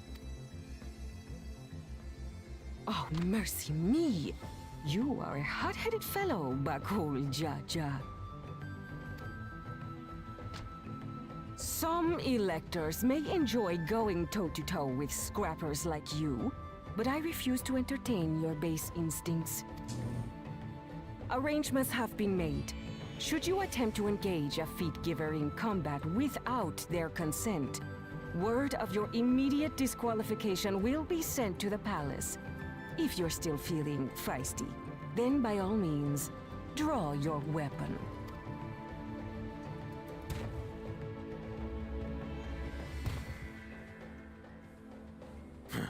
This contest is presided over by cowards. There's no sport in fighting you. Then we can return to the business of earning my keystone. The feat of reeds is begun. Claimants, I wish you the best of luck.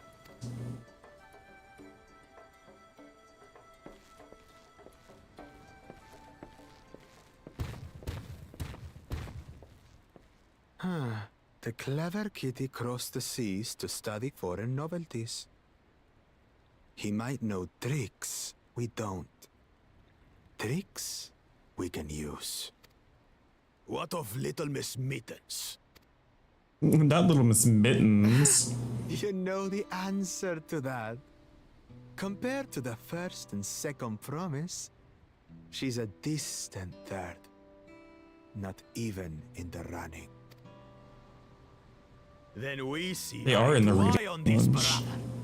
Being Bakul Jaja so long with me has rubbed off on you.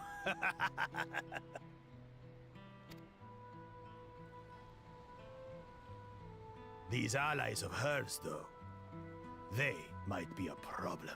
Just openly discussing it right in front of us. That's bold.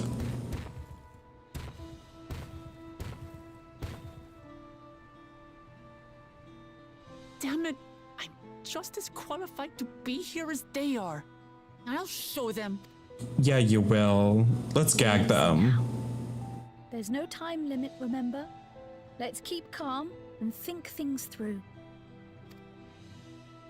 Right. You're right. I won't win against that lumbering Vidrol by losing my head.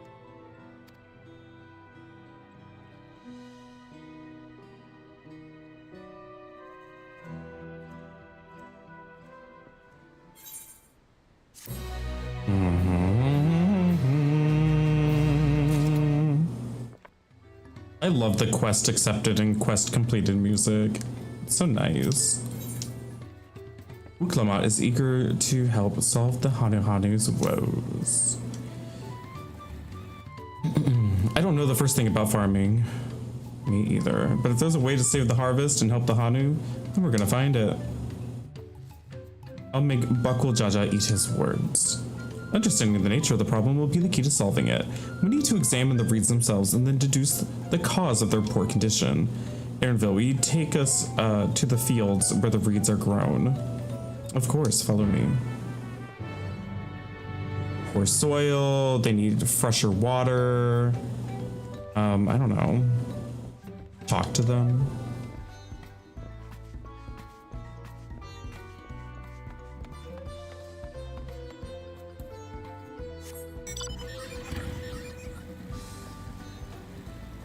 The way the motorcycle tilts, it's so nice.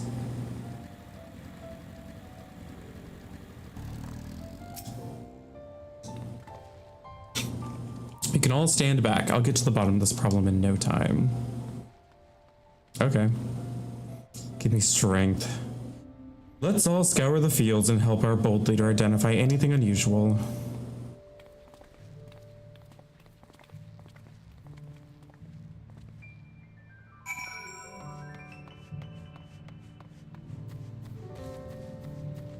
The fields of gold.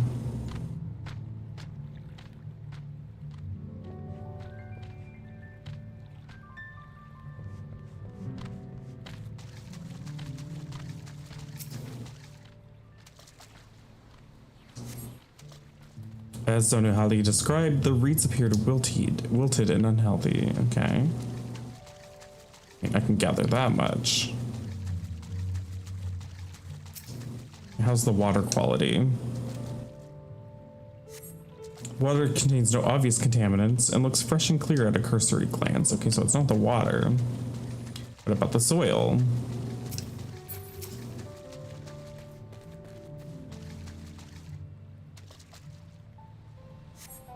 The soil in the paddles is one would expect, rich in color and suitably moist, not dry or flaky. Okay. Is it...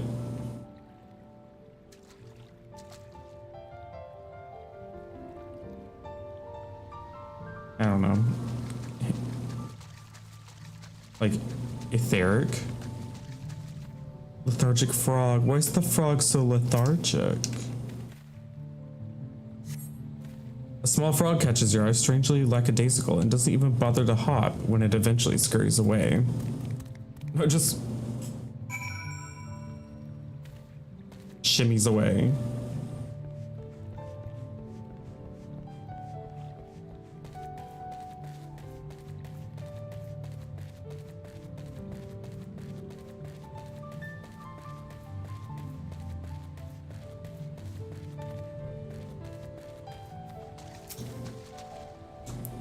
Seen enough? I'll call everyone together and we can share our discoveries.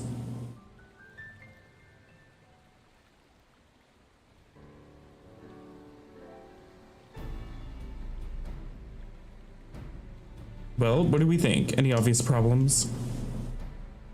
The frogs are weird.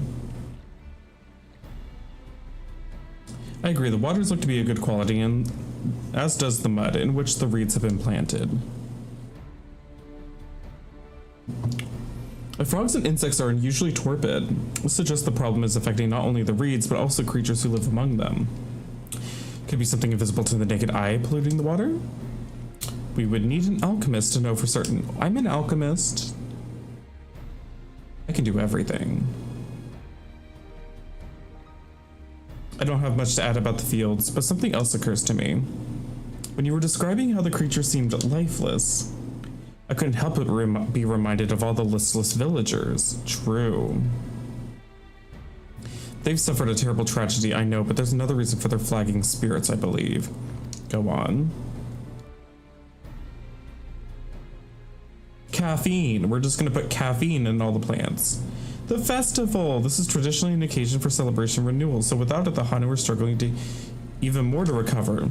The last time I visited the village was the middle of festivities. You've never seen the Hanu more joyful and alive. It's an indispensable part of their culture, and its absence will only compound their woes.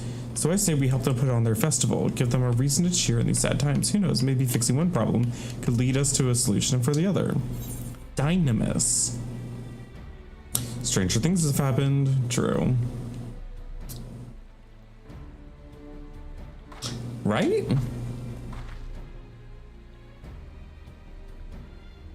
I fail to see the relation between festivals and fields. Let's not be too hasty in dismissing the idea.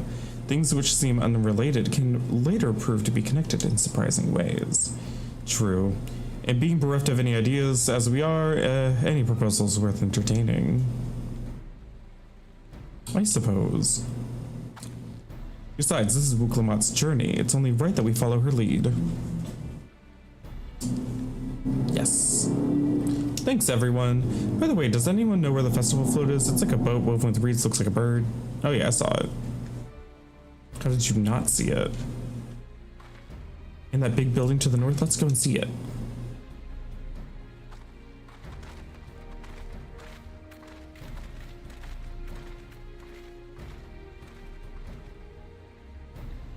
There's much less debate when I'm traveling alone.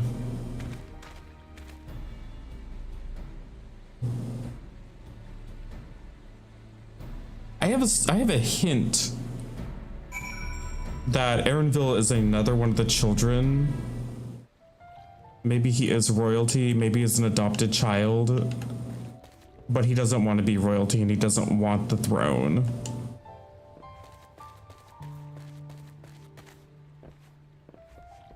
I have a theory. Hi, Goth VTuber. I assume that's what VT means. I don't know why I said the full thing. Hi, Goth. Welcome in. How are you doing? Goth VT does have like a nice ring to it.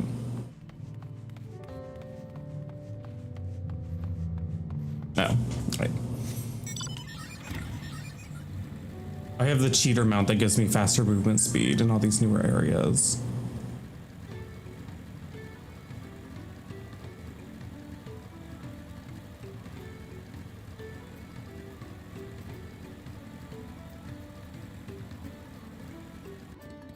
Never seen that chocobo barding.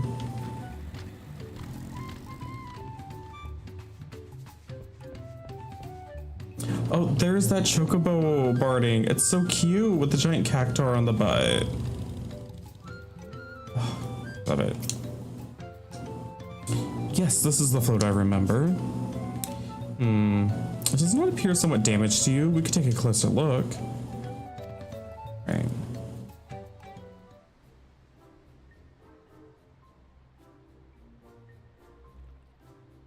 It's missing one of those things. Part of that front piece is broken.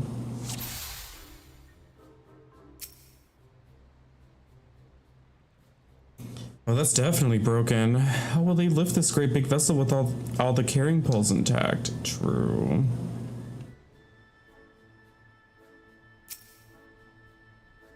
Bedraggled feathers. These tail feathers have seen better days. This is where the colors were a lot brighter the last time I saw them. It's missing an eye. Oh dear, one of the bird's eyes seem to be missing a gemstone. So if we fix the float, they can do the festival, and then that will help the reeds grow.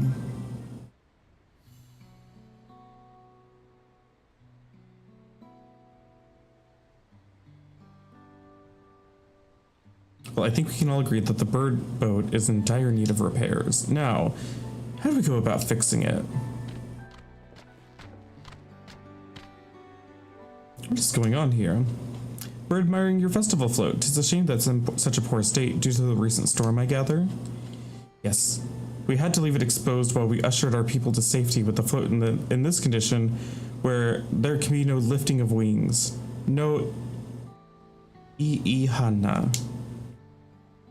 Ihana, that's what the festival was called. I want to help you hold it. You know, seen our village? Homes are ruined. We're struggling to make repairs. You want us to hold a harvest festival? Well, yeah, a harvest festival will help your harvest. I know how it sounds, but giving into misery never improved anyone's situation. A celebration of life and growth may help you give you the strength to work through this tragedy. The role of festival leader is mine this year, and there's nothing I would like more than to lift everyone's spirits. But we don't even have enough materials to repair the float. We need a bakisha for the missing eye, uyuipo wood for the poles, and feathers from the Wind's Chosen to adorn the tail. 2 of these I know. A bakisha is the type of precious stone used in arcane equipment, and uyuipo wood is essential for crafting ceremonial instruments. These chosen feathers, however. The Wind's Chosen is the victor of a competition in which the contestants see who can blow a feather the farthest using wind magics. And that's something of a problem right now. We Hanu are gifted at employing such airy sorceries, but expend a great deal of mana when doing so. We are soon exhausted by the effort, and having no reeds to eat will only make it harder. I think I understand. Your vibrant reeds grow quickly and vigorously, so much that they stifle the development of nearby plants. It must be a potent source of the energies you naturally lack. They are indeed. Owing to the poor harvest this year, we've been left enervated. And if we cannot gather the correct materials as dictated by custom, we cannot repair the festival float. Oh. Oddly enough, we may just have stumbled upon our solution. The Wind's Chosen would, by necessity, have a natural gift for manipulating magical energies, which means any feathers taken from the victor should be high in etherical conductivity. The float's construction also requires a stone used in arcane equipment, as well as timber favored for ceremonial tools. The demand for such specific materials must have an underlying reason. It makes the boat fly easier or something. The float might also function as an arcane device. I'd wager the float is actually a secret weapon for smiting the Hanu's foes.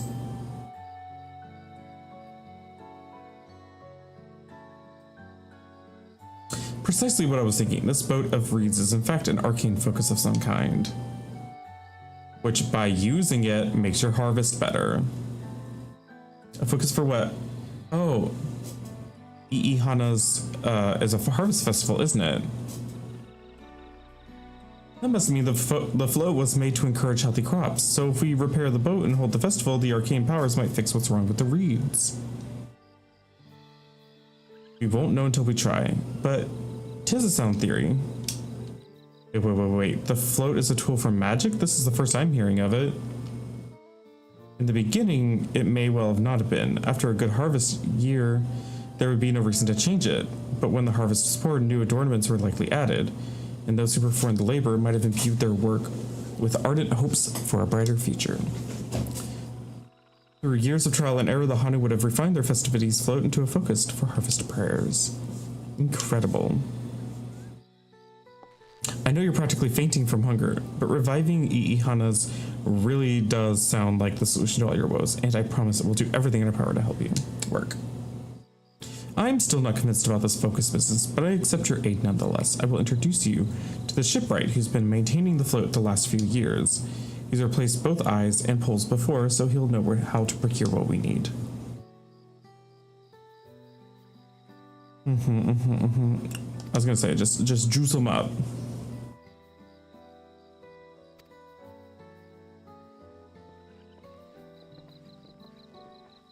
Aaronville has performance-enhancing drugs to give them.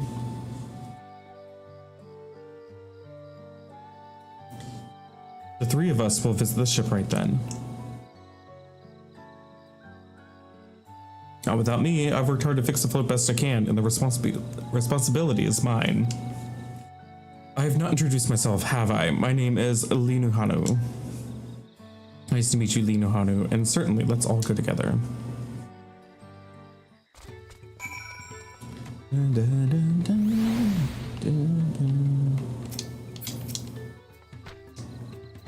Thanks to Wuklamat, we found ourselves a promising way forward. Experience and knowledge are valuable assets, but there is something to be said for following one's instincts.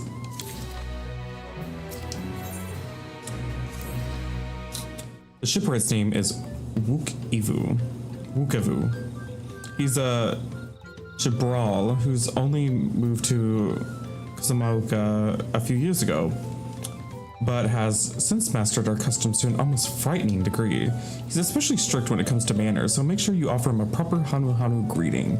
We wouldn't want to offend him right before asking a favor. A proper Hanu Hanu greeting. Oh, that one. Don't worry, I remember how it goes. We shouldn't have any problems. Okay, let's go head to Okbek Bay, the east of here.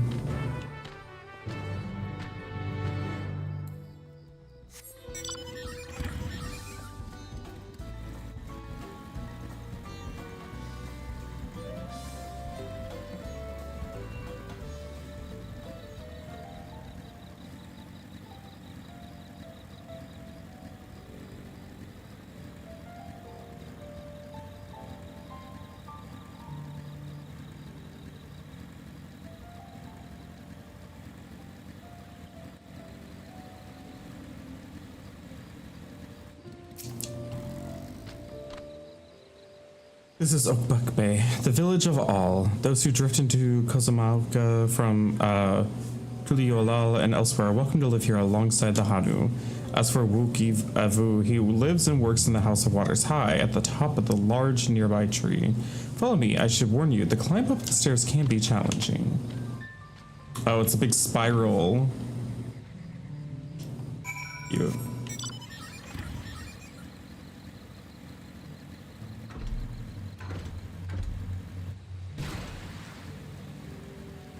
Oh, I spy an ether current. Let's just grab it.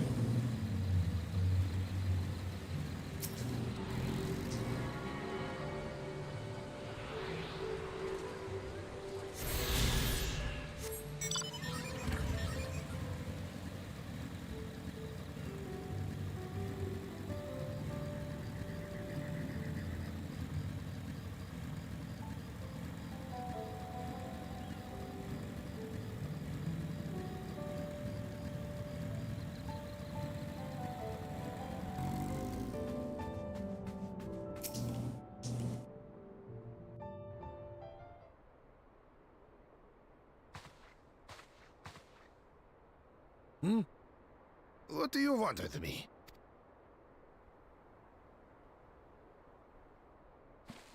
Right. The greeting.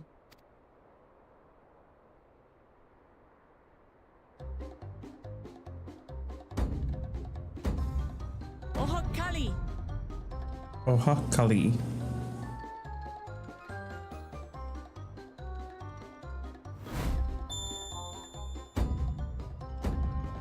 Oh, Kali!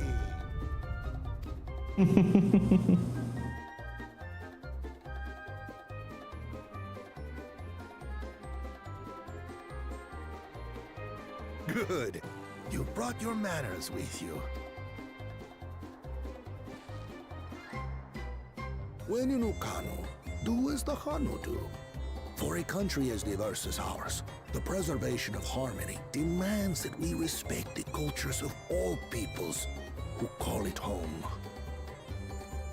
Well, that explains your familiarity with Hanu customs. And you speak truth, of course. To live together means to learn about each other. Music. Ah, I appreciate an open mind. In fact, I get the sense we've met before.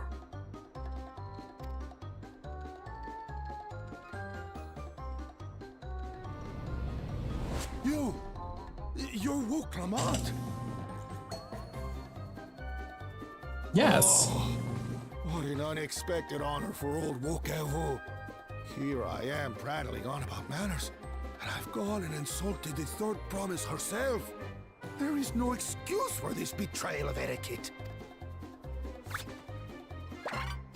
Please, take up your axe and claim my impudent head. I will not. Keep your head. I hate formalities anyway, so forget about it, all right? All right then. Consider it forgotten. That was fast. How prompt. We're actually here about the Ihihana float. It's in bad shape, and we need you to craft new carrying poles and a new eye. I'm told you worked with Uyuipo wood, and a certain kind of stone? Abokisha? I love him too, Jill. He's so fun. That I do. But while I would like nothing more than to offer my services, I just used the last I had of both those materials. My lumber in particular went to fixing homes damaged by the recent storm. I'll need 10 days or so to restock. We can't wait that long. If you tell me where to go, I'll gather them myself. What? Send the third promise out on an errand like some common lackey? That's utterly unconscionable. A gross violation of social protocol. I told you not to worry about such things. All right then. I shan't worry a whit.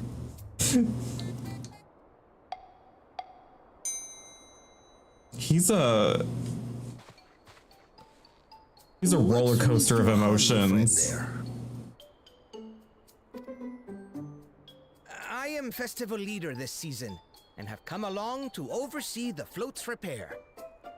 As strange as it may sound, Wuklamat and her friends believe the float is an arcane focus, meant to encourage the growth of our struggling region. He's charming. Too many Hanu have forgotten, it seems. But that is indeed the true purpose of the lifting of wings. Your education is impressive, Third Promise.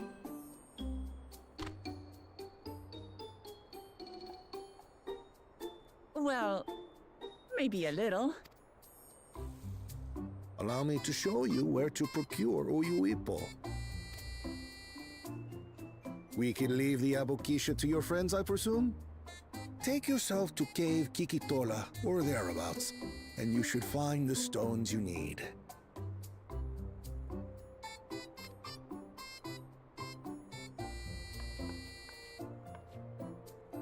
You're getting quite a bit of voice acting in this expansion so far, which is nice. Twice. I can guide you. That should save us some time. All right then, let's get moving.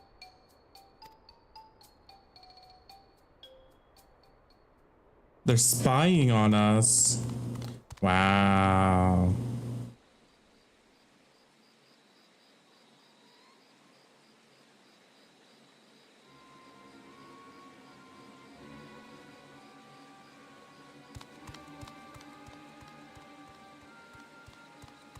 Chosen one of your rivals is making progress.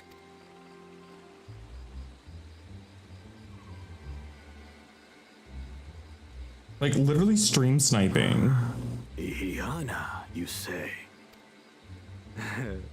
Should our first choice fail to deliver, it might be wise to let this play out.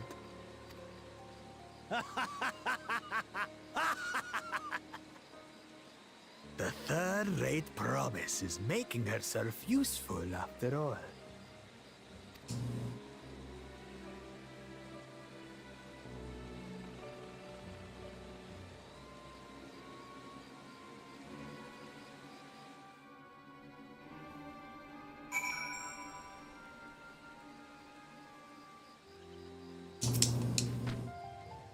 Cave Kikitola is southwest of Okanu. We can return to the village first and then head there on foot.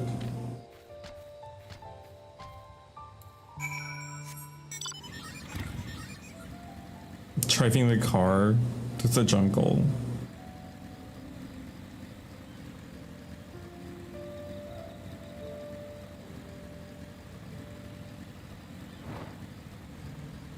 In case anybody doesn't know, you can get this mount from the Mog station and it actually goes faster.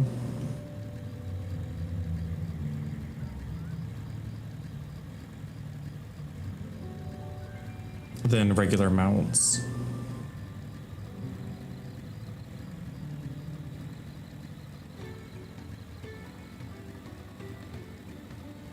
See, look, I'm already catching up to this person. And we're gonna lap them. And we lapped them! It's actually OP.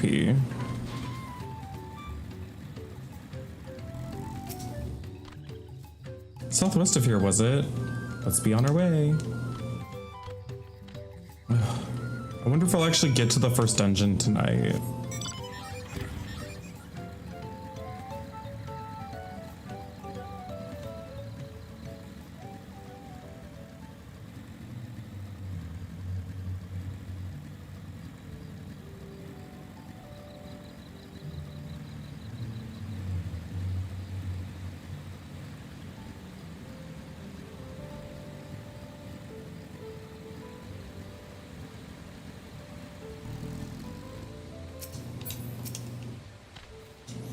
Cave Kikitola, as promised. Home of many deadly creatures. Venture inside if you feel confident, but I will conduct my own search out here. You can spot raw Abakasha by its green-hued glimmer. Bring anything matching that description to me. Okay, yeah. Let's go get it. Abakasha.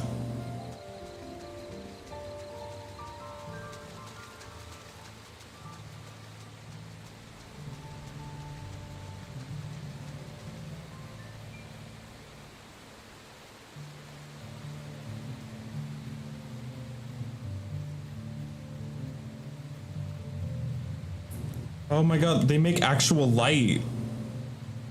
Look at that. They actually are a light source. That's cool. Ooh, I see an ether current. I want one of these as like a pet. That's just like a minion to follow me around. I think that'd be cute.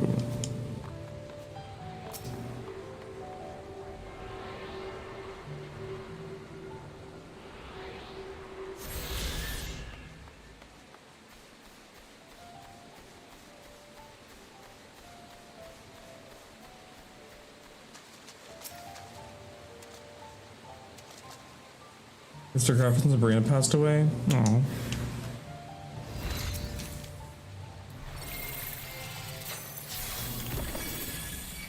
Oh, I got the glowfly as well. Oops.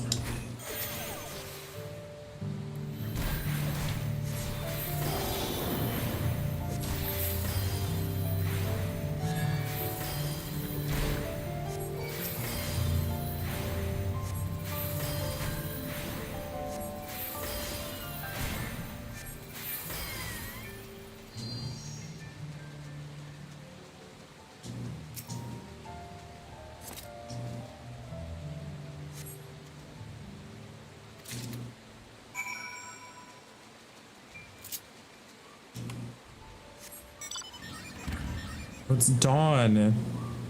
In Dawn Trail.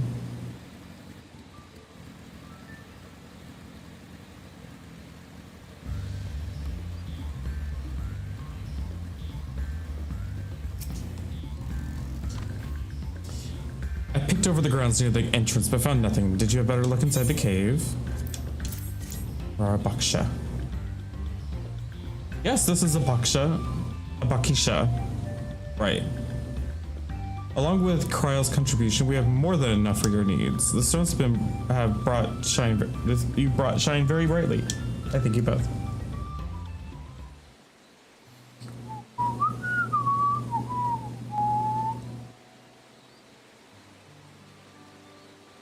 You would have been happy to know that we were putting things right. Truth be told, a good friend of mine was meant to be festival leader for the year's Ihihana. But when the big storm hit, he did not survive. It fell to me to carry on in his stead. That was why you agreed to Wuklamat's request, despite your initial reluctance. Yes, it hurt to hear, but she was right. Though I must mourn, I cannot let my grief consume me.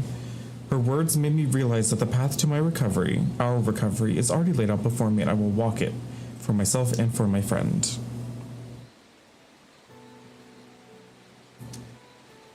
Thank you for sharing your story with us. Please rest assured that we've been taking your plight to heart. I'm certain our companions are procuring other materials as we speak. Everything will come together, and the Hanu shall host a splendid, uplifting festival. And we shall. With that, let us return and deliver the Abakasha into Ivu's waiting hands.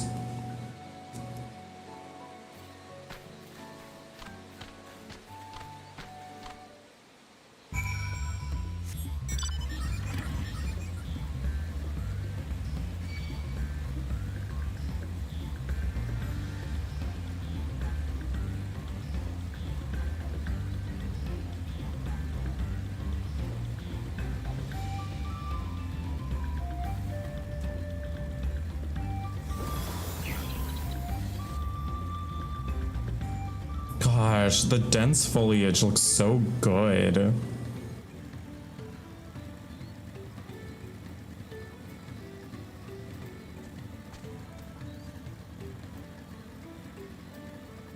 That amazing, like, oh.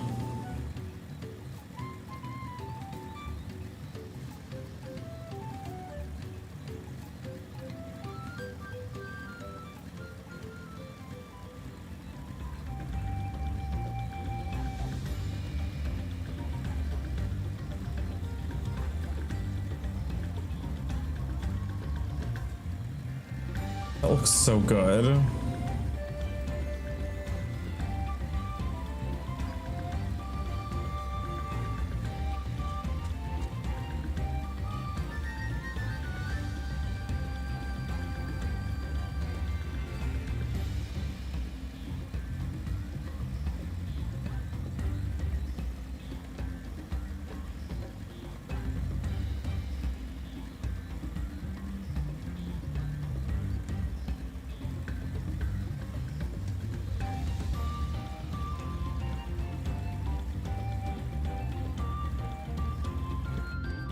I feel like the draw distance for shadows is a lot higher now too. Like there's shadows all the way down there. They don't just appear anymore. Thanks to the third promise and her mighty swings, we've collected some suitable logs for Uyuipo. What about the Abakisha? Here you go.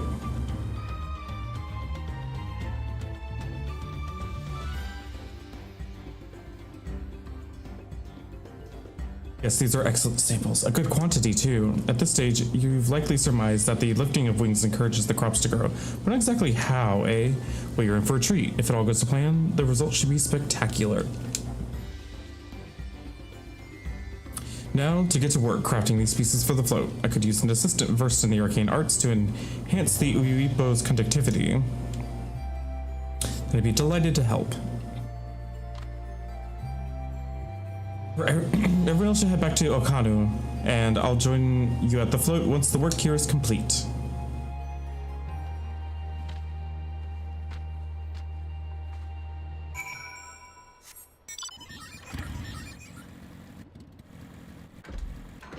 Whee!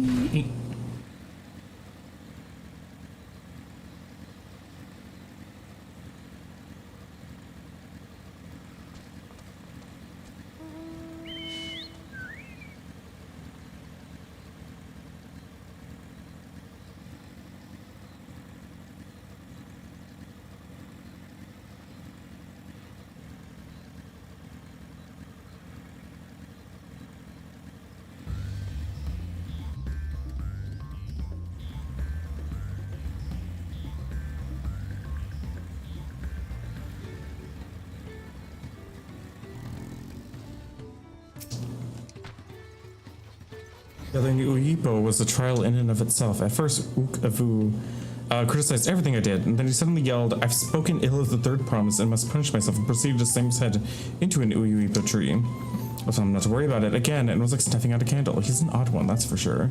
At least we've seen to the poles and the new eye. Now we just must wait for the feathers from the twins. Slay. Free die.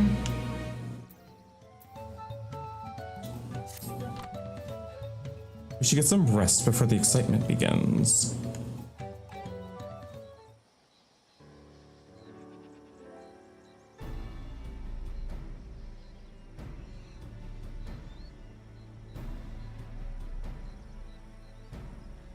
Over there by the float, isn't that the third promise? Then the rumors are true. She's trying to complete the feat of reeds by reviving Ihana. The festival is a prayer for healthy crops, but does she honestly believe that that will be enough to save our harvest? The second promise, meanwhile, barely glanced at the fields before leaving Okanu altogether. Maybe we asked too much of our young claimants.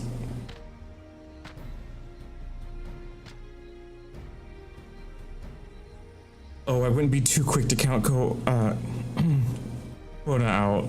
A friend of mine overheard him muttering by the reeds something about what needs to be done. Is that so? Perhaps we'll see another one of his innovations firsthand. Yeah, that sounds like Arcona. One look at the reeds was all he needed to think up a solution. Be that as it may, our own solution is nearly ready. Indeed, as soon as the others get back, our long-awaited festival can begin.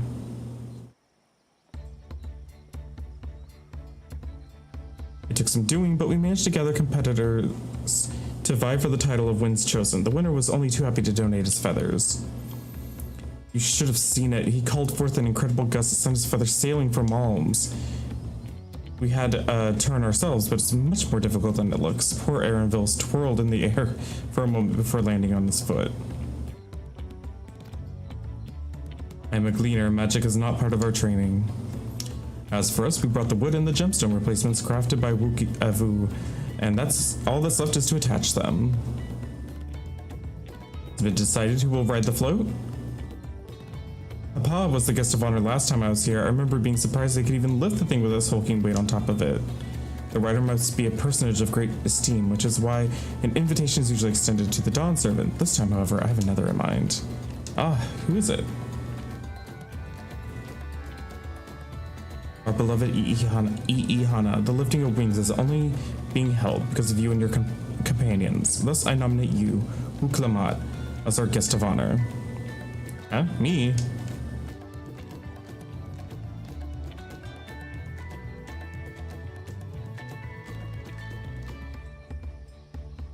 The boat won't make me seasick, will it?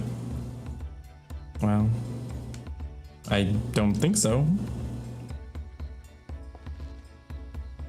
Then weigh anchor. I can hardly refuse a request from one even more enthusiastic about the festival than me. I would be delighted to ride your float. Thank you, Wuklamat. I have roles for the rest of you as well. We'll be carrying the festival float in a slow procession towards Kozanauki?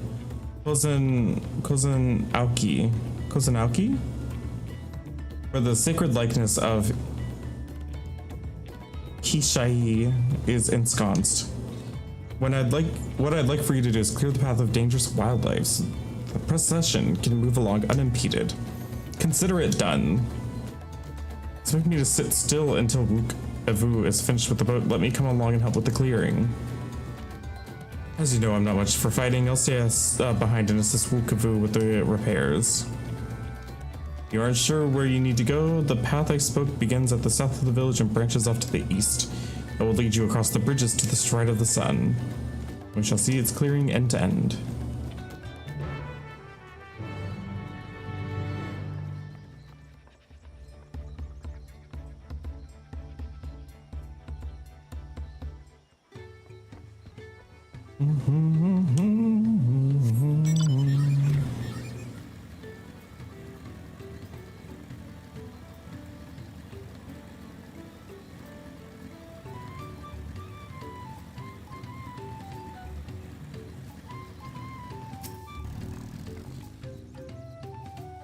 As Linuhanu said, Kozanauki should be down this way, then off to the east when the path branches, and then something about bridges and the stride of the sun. Anyway, let's split up and get to work. Once you've culled all the threats you can find, we'll meet up at... yeah, whatever.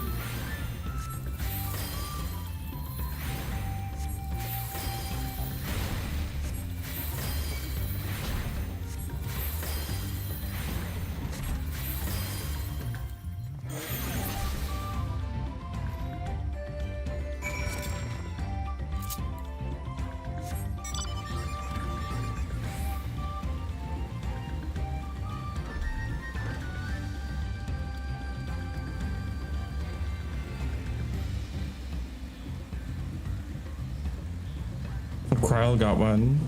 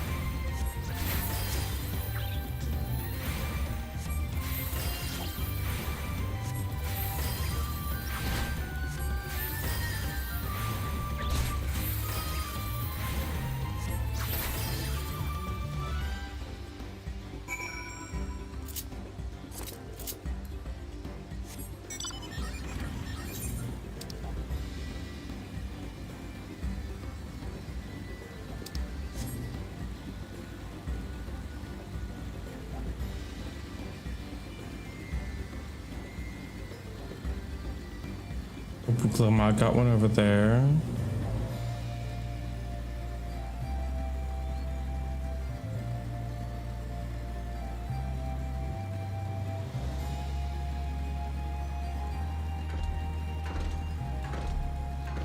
Good job, Alpha. No.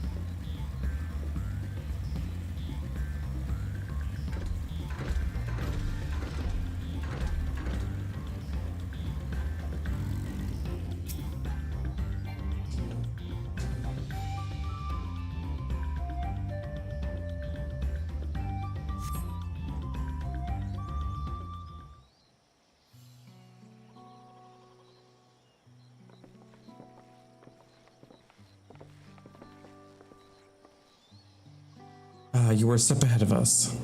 This must be the likeness of Kishahi. Hi, dicking around. Thank you for the raid. Welcome in, everybody. How are y'all doing? I hope y'all had a good stream. I'm doing the new Final Fantasy expansion.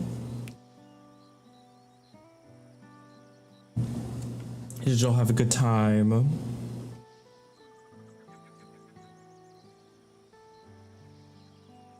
So far, I'm really enjoying it. We haven't even made it to the first dungeon, though. I'm really excited to eventually. The Hanu deity of the harvest. I've been having a great time. I've been having a wonderful night. Even their sacred images are woven with reeds. It reminds me of something I saw in Academia Nighter. Half expecting a giant flying whale.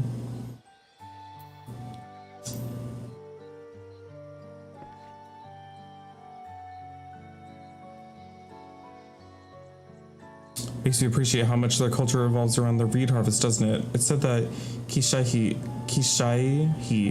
was worshipped on another continent. This ancient faith was then brought to Tural by the first Hanu.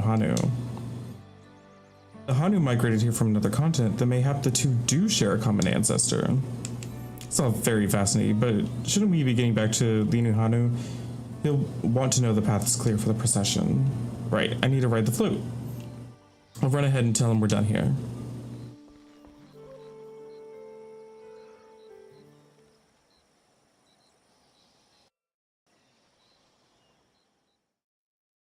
Meanwhile, in Okanu. Alrighty, dicking around. Thank you again for the lovely raid. Hope you have a good rest of your night.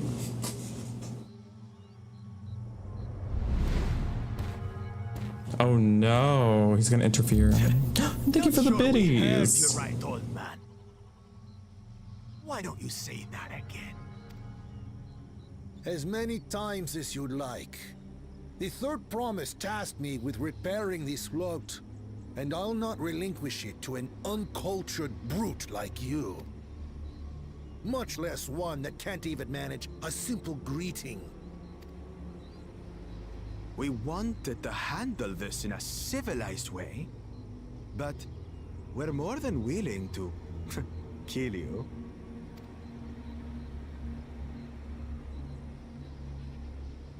We have a two-headed problem. Yes, please hurry. She's on her way back already? Stand back, Wukevu! I will protect the float! Are you trying to be brave, little bird? I could never have repaired the float alone. Not properly. But thanks to Wuklamat and her friends, we can hold Ihihana again! This is a priceless treasure! And as festival leader, I would die to protect it! Yeah, it was really good Very line well. delivery. If that's what you want.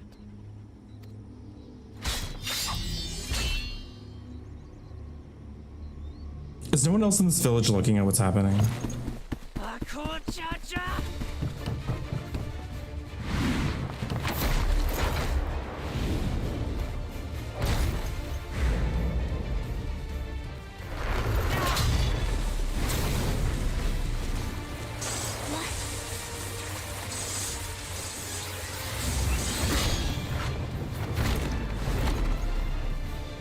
Put everything into that blow.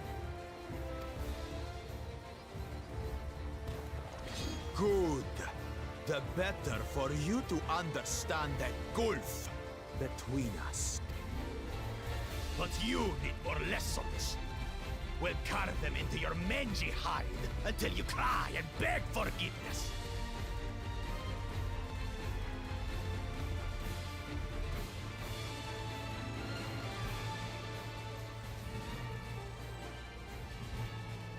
Your brilliant plan was to steal the float and take the credit.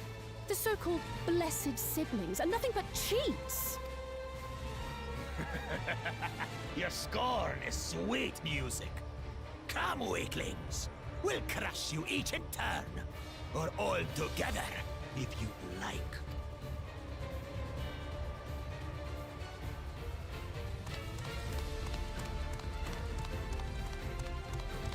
Calm yourself, Chosen One. If you fight in earnest, this will end in a massacre. What's more, we have word that our other prospect is on the verge of success. Then it would be foolish to expend effort sweating nuts. I hope we get to kill him. Would be nice.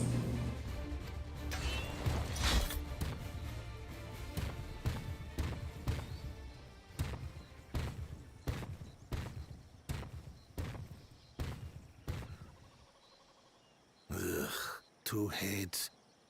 I see Mamuk still clings to that loathsome hope.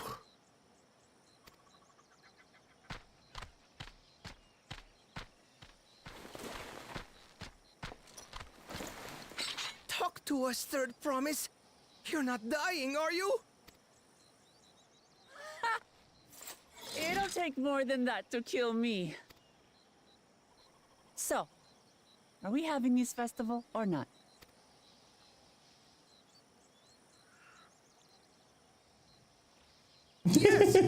Yes, we are.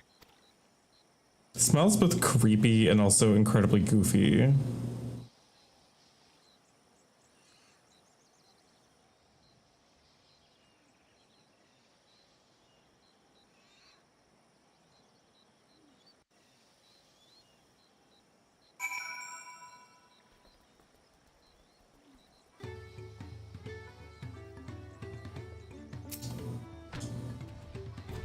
Thank you for coming to our rescue. I tried to protect the float, but against that two-head, I may as well have not been there at all. Nonsense, you stood your ground and brought us the time we needed to make it back. You were incredibly brave. Pumpkin orange. I'll probably pick the orange.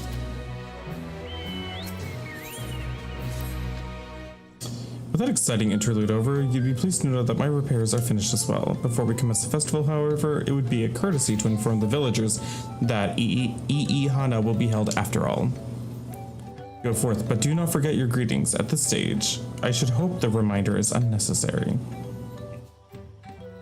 Oho Kali. See, I remember.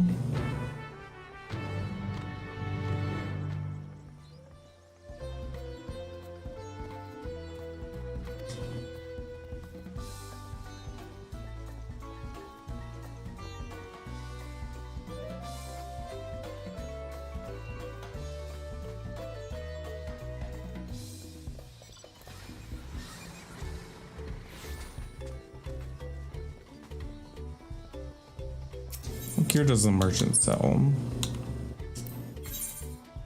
Oh, it's that snow cotton one. Right.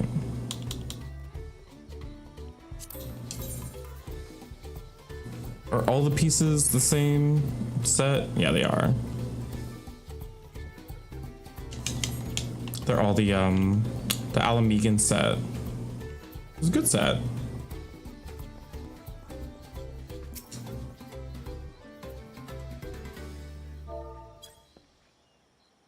Oh, Kali.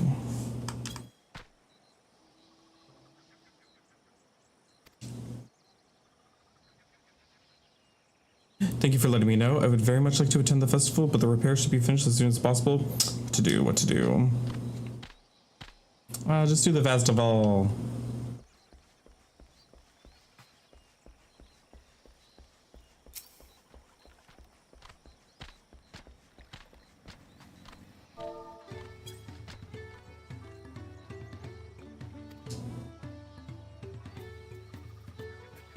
The festival is about to begin. What do you expect me to say? Besides, of course I'll be there. Cleaning up the storm's aftermath may have been hard on us all, but the lifting of wings is tradition, and a joyous one at that. I won't stay here brooding my days away. Give me a moment to get ready.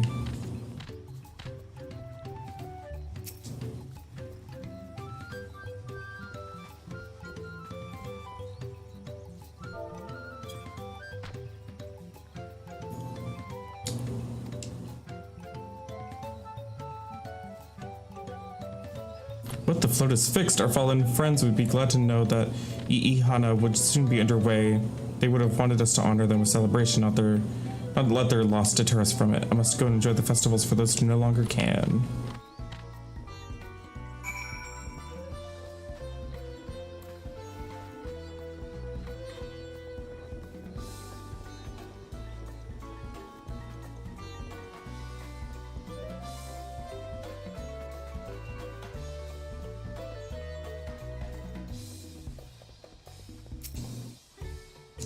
The Hanu were pleased to hear their festivals was going ahead.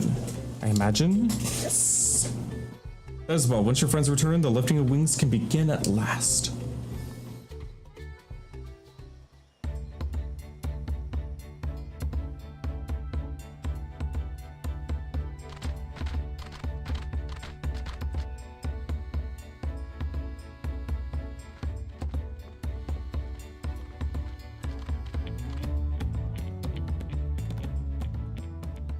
So few have come.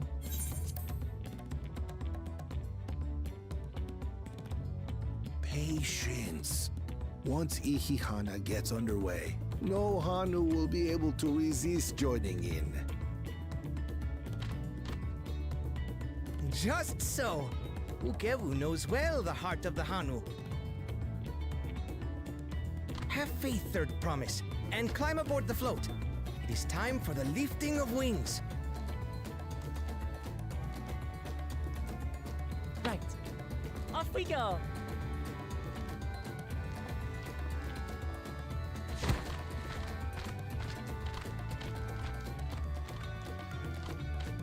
I'ihana is a prayer for bountiful harvest, but this is not its only meaning.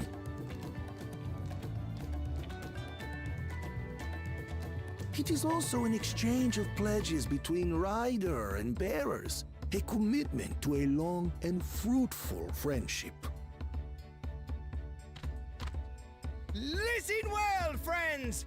The personage we bear today is Wuk Lamat, the savior of our beloved festival! Let your shoulders burn, or your feathers fall out, but do not even think of dropping her!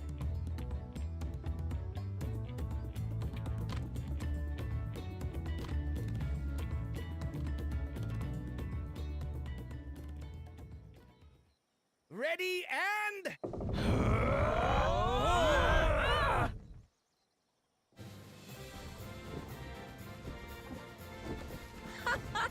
I could get used to this.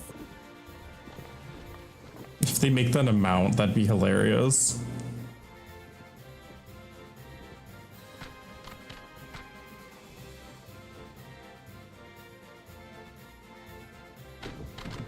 Will empty belly stop you from joining in the fun?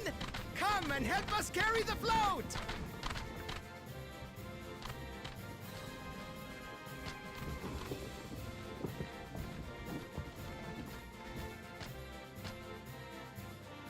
Well, well, well.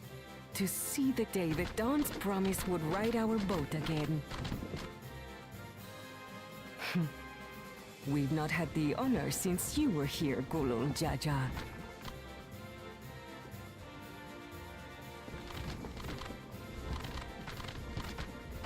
Right, we've enough bearers now. Onwards to Kozanuaki!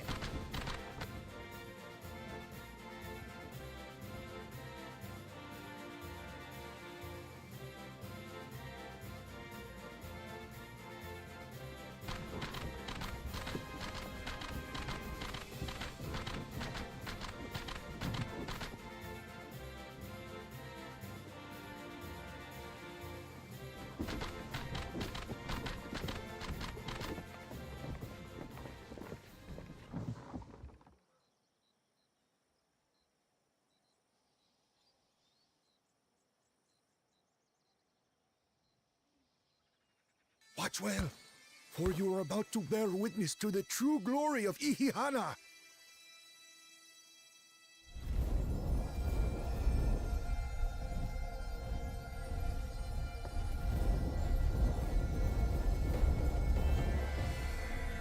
We're gonna summon a primal.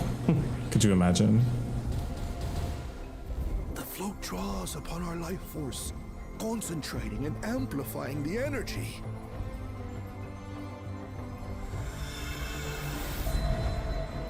Keshaihi then receives that energy and expels it in a great burst, where it showers down upon the land to replenish its vital currents. How does everybody not realize that this isn't magical?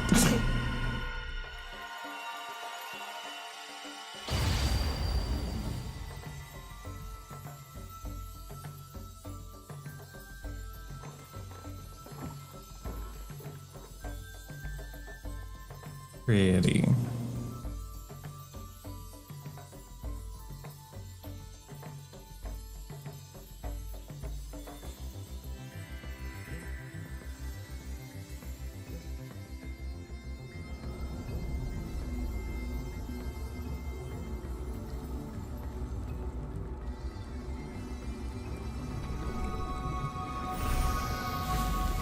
Well, that was pretty immediate.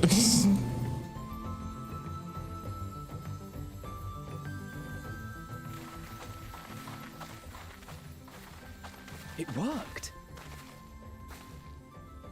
Like a literal charm.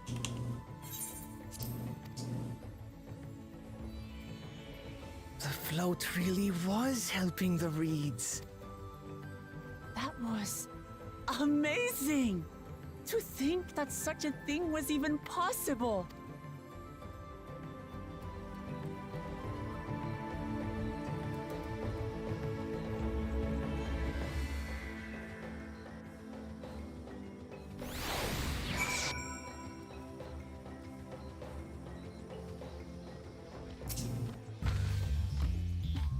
Should I have left the float behind like that? I was so excited to see the reeds. Nothing to worry yourself over. My brethren have been swept up by the festival fever. Last I saw, they were taking turns as carrying poles on the way back to the village.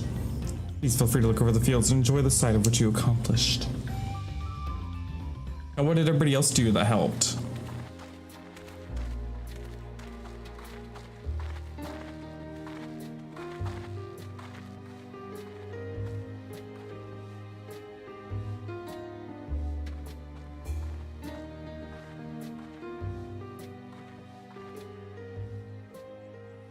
Some of them still look a bit sickly.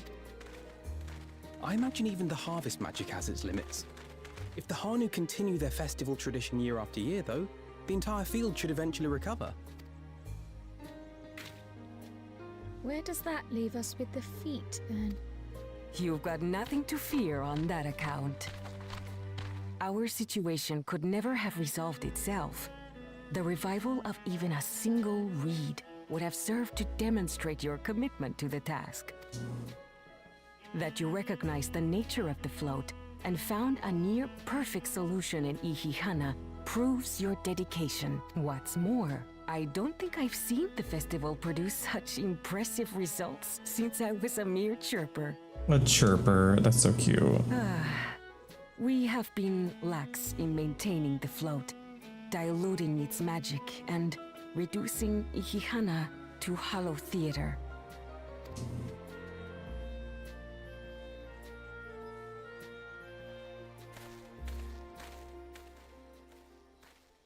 Kona! I was delayed by an unpleasant encounter, but it seems I arrived at a good time.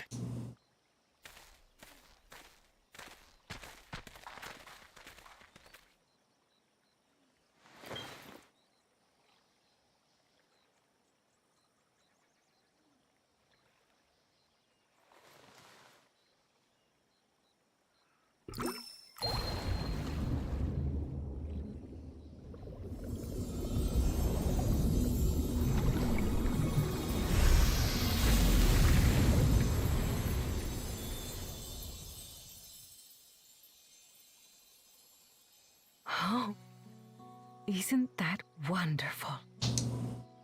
What? You just pour in some mystery liquid and problem solved? Stagnant ether was to blame for the reed's poor I was right, condition. it was ether. Look I at me, see that I'm was so an alchemical smart. concoction which enhances ethereal conductivity. It was etheric. It utilized the flowing water as an ethereal current, thereby promoting the transfer of life energies. A method I could not have devised without the education I received at the Studium and the cooperation of my Archon allies.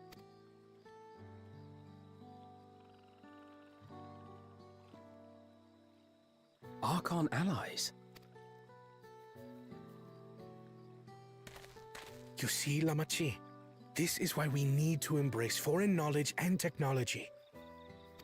Is he using a Employed Vieira appropriately, they make hairstyle? light work of what would otherwise be arduous labor. There's no need to lug around heavy floats. Well, you always were the clever one, brother.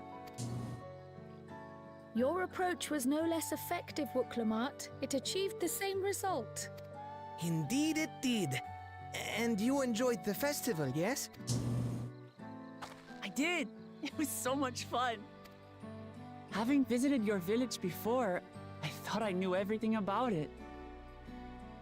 As it turns out, I knew very little. About the reeds, about Ihihana. With all I've learned this time, I feel as though I've really come to know the Hanu. And I like you even more now than I did before.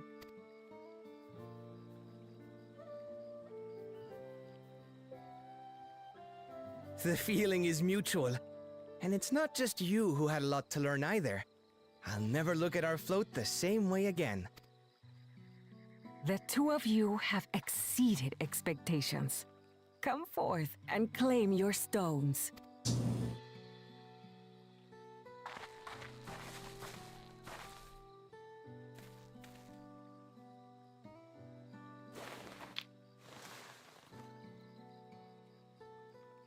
So this is what they look like.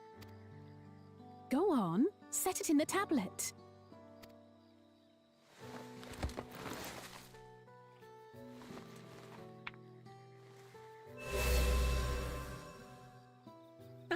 A perfect fit. That leaves 6 more. And on to the next.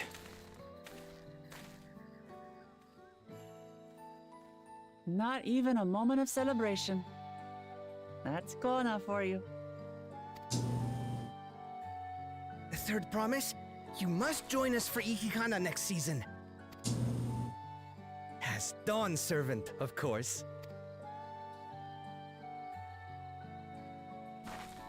Right. It's back to Tulihiola for now.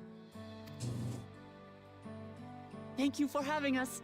I look forward to seeing you all again.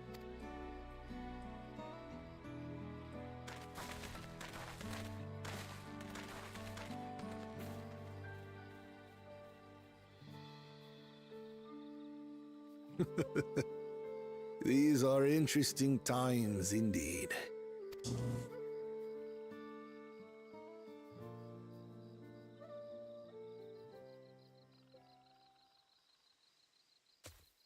Yeah, what did they do? The concoction was brewed by Kona himself. It's a test vial. Oh, so they just stole his shit. Same bottle and everything, wow. We'll use whatever we must to win. For win we must.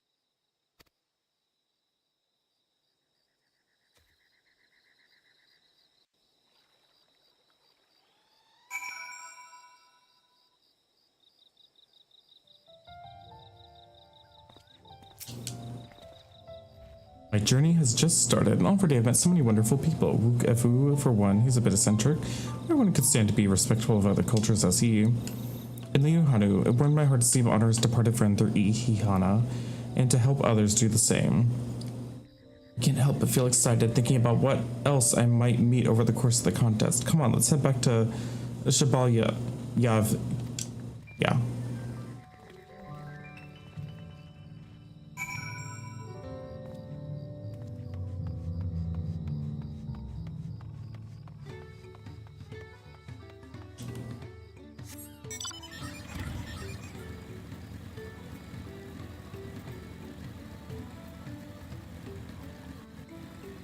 I don't know, I didn't see what you were talking about. We need to do this quest for the ether current. We'll do ether currents later.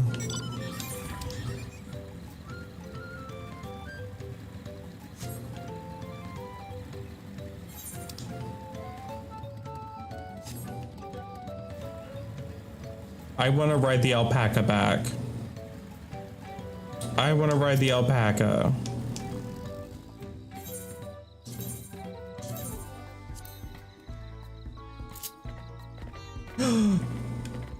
Look at it go. Look at it go.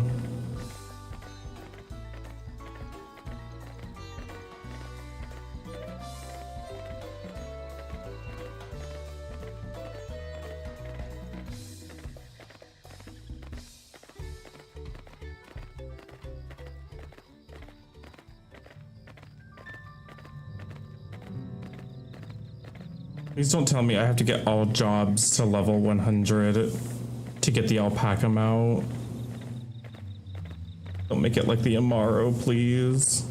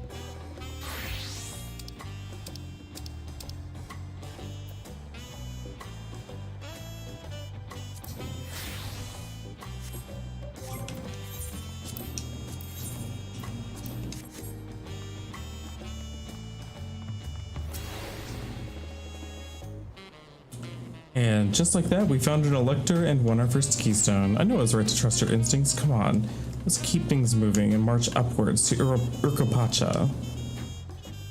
Chances are good we'll find a elector there as well before we do anything. However, we should see what your opportunistic Pelu friend has to say.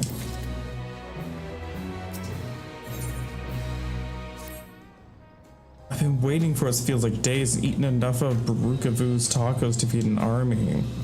What is it you'd like to know? Our main concern was confirming the state of the road ahead. As I recall, to reach Urqupacha, we must depart from the Arch of Dawn and then take the road west at the first fork. Should we be wary of anything along the way? That is indeed the way to Urqupacha. After the damage wrought by the recent downpour, however, you'll be doing more stumbling than walking. But do take heart. When it comes to rugged terrain, we have a most dependable solution available. Come with me.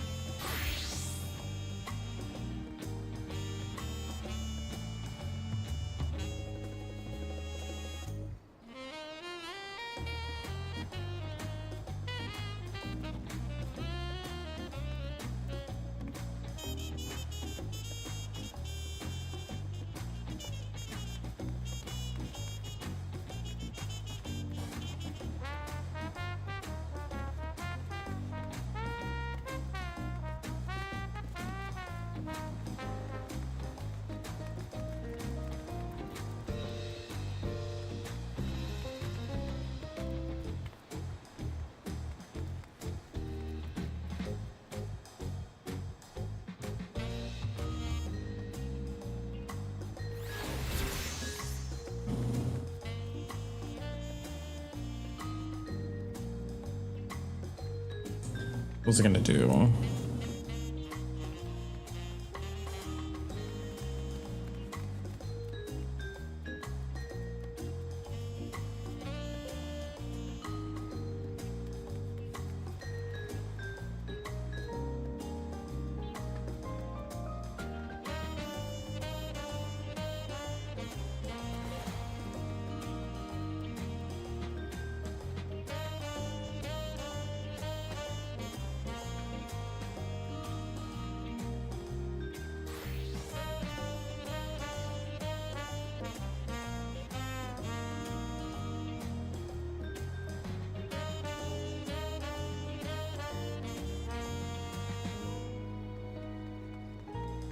There we go. I'm gonna schedule some Taco Bell.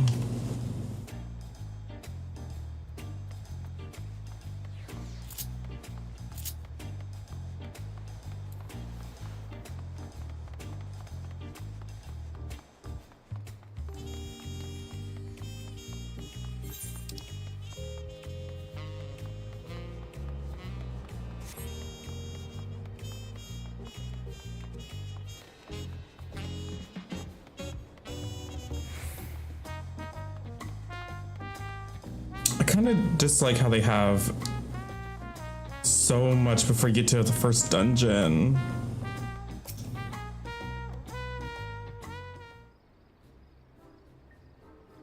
May I introduce you to our most dependable companion, the alpaca. Amazing. Perfect.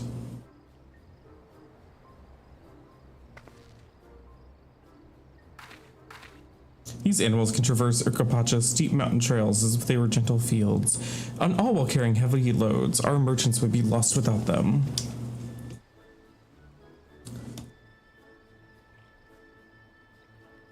So they fill much the same niche as our chocobos back home. You don't have alpacas in Eorzea? Alpacas are native to Yogg-Toral. Eorzea has its chocobos, and the eastern lands have their horses. Why go to the trouble of breeding another pack beast in a place which ill suits its qualities and where it's not needed anyways? But must we ride these little monsters? Get the impression you aren't fond of alpacas.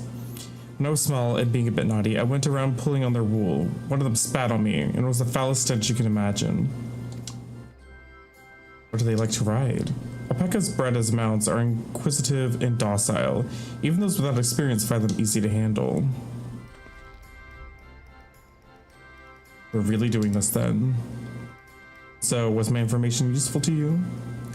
Yes, very helpful. Even if it wasn't what I wanted to hear. Good, I'll take my payment now. You want me to pay you? I guess I shouldn't have expected as much from a Pelu merchant, but let me see what I have on me.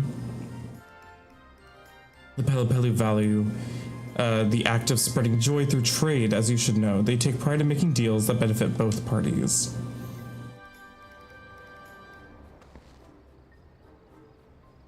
Here you go, a fair price for your fair advice. Yes, I made a trade with the third promise herself. My friends will never believe this.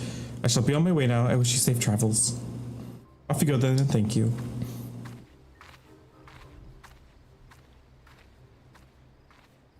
I better not get spit on again. You brought that on yourself. Remain calm and gentle, and so will they. Still not happy about this, but if we need to ride alpacas to reach Urquepacha, then that's what we'll do.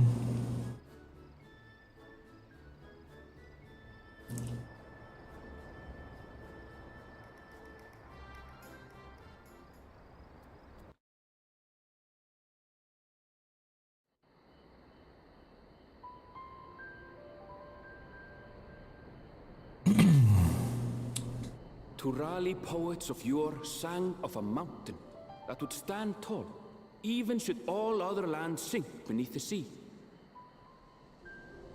Indomitable and eternal, it arises from Urquepacha, the 100 peaks of time.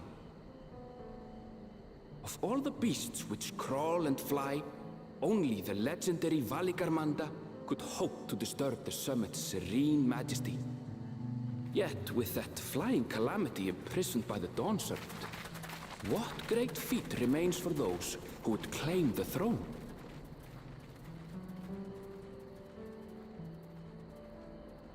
It's one big mountain.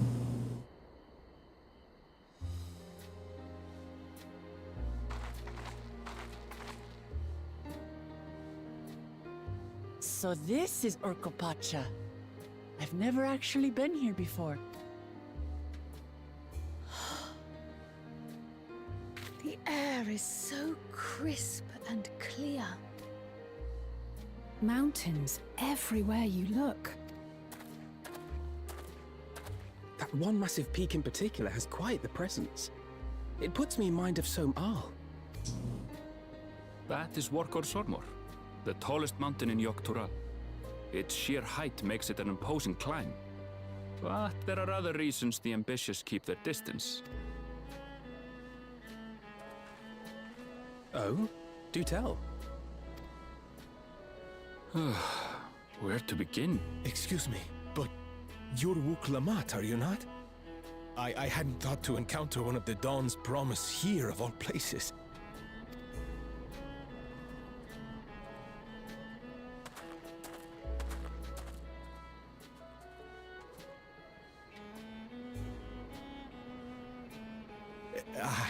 But I should introduce myself. Oh, I am no. Bolnok, a weaver by trade. Well met, Bolnok. We're on our way to Wachunpelo. Wachunpelo. Truly. I've just come from there, as it happens.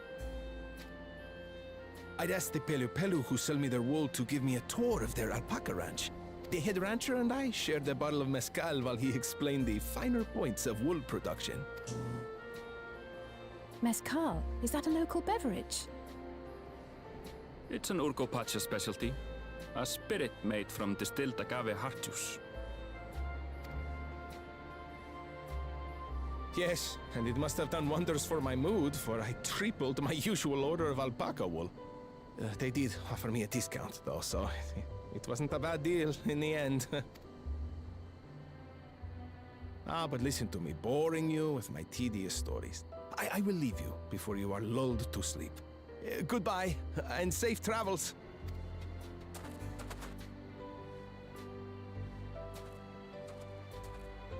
Oh, silly me. I almost forgot to say the thing I actually wanted to say. Peace for Tural. I agree with your vision. You have my support in your bid for the Hi, Yovska.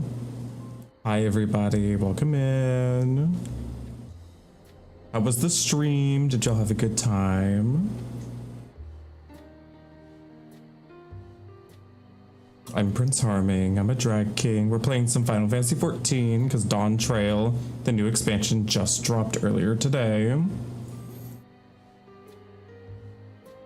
Must be getting ready for bed. It's 4 a.m. I totally understand, Yovska. Thank you for the raid, though, bestie.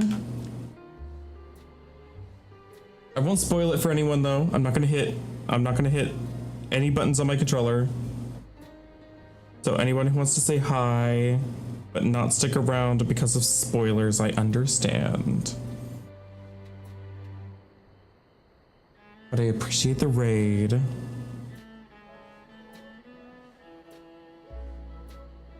Well, enjoy the lovely music for now.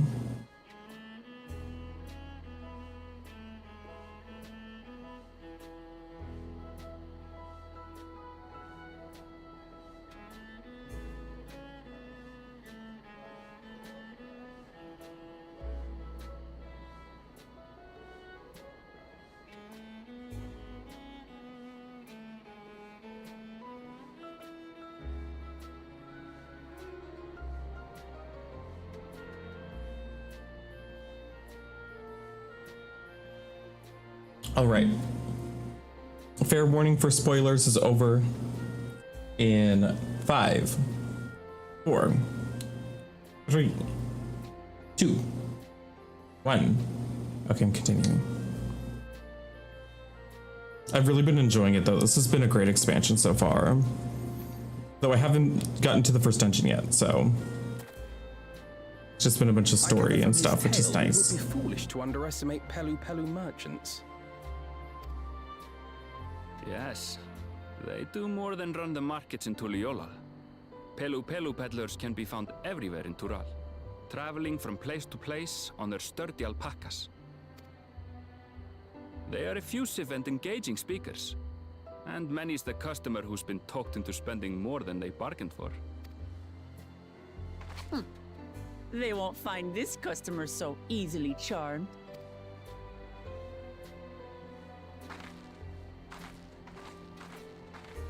Wachunpelo's down the path! Off the main road! Don't get lost! It's right there!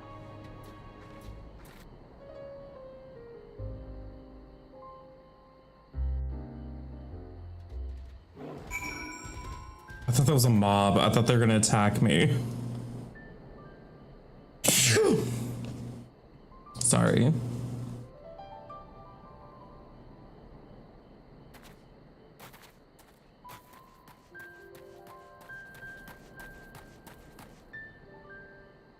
I want to see this during the daytime. I want to see the big mountain.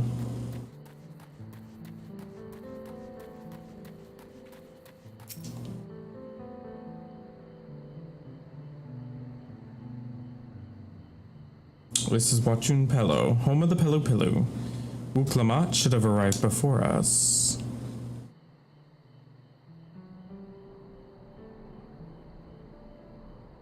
That's not good. You've come all this way for the right of succession. Oh, so this means I'm exchanging words. Future Dawn servant. Please, the outcome is far from decided, but it is a possibility. How fortunate then that I deal in cloaks woven from the especially luxurious alpaca wool. Such a garment would look magnificent when draped over the shoulders of our budding ruler. And a nation's ruler should dress her best for the adorning people, yes, finery for our finest lady, that's right. Come, third promise. My well-stocked shelves are but a step away. Finest lady, I like the sound of that. Alright, I suppose a quick look wouldn't hurt. What did we just talk about? Erenville, when did you...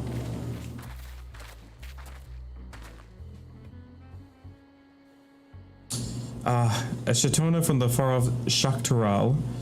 Northern winters are bitterly cold affairs, I'm told. I cannot imagine how you survived without them.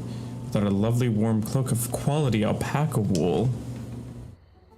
No thank you, I'm not in need of new clothes at the moment, and neither is the third promise. Perhaps another time. Of course, my shop door is always open.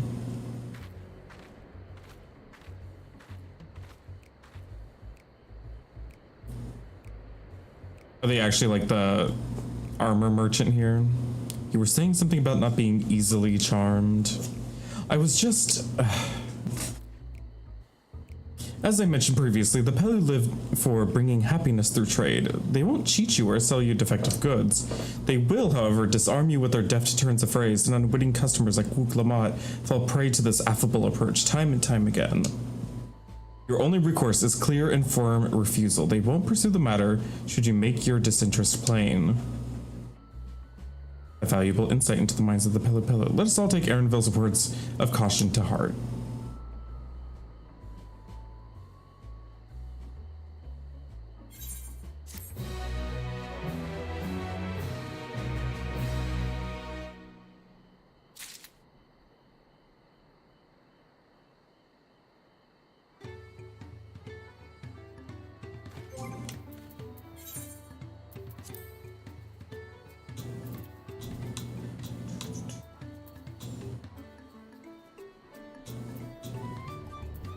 $92, we get Oracle.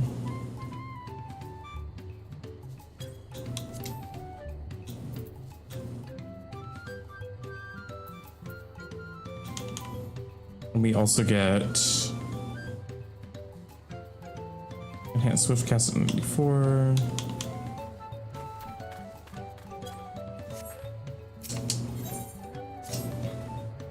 Not my finest moment, I'll admit, but now we're here. Let's do what we came to do. Find the Elector. Allow me to propose a strategy then, Kryl. Alice and I will speak with the merchants. Wuklamat, you and Erenville try approaching travelers and passerbys. Prince, pray investigate any of the other establishments which catch your eye. Should we learn aught of use, then let us relay it to the third promise. Work.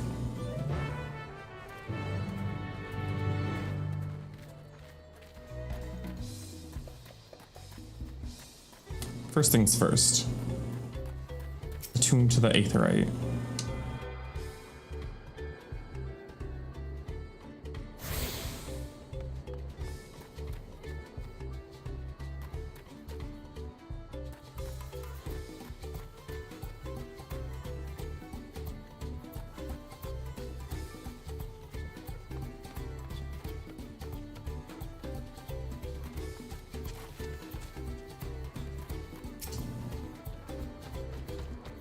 The Dawn Servant's Elector. I thought you were a new face in town. Here for the right of succession, I take it. Me, I don't much care who sits on the throne, as long as they keep Tural peaceful.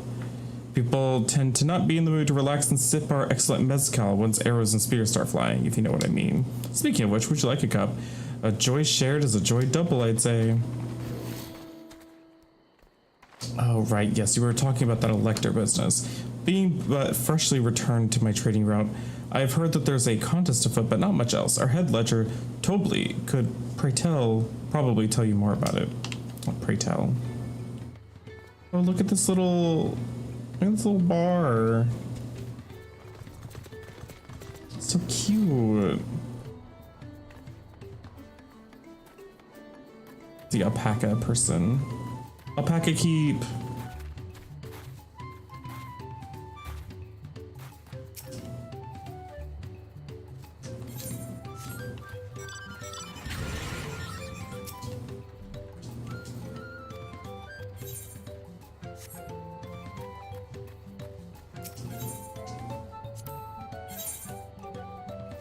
What was the weapon?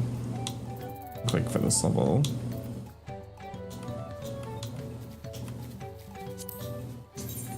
Is it also the... Yeah, it's also the Alamegan one, but it looks really good. Wait, it has physics now. Look at that, it has physics. It didn't used to have that. Paintbrush.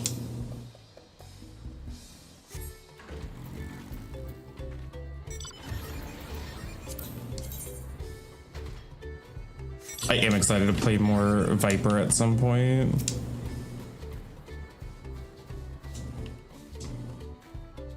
Electors, oh yes, I've heard all about the Rite of Succession. They're looking to put a new ruler on the throne, eh? Personally, I'm rooting for Zoralja. If the first promise wins, he'll look to expand our sphere of influence. That means access to more resources and more customers, in the thousands column potentially. So many new trading opportunities to spread happiness far and wide. Others have been coming around to my way of thinking, so I've begun crafting goods inspired by the resilient sun. Would you care to purchase something? No, I would not. Very well, you said you wanted to know about the Elector. I could help you, but I won't. I can tell you're no supporter of Zoralja or his policies. Yeah, no. I'm not looking to expand the borders.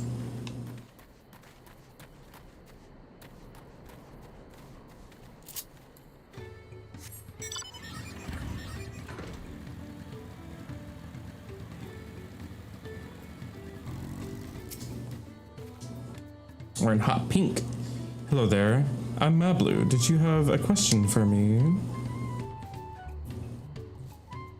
Sorry, I don't know any electors. You should take a moment to see your prized alpacas before you leave, though. Oh, but be sure to admire them from a respectable distance. Get too close and our nervous darlings may be tempted to spit on you, and that stuff stinks.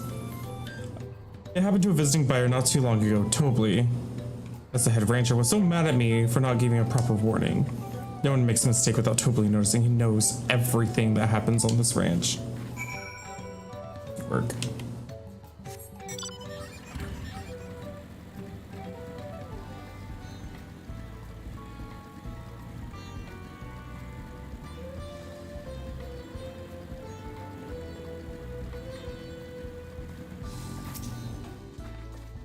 You really have to watch yourself out in these silver-tongued peddlers. I almost bought a bottle of mezcal and a stack of blankets.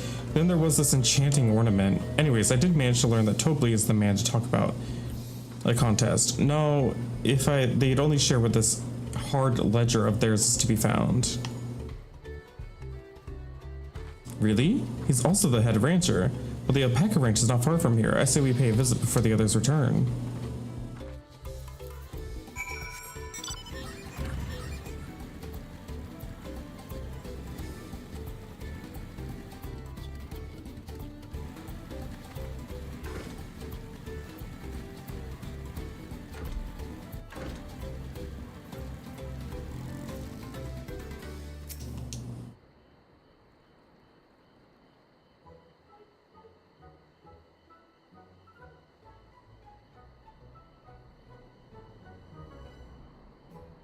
There's a lot of alpacas. Still, we know where we know the head ledger could be here somewhere. Can't let fear deter me. Not to say I'm scared, of course.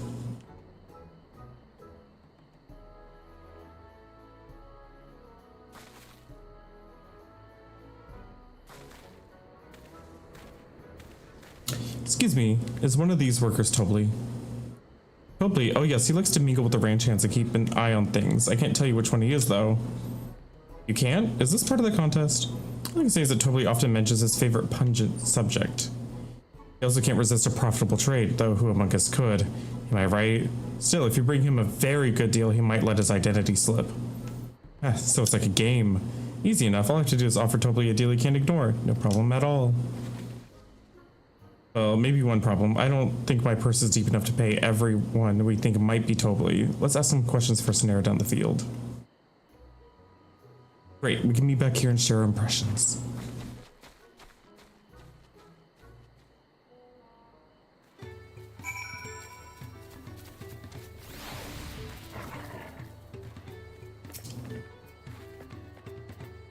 Obviously, I'm not Tobli. I mean, oops, I shouldn't have said that. You're meant to find out who Tobli is, or if an elector is even in the village at all. Good luck.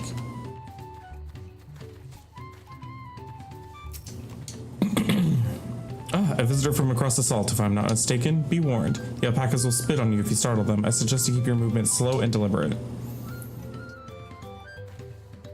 Will they actually, like... Oh. I was hoping they actually would, like, interact with you if you, like, ran in front of them. I think it might be Tobli. Well, maybe I am. All I will say is that in this village, none have reared more alpaca than I. Am I Tobli? Yes, that's me. Excellent work from the third promise in our entourage. Sharp instincts. Shall we commence the rite of succession then?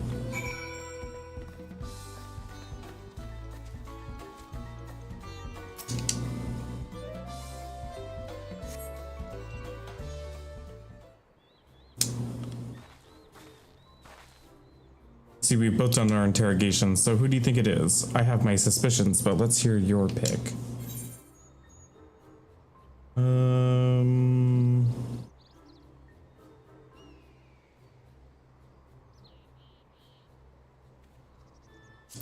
The diligent. I don't know. Oh, the worker is so intent on stable chores. I had my eye on that one too. Time to rip the mask off of our mystery ranch hand, so to speak.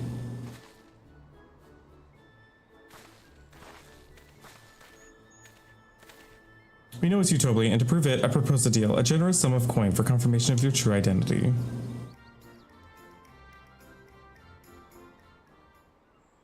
An offer I gladly accept. As you correctly guessed, I am indeed Tobli, head ledger of Wachungpelo, and the head rancher of the family ranch. I'm also one of Galul Jaja's chosen electors. Aha, and a place featured in the Tuliala saga, just as we thought. I was right to trust in your instincts. I'd wager this won't be the last time.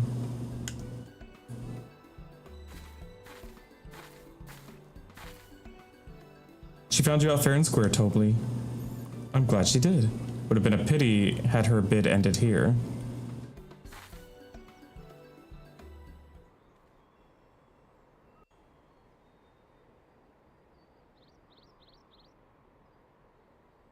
Deducing the Dunservant's elector was the first step of the feat. Too simple a task for this aspiring ruler, eh? Right. Not hard at all.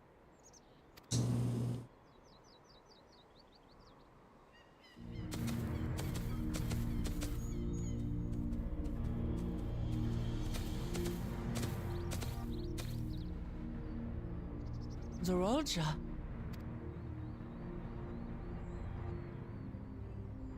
I am told the head ledger, Tobli, is to be found here. You have to guess which one of us is Tobli. That's part of the test.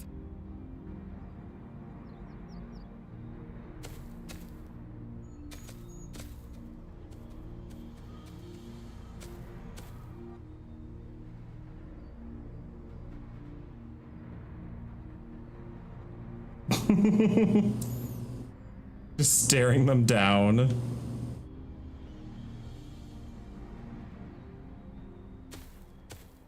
You're Tobli. Without even asking a single question. Very impressive indeed. With that amusing prologue out of the way, we can proceed to the actual challenge. Per the Dawn Servant's instructions, I was free to devise any manner of feat. I considered a number of possibilities in the 10th column. But I think I have a good one.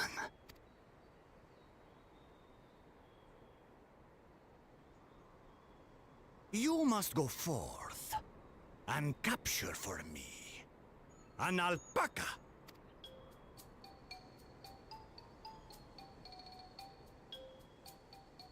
Okay. While I've not had the best experiences with alpacas, aren't they generally docile creatures? That doesn't sound like much of a challenge. Bring out the example!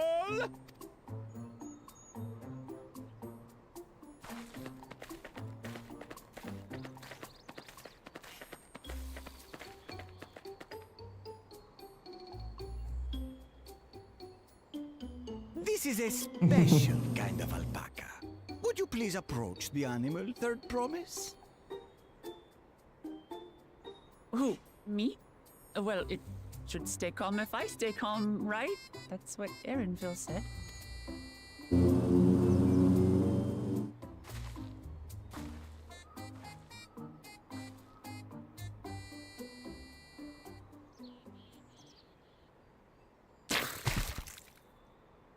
Ah! The little monster spat on me! Ah, oh, that stinks. I can't.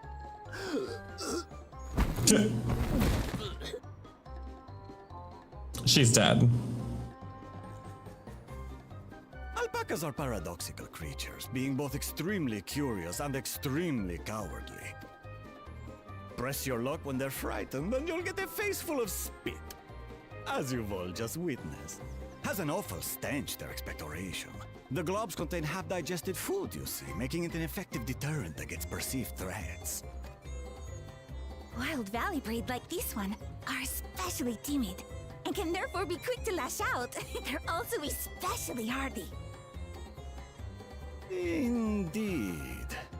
We take the rugged wild alpacas and breed them with our gentle domesticated stock. This produces the strong but beatable pack animals prized by our traveling merchants.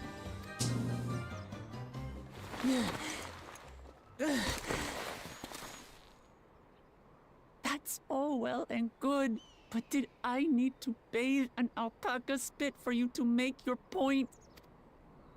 So, the task is to catch a wild alpaca. That is correct. But be warned that it is a feat easier said than done.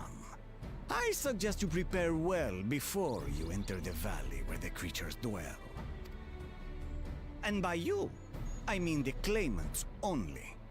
Allies are not permitted to assist with their catching. The alpacas will help me judge which of you is worthy of receiving a keystone. So I'm to chase down a fluffy, spitting demon, and that somehow proves I'm fit to rule? As I said, the Dawn Servant granted me the freedom to decide my challenge. And when you reach the end of the rite, I dare say you will understand why I chose what I chose.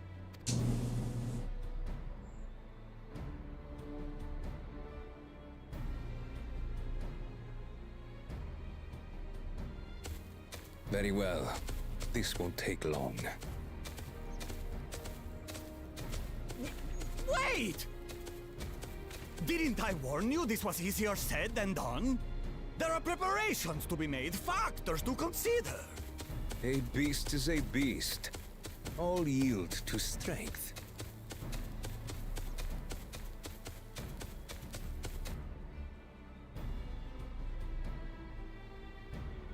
So far, this experience has done absolutely nothing to improve my opinion of alpacas.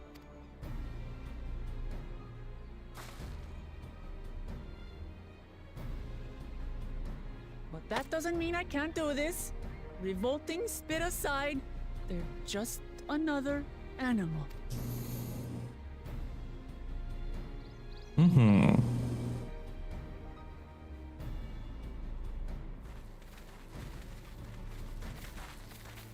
Are you all right, Orclamart?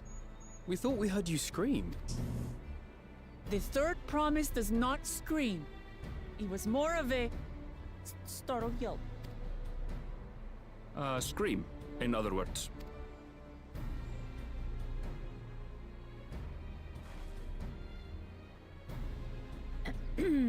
Did you find the Elector?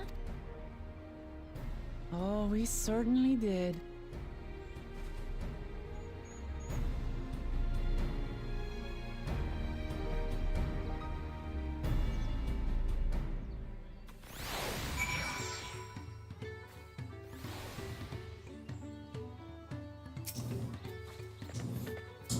I had to go and wash that nasty stuff off my face. I think I got all of it.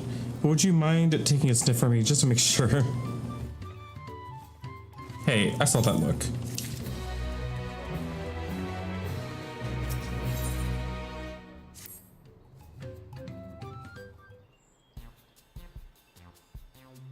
As Wuk-Lamat helped demonstrate, the Valley Alpaca are wary of people getting close enough to catch one will not be an easy task. You might have warned me about that earlier. I've had enough trouble with tame alpacas. How'd you expect me to wrangle a wild one? With the proper saddle, we infuse the leather with a relaxing scent that soothes the spinning beast. Wonderful, give me one of those then. Have you perhaps forgotten that we are a clan of merchants? If you want a taming saddle, you have to find a saddler and make them an offer. They don't come cheap, of course. Crafting a saddle will cost you the equivalent of 10 pel in the thousands column. I mean 10,000 pel? I don't have that kind of coin. Converting to guild, that comes to about 1 million or so. Mayhap if we all pitched in. No, this is my feat to accomplish. I wouldn't feel right about having others pay the cost. I'll find the money, somehow.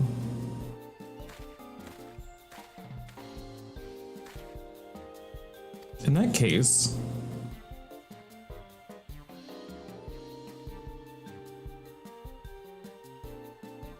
that basket of wool is worth the sum that you paid me earlier, 1 pel, in the hundreds column. Beginning with the wool, you can trade for ever more valuable goods until you have something suitable to bargain with for the saddle. It's a nice gesture, but you think you can turn 100 pel into 1 million? That's 10,000 times more. You need 10,000 pel, not 1 million. We're looking at 100 times more. Oh, right, I panicked. Got it confused with Alpha Note's million gil.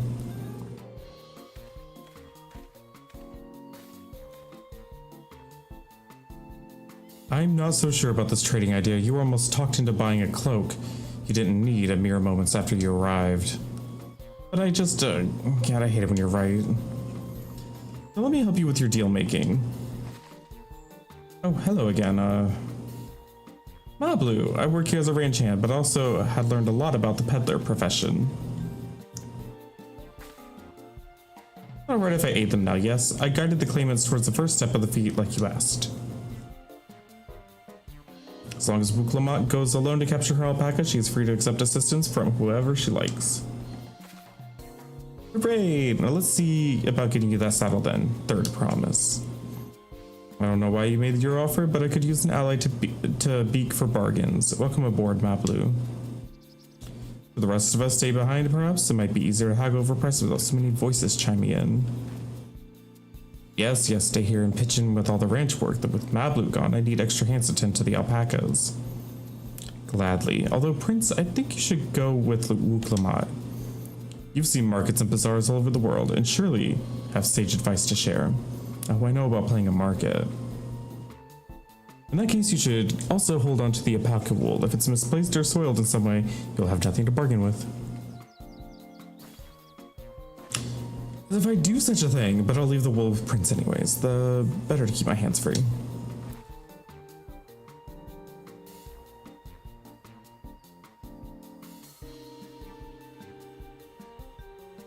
To begin, I suggest we try trading the wool to Havli, the saddler. He won't agree to this deal, of course, but it'll give us an idea of how much he'll accept for his wares.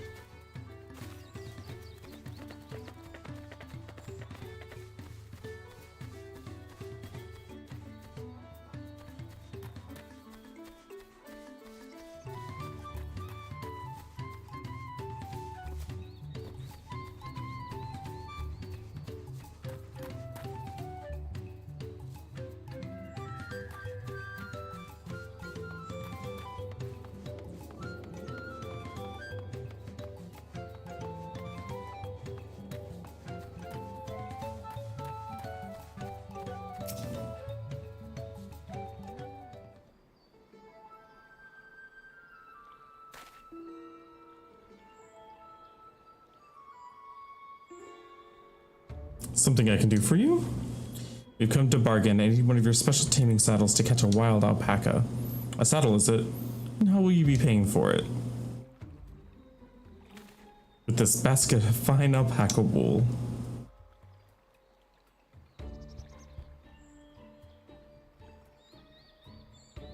What use does the saddle maker have for wool? Besides, this would barely cover the cost of a single strap buckle.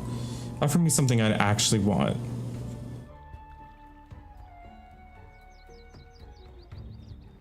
What might that be?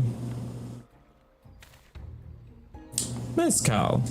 I like to nurse a cup at day's end when I inspect my finished work. Bring me a jug of quality stuff and you have yourself a deal.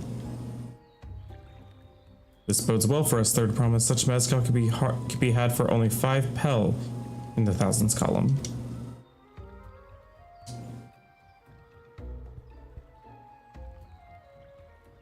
Hold on. Did you say third promise? Then my offer has changed. The saddle is going to cost you a jug of premium mezcal, aged 3 years at least. 3 years? That stuff is valued at 10,000 pel or more. Why have you doubled the price? Because I support the man of ambition who will see my business prosper. The Raja will go to war, and his cavalry will need saddles. Lots of saddles. It's nothing personal, third promise, but I won't sell you my craft for anything less than my asking price.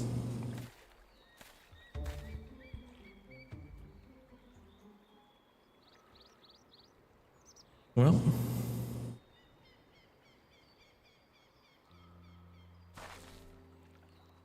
can't say I blame him. I'm known for championing peace, and peace is unlikely to bring him more customers. Those of our grandparents' generation remember the dark days when the clans were at war. Many of these Pelu pray for your victory, Wuk-Lamat.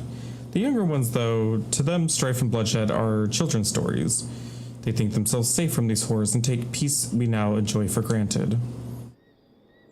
Still, others are unsatisfied with this quiet prosperity and crave the future of the second promise and visions. They become obsessed with innovations like the dirigibles that have made trade swift and easy. Then you have those like Havli, convinced that the first promise's plans for conquest will afford them opportunities for great profit. What about you, Mablu? Aren't you the younger generation? At least a year or two younger than me, I'd say. Oh, I was raised on the old tales. I've memorized the accounts of what it was like when the Yakoi ruled our village. So I offered to help. I want you to become Dawn's servant, to keep our nation from going back to the way it was. Well then, guess I'd better make sure I win that contest. But the type of mezcal the saddle maker wants is very expensive. Are we expecting to need 10,000 pel from the outset? Nothing's changed, we just need to get on with it. I may not have the head for trade or the stomach for alpacas, but I won't give up with the piece of Tuliyollal on the line. And neither will I. We will make you Dawn servant. Aiming for that 10,000 pel jug right away will only bring us failure and frustration, so let's try exchanging the wool for anything even a touch more valuable. The trick is to find somebody who needs alpaca wool and is willing to trade at a loss to acquire it. Someone who supports your bid for the throne, for instance.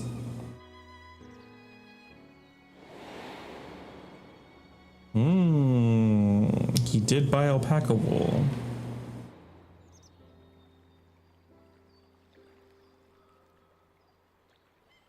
Of course, the Weaver. Bolnak was the name, I believe. He went out of his way to say he agreed with my vision, and he was here to buy wool.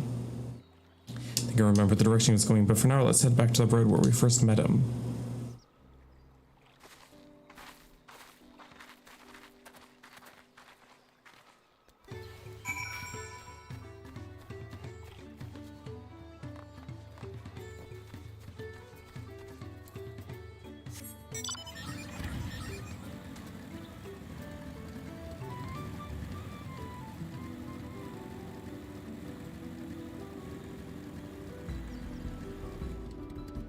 This music track is slaps. So good. This is the spot. After Bolnak talked to us, he walked off to the south. He was probably going to Ikulvo's Inn. Most visitors to Huachinpelo end up staying there. Let's go and find him. Work. Let's go.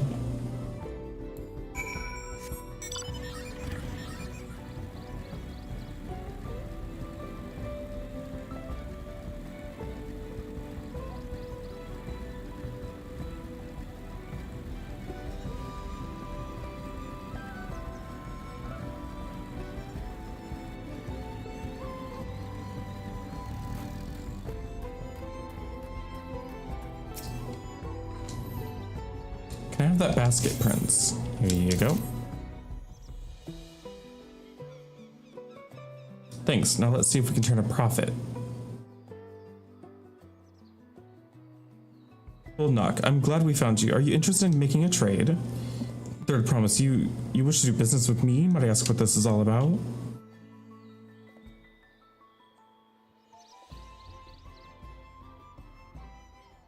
You can fly. Did you unlock flying in a zone already? I see. So the goal is to turn that basket of wool into a jug of 3-year-old premium mezcal.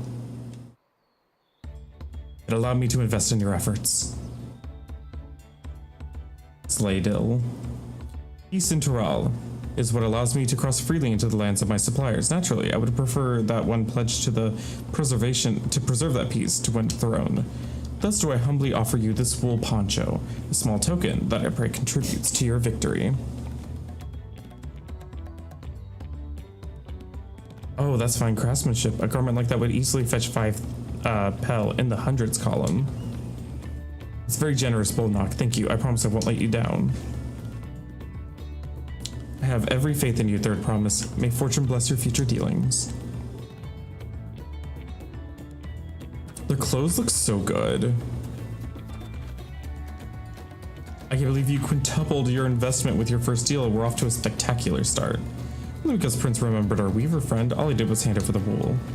That's not true. The connections you build with people are vital. This is one of the most fundamental precepts of trading, one which you've instinctively mastered. You think so? I know so. Now let's take our 500 pel poncho and trade it for something even more valuable. Here, Prince, you take the poncho. If I lost it somehow, Ironville will never let me hear the end of it.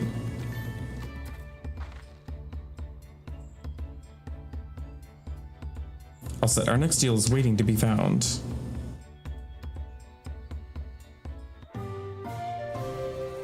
Alpaca wool to wool. That was fun. I need to look up something really quick.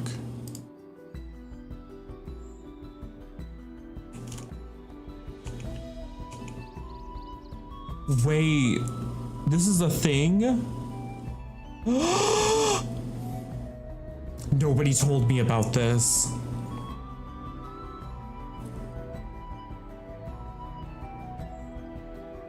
They did a Beyond Good and Evil remaster.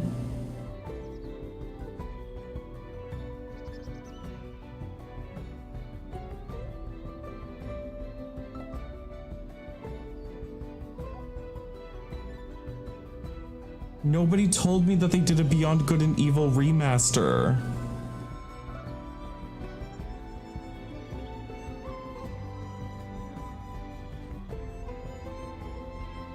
Is it good?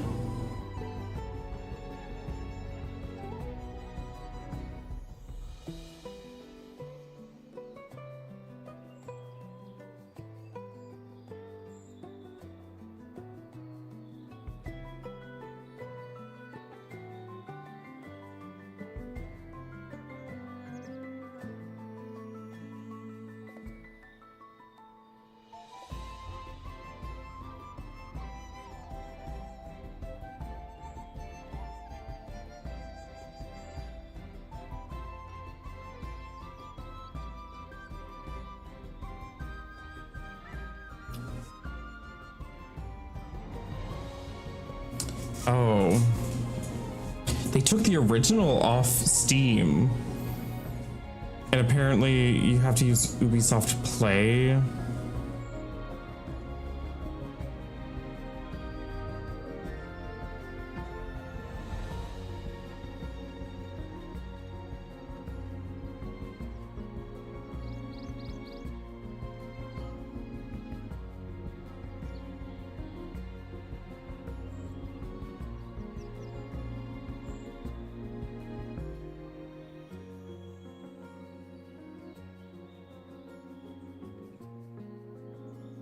I'll look into it. I want to see if it's good.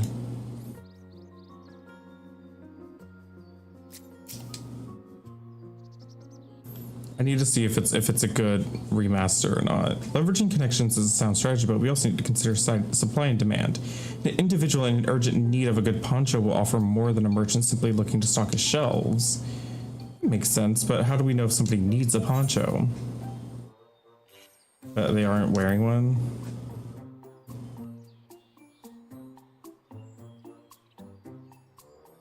Well, that's an obvious answer, isn't it? We look for a person without a poncho and hope they're eager to buy ours. There you go. We find the demand for our supply. So where should we begin our search for prospective buyers?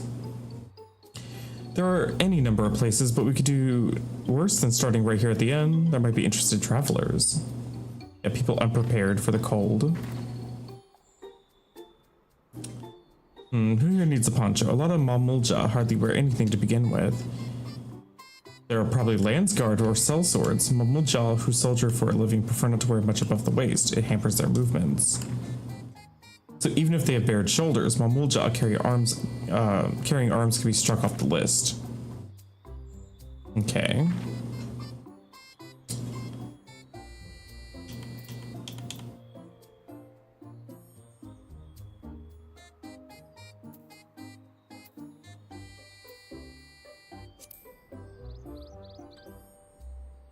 See, no coat or cloak, but also no weapons. We might have a winner.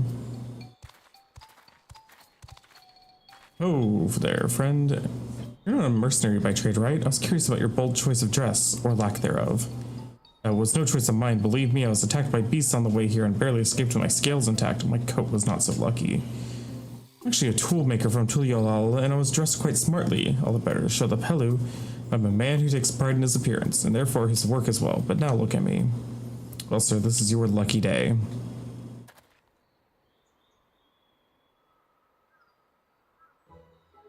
What a splendid poncho. This would be a perfect replacement for the coat I lost. We'd be willing to part with it if you'd like to make a trade for one of your fine tools, perhaps. What about this hatchet? I crafted it myself and will vouch for its quality. Blade looks sharp. The haft well made. I'll value at 1 pel in the thousands column. From 500 to 1,000, we have a deal. Wonderful. A fine garment like this should put me on even footing with any Pelu merchant. Like the eponymous owner of Miplu's mate garden, for one. Her field hands use hatchets to harvest the mate, or mate. I thought to impress her with the tool I sold you. No matter. I have other wares to sell. Glad I have met you. Did you hear that? We've already found our next buyer. To Miplu's mate garden we go. Yes, but there's a fair distance afoot. We should take alpacas. Come on, get on the alpaca. This will be the calm type, right? Wool poncho, fine hatchet.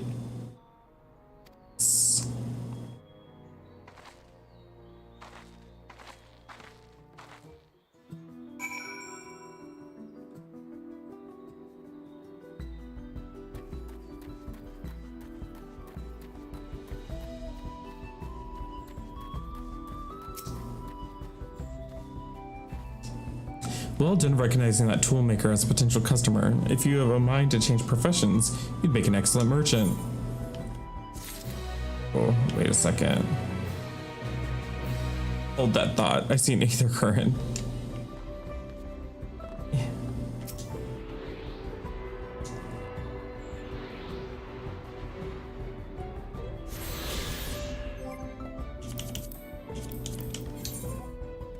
It does open. Oh my god, this menu opens so much faster. Oh, that's fantastic. I just remembered that they said that the shared fates window opens. It does open much faster. When we get moving, you should be the one to hold this. With that, I suppose we should hop on the alpacas. Mablu has so kindly provided. Ready to go? Let's mount up. Somebody's picking up my order.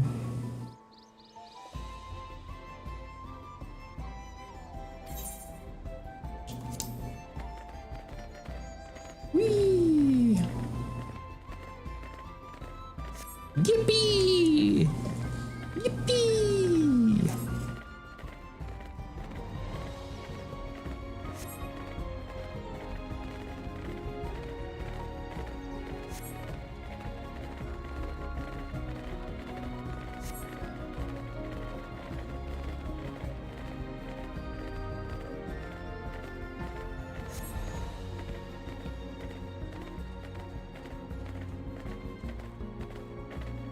Oh.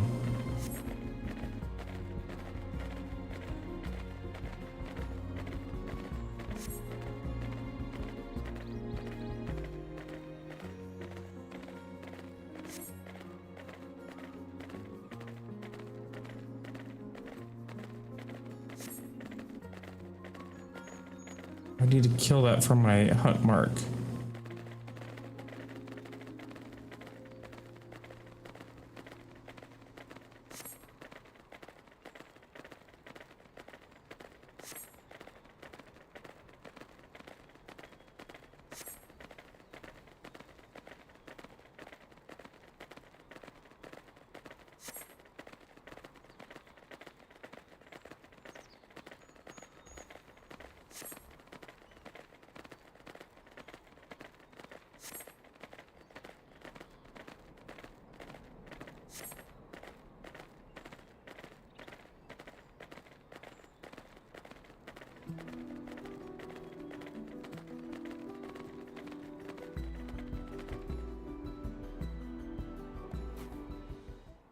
I'm gonna have to take a break to eat when my food gets here. I might just have to call it for the night. We made it without a single smelly incident. I sent the alpaca back to Ikuvlo's Inn, so we'll walk along the main road when we return to the village. Speaking of the roads to travel, you were adopted by the Dawn Servant, weren't you, Third Promise? That I was. Then perhaps you'd understand I was an orphan too, you see. Tobly took me in. You took in all the ranch hands, actually. All of them? Yes, and everyone works hard at their chores, grateful for the opportunity to repay the head ledger's generosity. And here I am, the only one wanting to go off and be a merchant.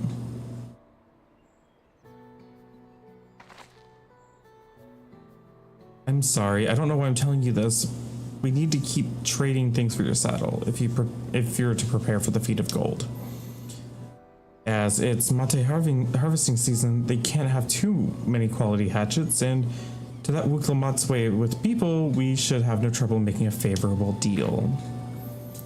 That's Meeplu, herself over there. Pass the hatchet to the Third Promise and let's get bargaining.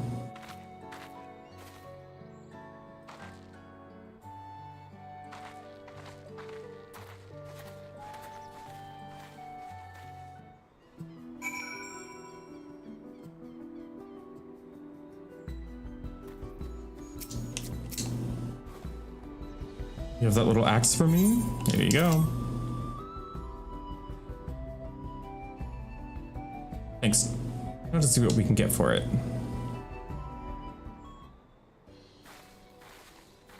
Now here's the question. Do I keep playing offline? You're Meeplu, the owner of these fields. I have mine to trade if you're interested. Well, well, the Third Promise. I might be convinced to entertain a proposal. What do you have on offer? This hatchet, forged by a seasoned artisan, the razor edge of its exceptional tool, will make light work of your crops. The quality is acceptable, I suppose. I offer you a large sack of mate leaves in exchange. A sack of mate leaves is valued at 1 pel in the 1,000 column, the same price as the hatchet. This deal would bring us no closer to the mezcal. If I may, Mistress Meeplu, it's harvesting season, isn't it not? Does someone demand the hatchets afford them a higher value? It is indeed the season, which is why I procured an ample batch of tools well in advance. We've missed the window for demand. In that case, we'll have to fall back on connections. Think of it this way. A generous deal here will put you in the Third Promise's good graces. Surely that's worthy of consideration. do not wish to give offense, but I must tell you that I stand with the second promise. His innovations will improve every aspect of our lives, I believe, including farming, and I will no longer have need of hatchets. I assure you that I have nothing but respect for Wuk-Lamat. That is why I'm prepared to purchase a spare hatchet at a fair price. I suppose it is fair given your reasons, but we ourselves would be no better off for the transaction. What about this then? If we were to help bring you your harvest, would you give us a better deal? As a matter of fact, I would. Until Kona's reforms come about, I can always use more hands in the field. And you can go ahead and add labor to our bargain.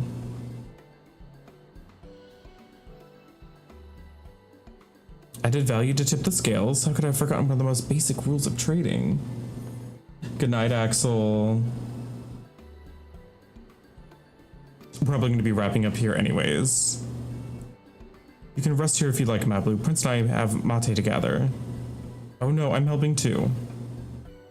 Off to the field's end. There we go. Timu, wow. Bestie, this game has budget. What are you talking about?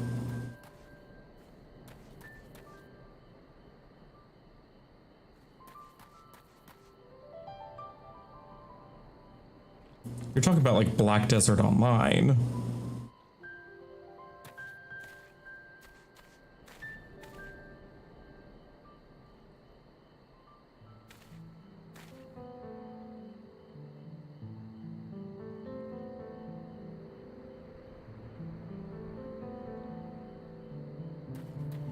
All right, my food's on the way.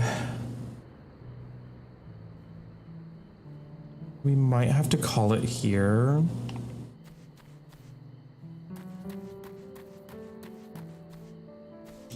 Because I'm starving and I want to get my makeup off.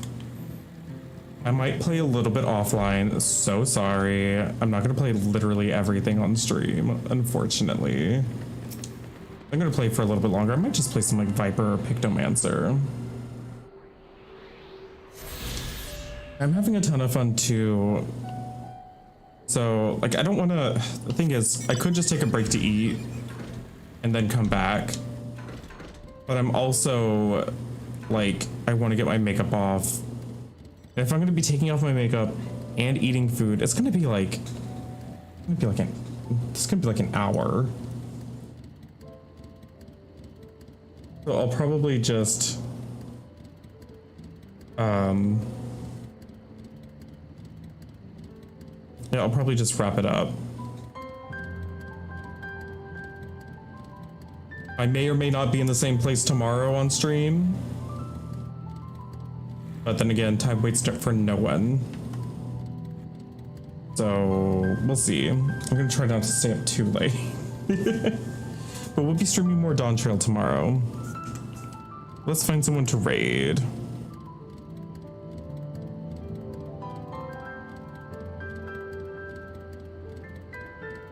Oh, we could go raid Doll Thighs.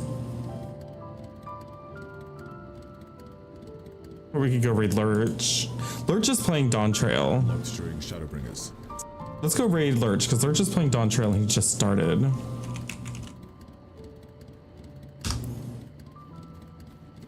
Okay, my food's on the way. I have to raid and then I have to go get my food, so I need to do this kind of quickly. Goodbye, everybody. Thanks for hanging out. I had a great time today. Thank you for all the biddies. I appreciate them. Thank you for all the follows. I'll be back tomorrow with more Dawntrail. Just you wait. Goodbye, everybody. Goodbye. Bye-bye. Bye-bye. Bye-bye. Goodbye.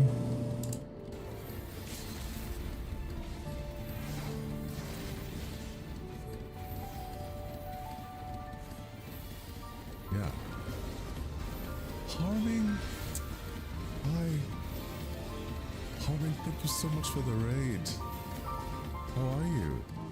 Let me give you a shout out in a second, I pinky promise. Are you absolutely loving this incredible expansion?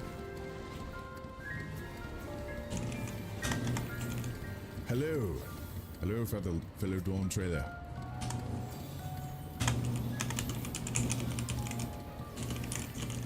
You're not this far? Oh, it's okay. It's like, it's the first dungeon. You haven't missed anything. I'm just farming it for the set because it suits my aesthetic. Because aesthetic. Having the boss is so good. How pretty is everything? Like everything. It's harming. I kind of want to. I know you just finished streaming. I kind of want to get you on voice call just to hear you gush about how nice the game looks now. If you'd be down, I'd be glad to hear your beautiful voice.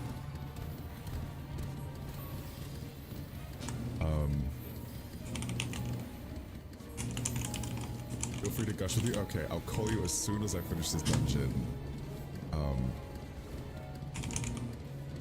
What'd you order? Tell me all about it. Sorry, I'm a bit emotional. She's holding off a cry for the last several hours now.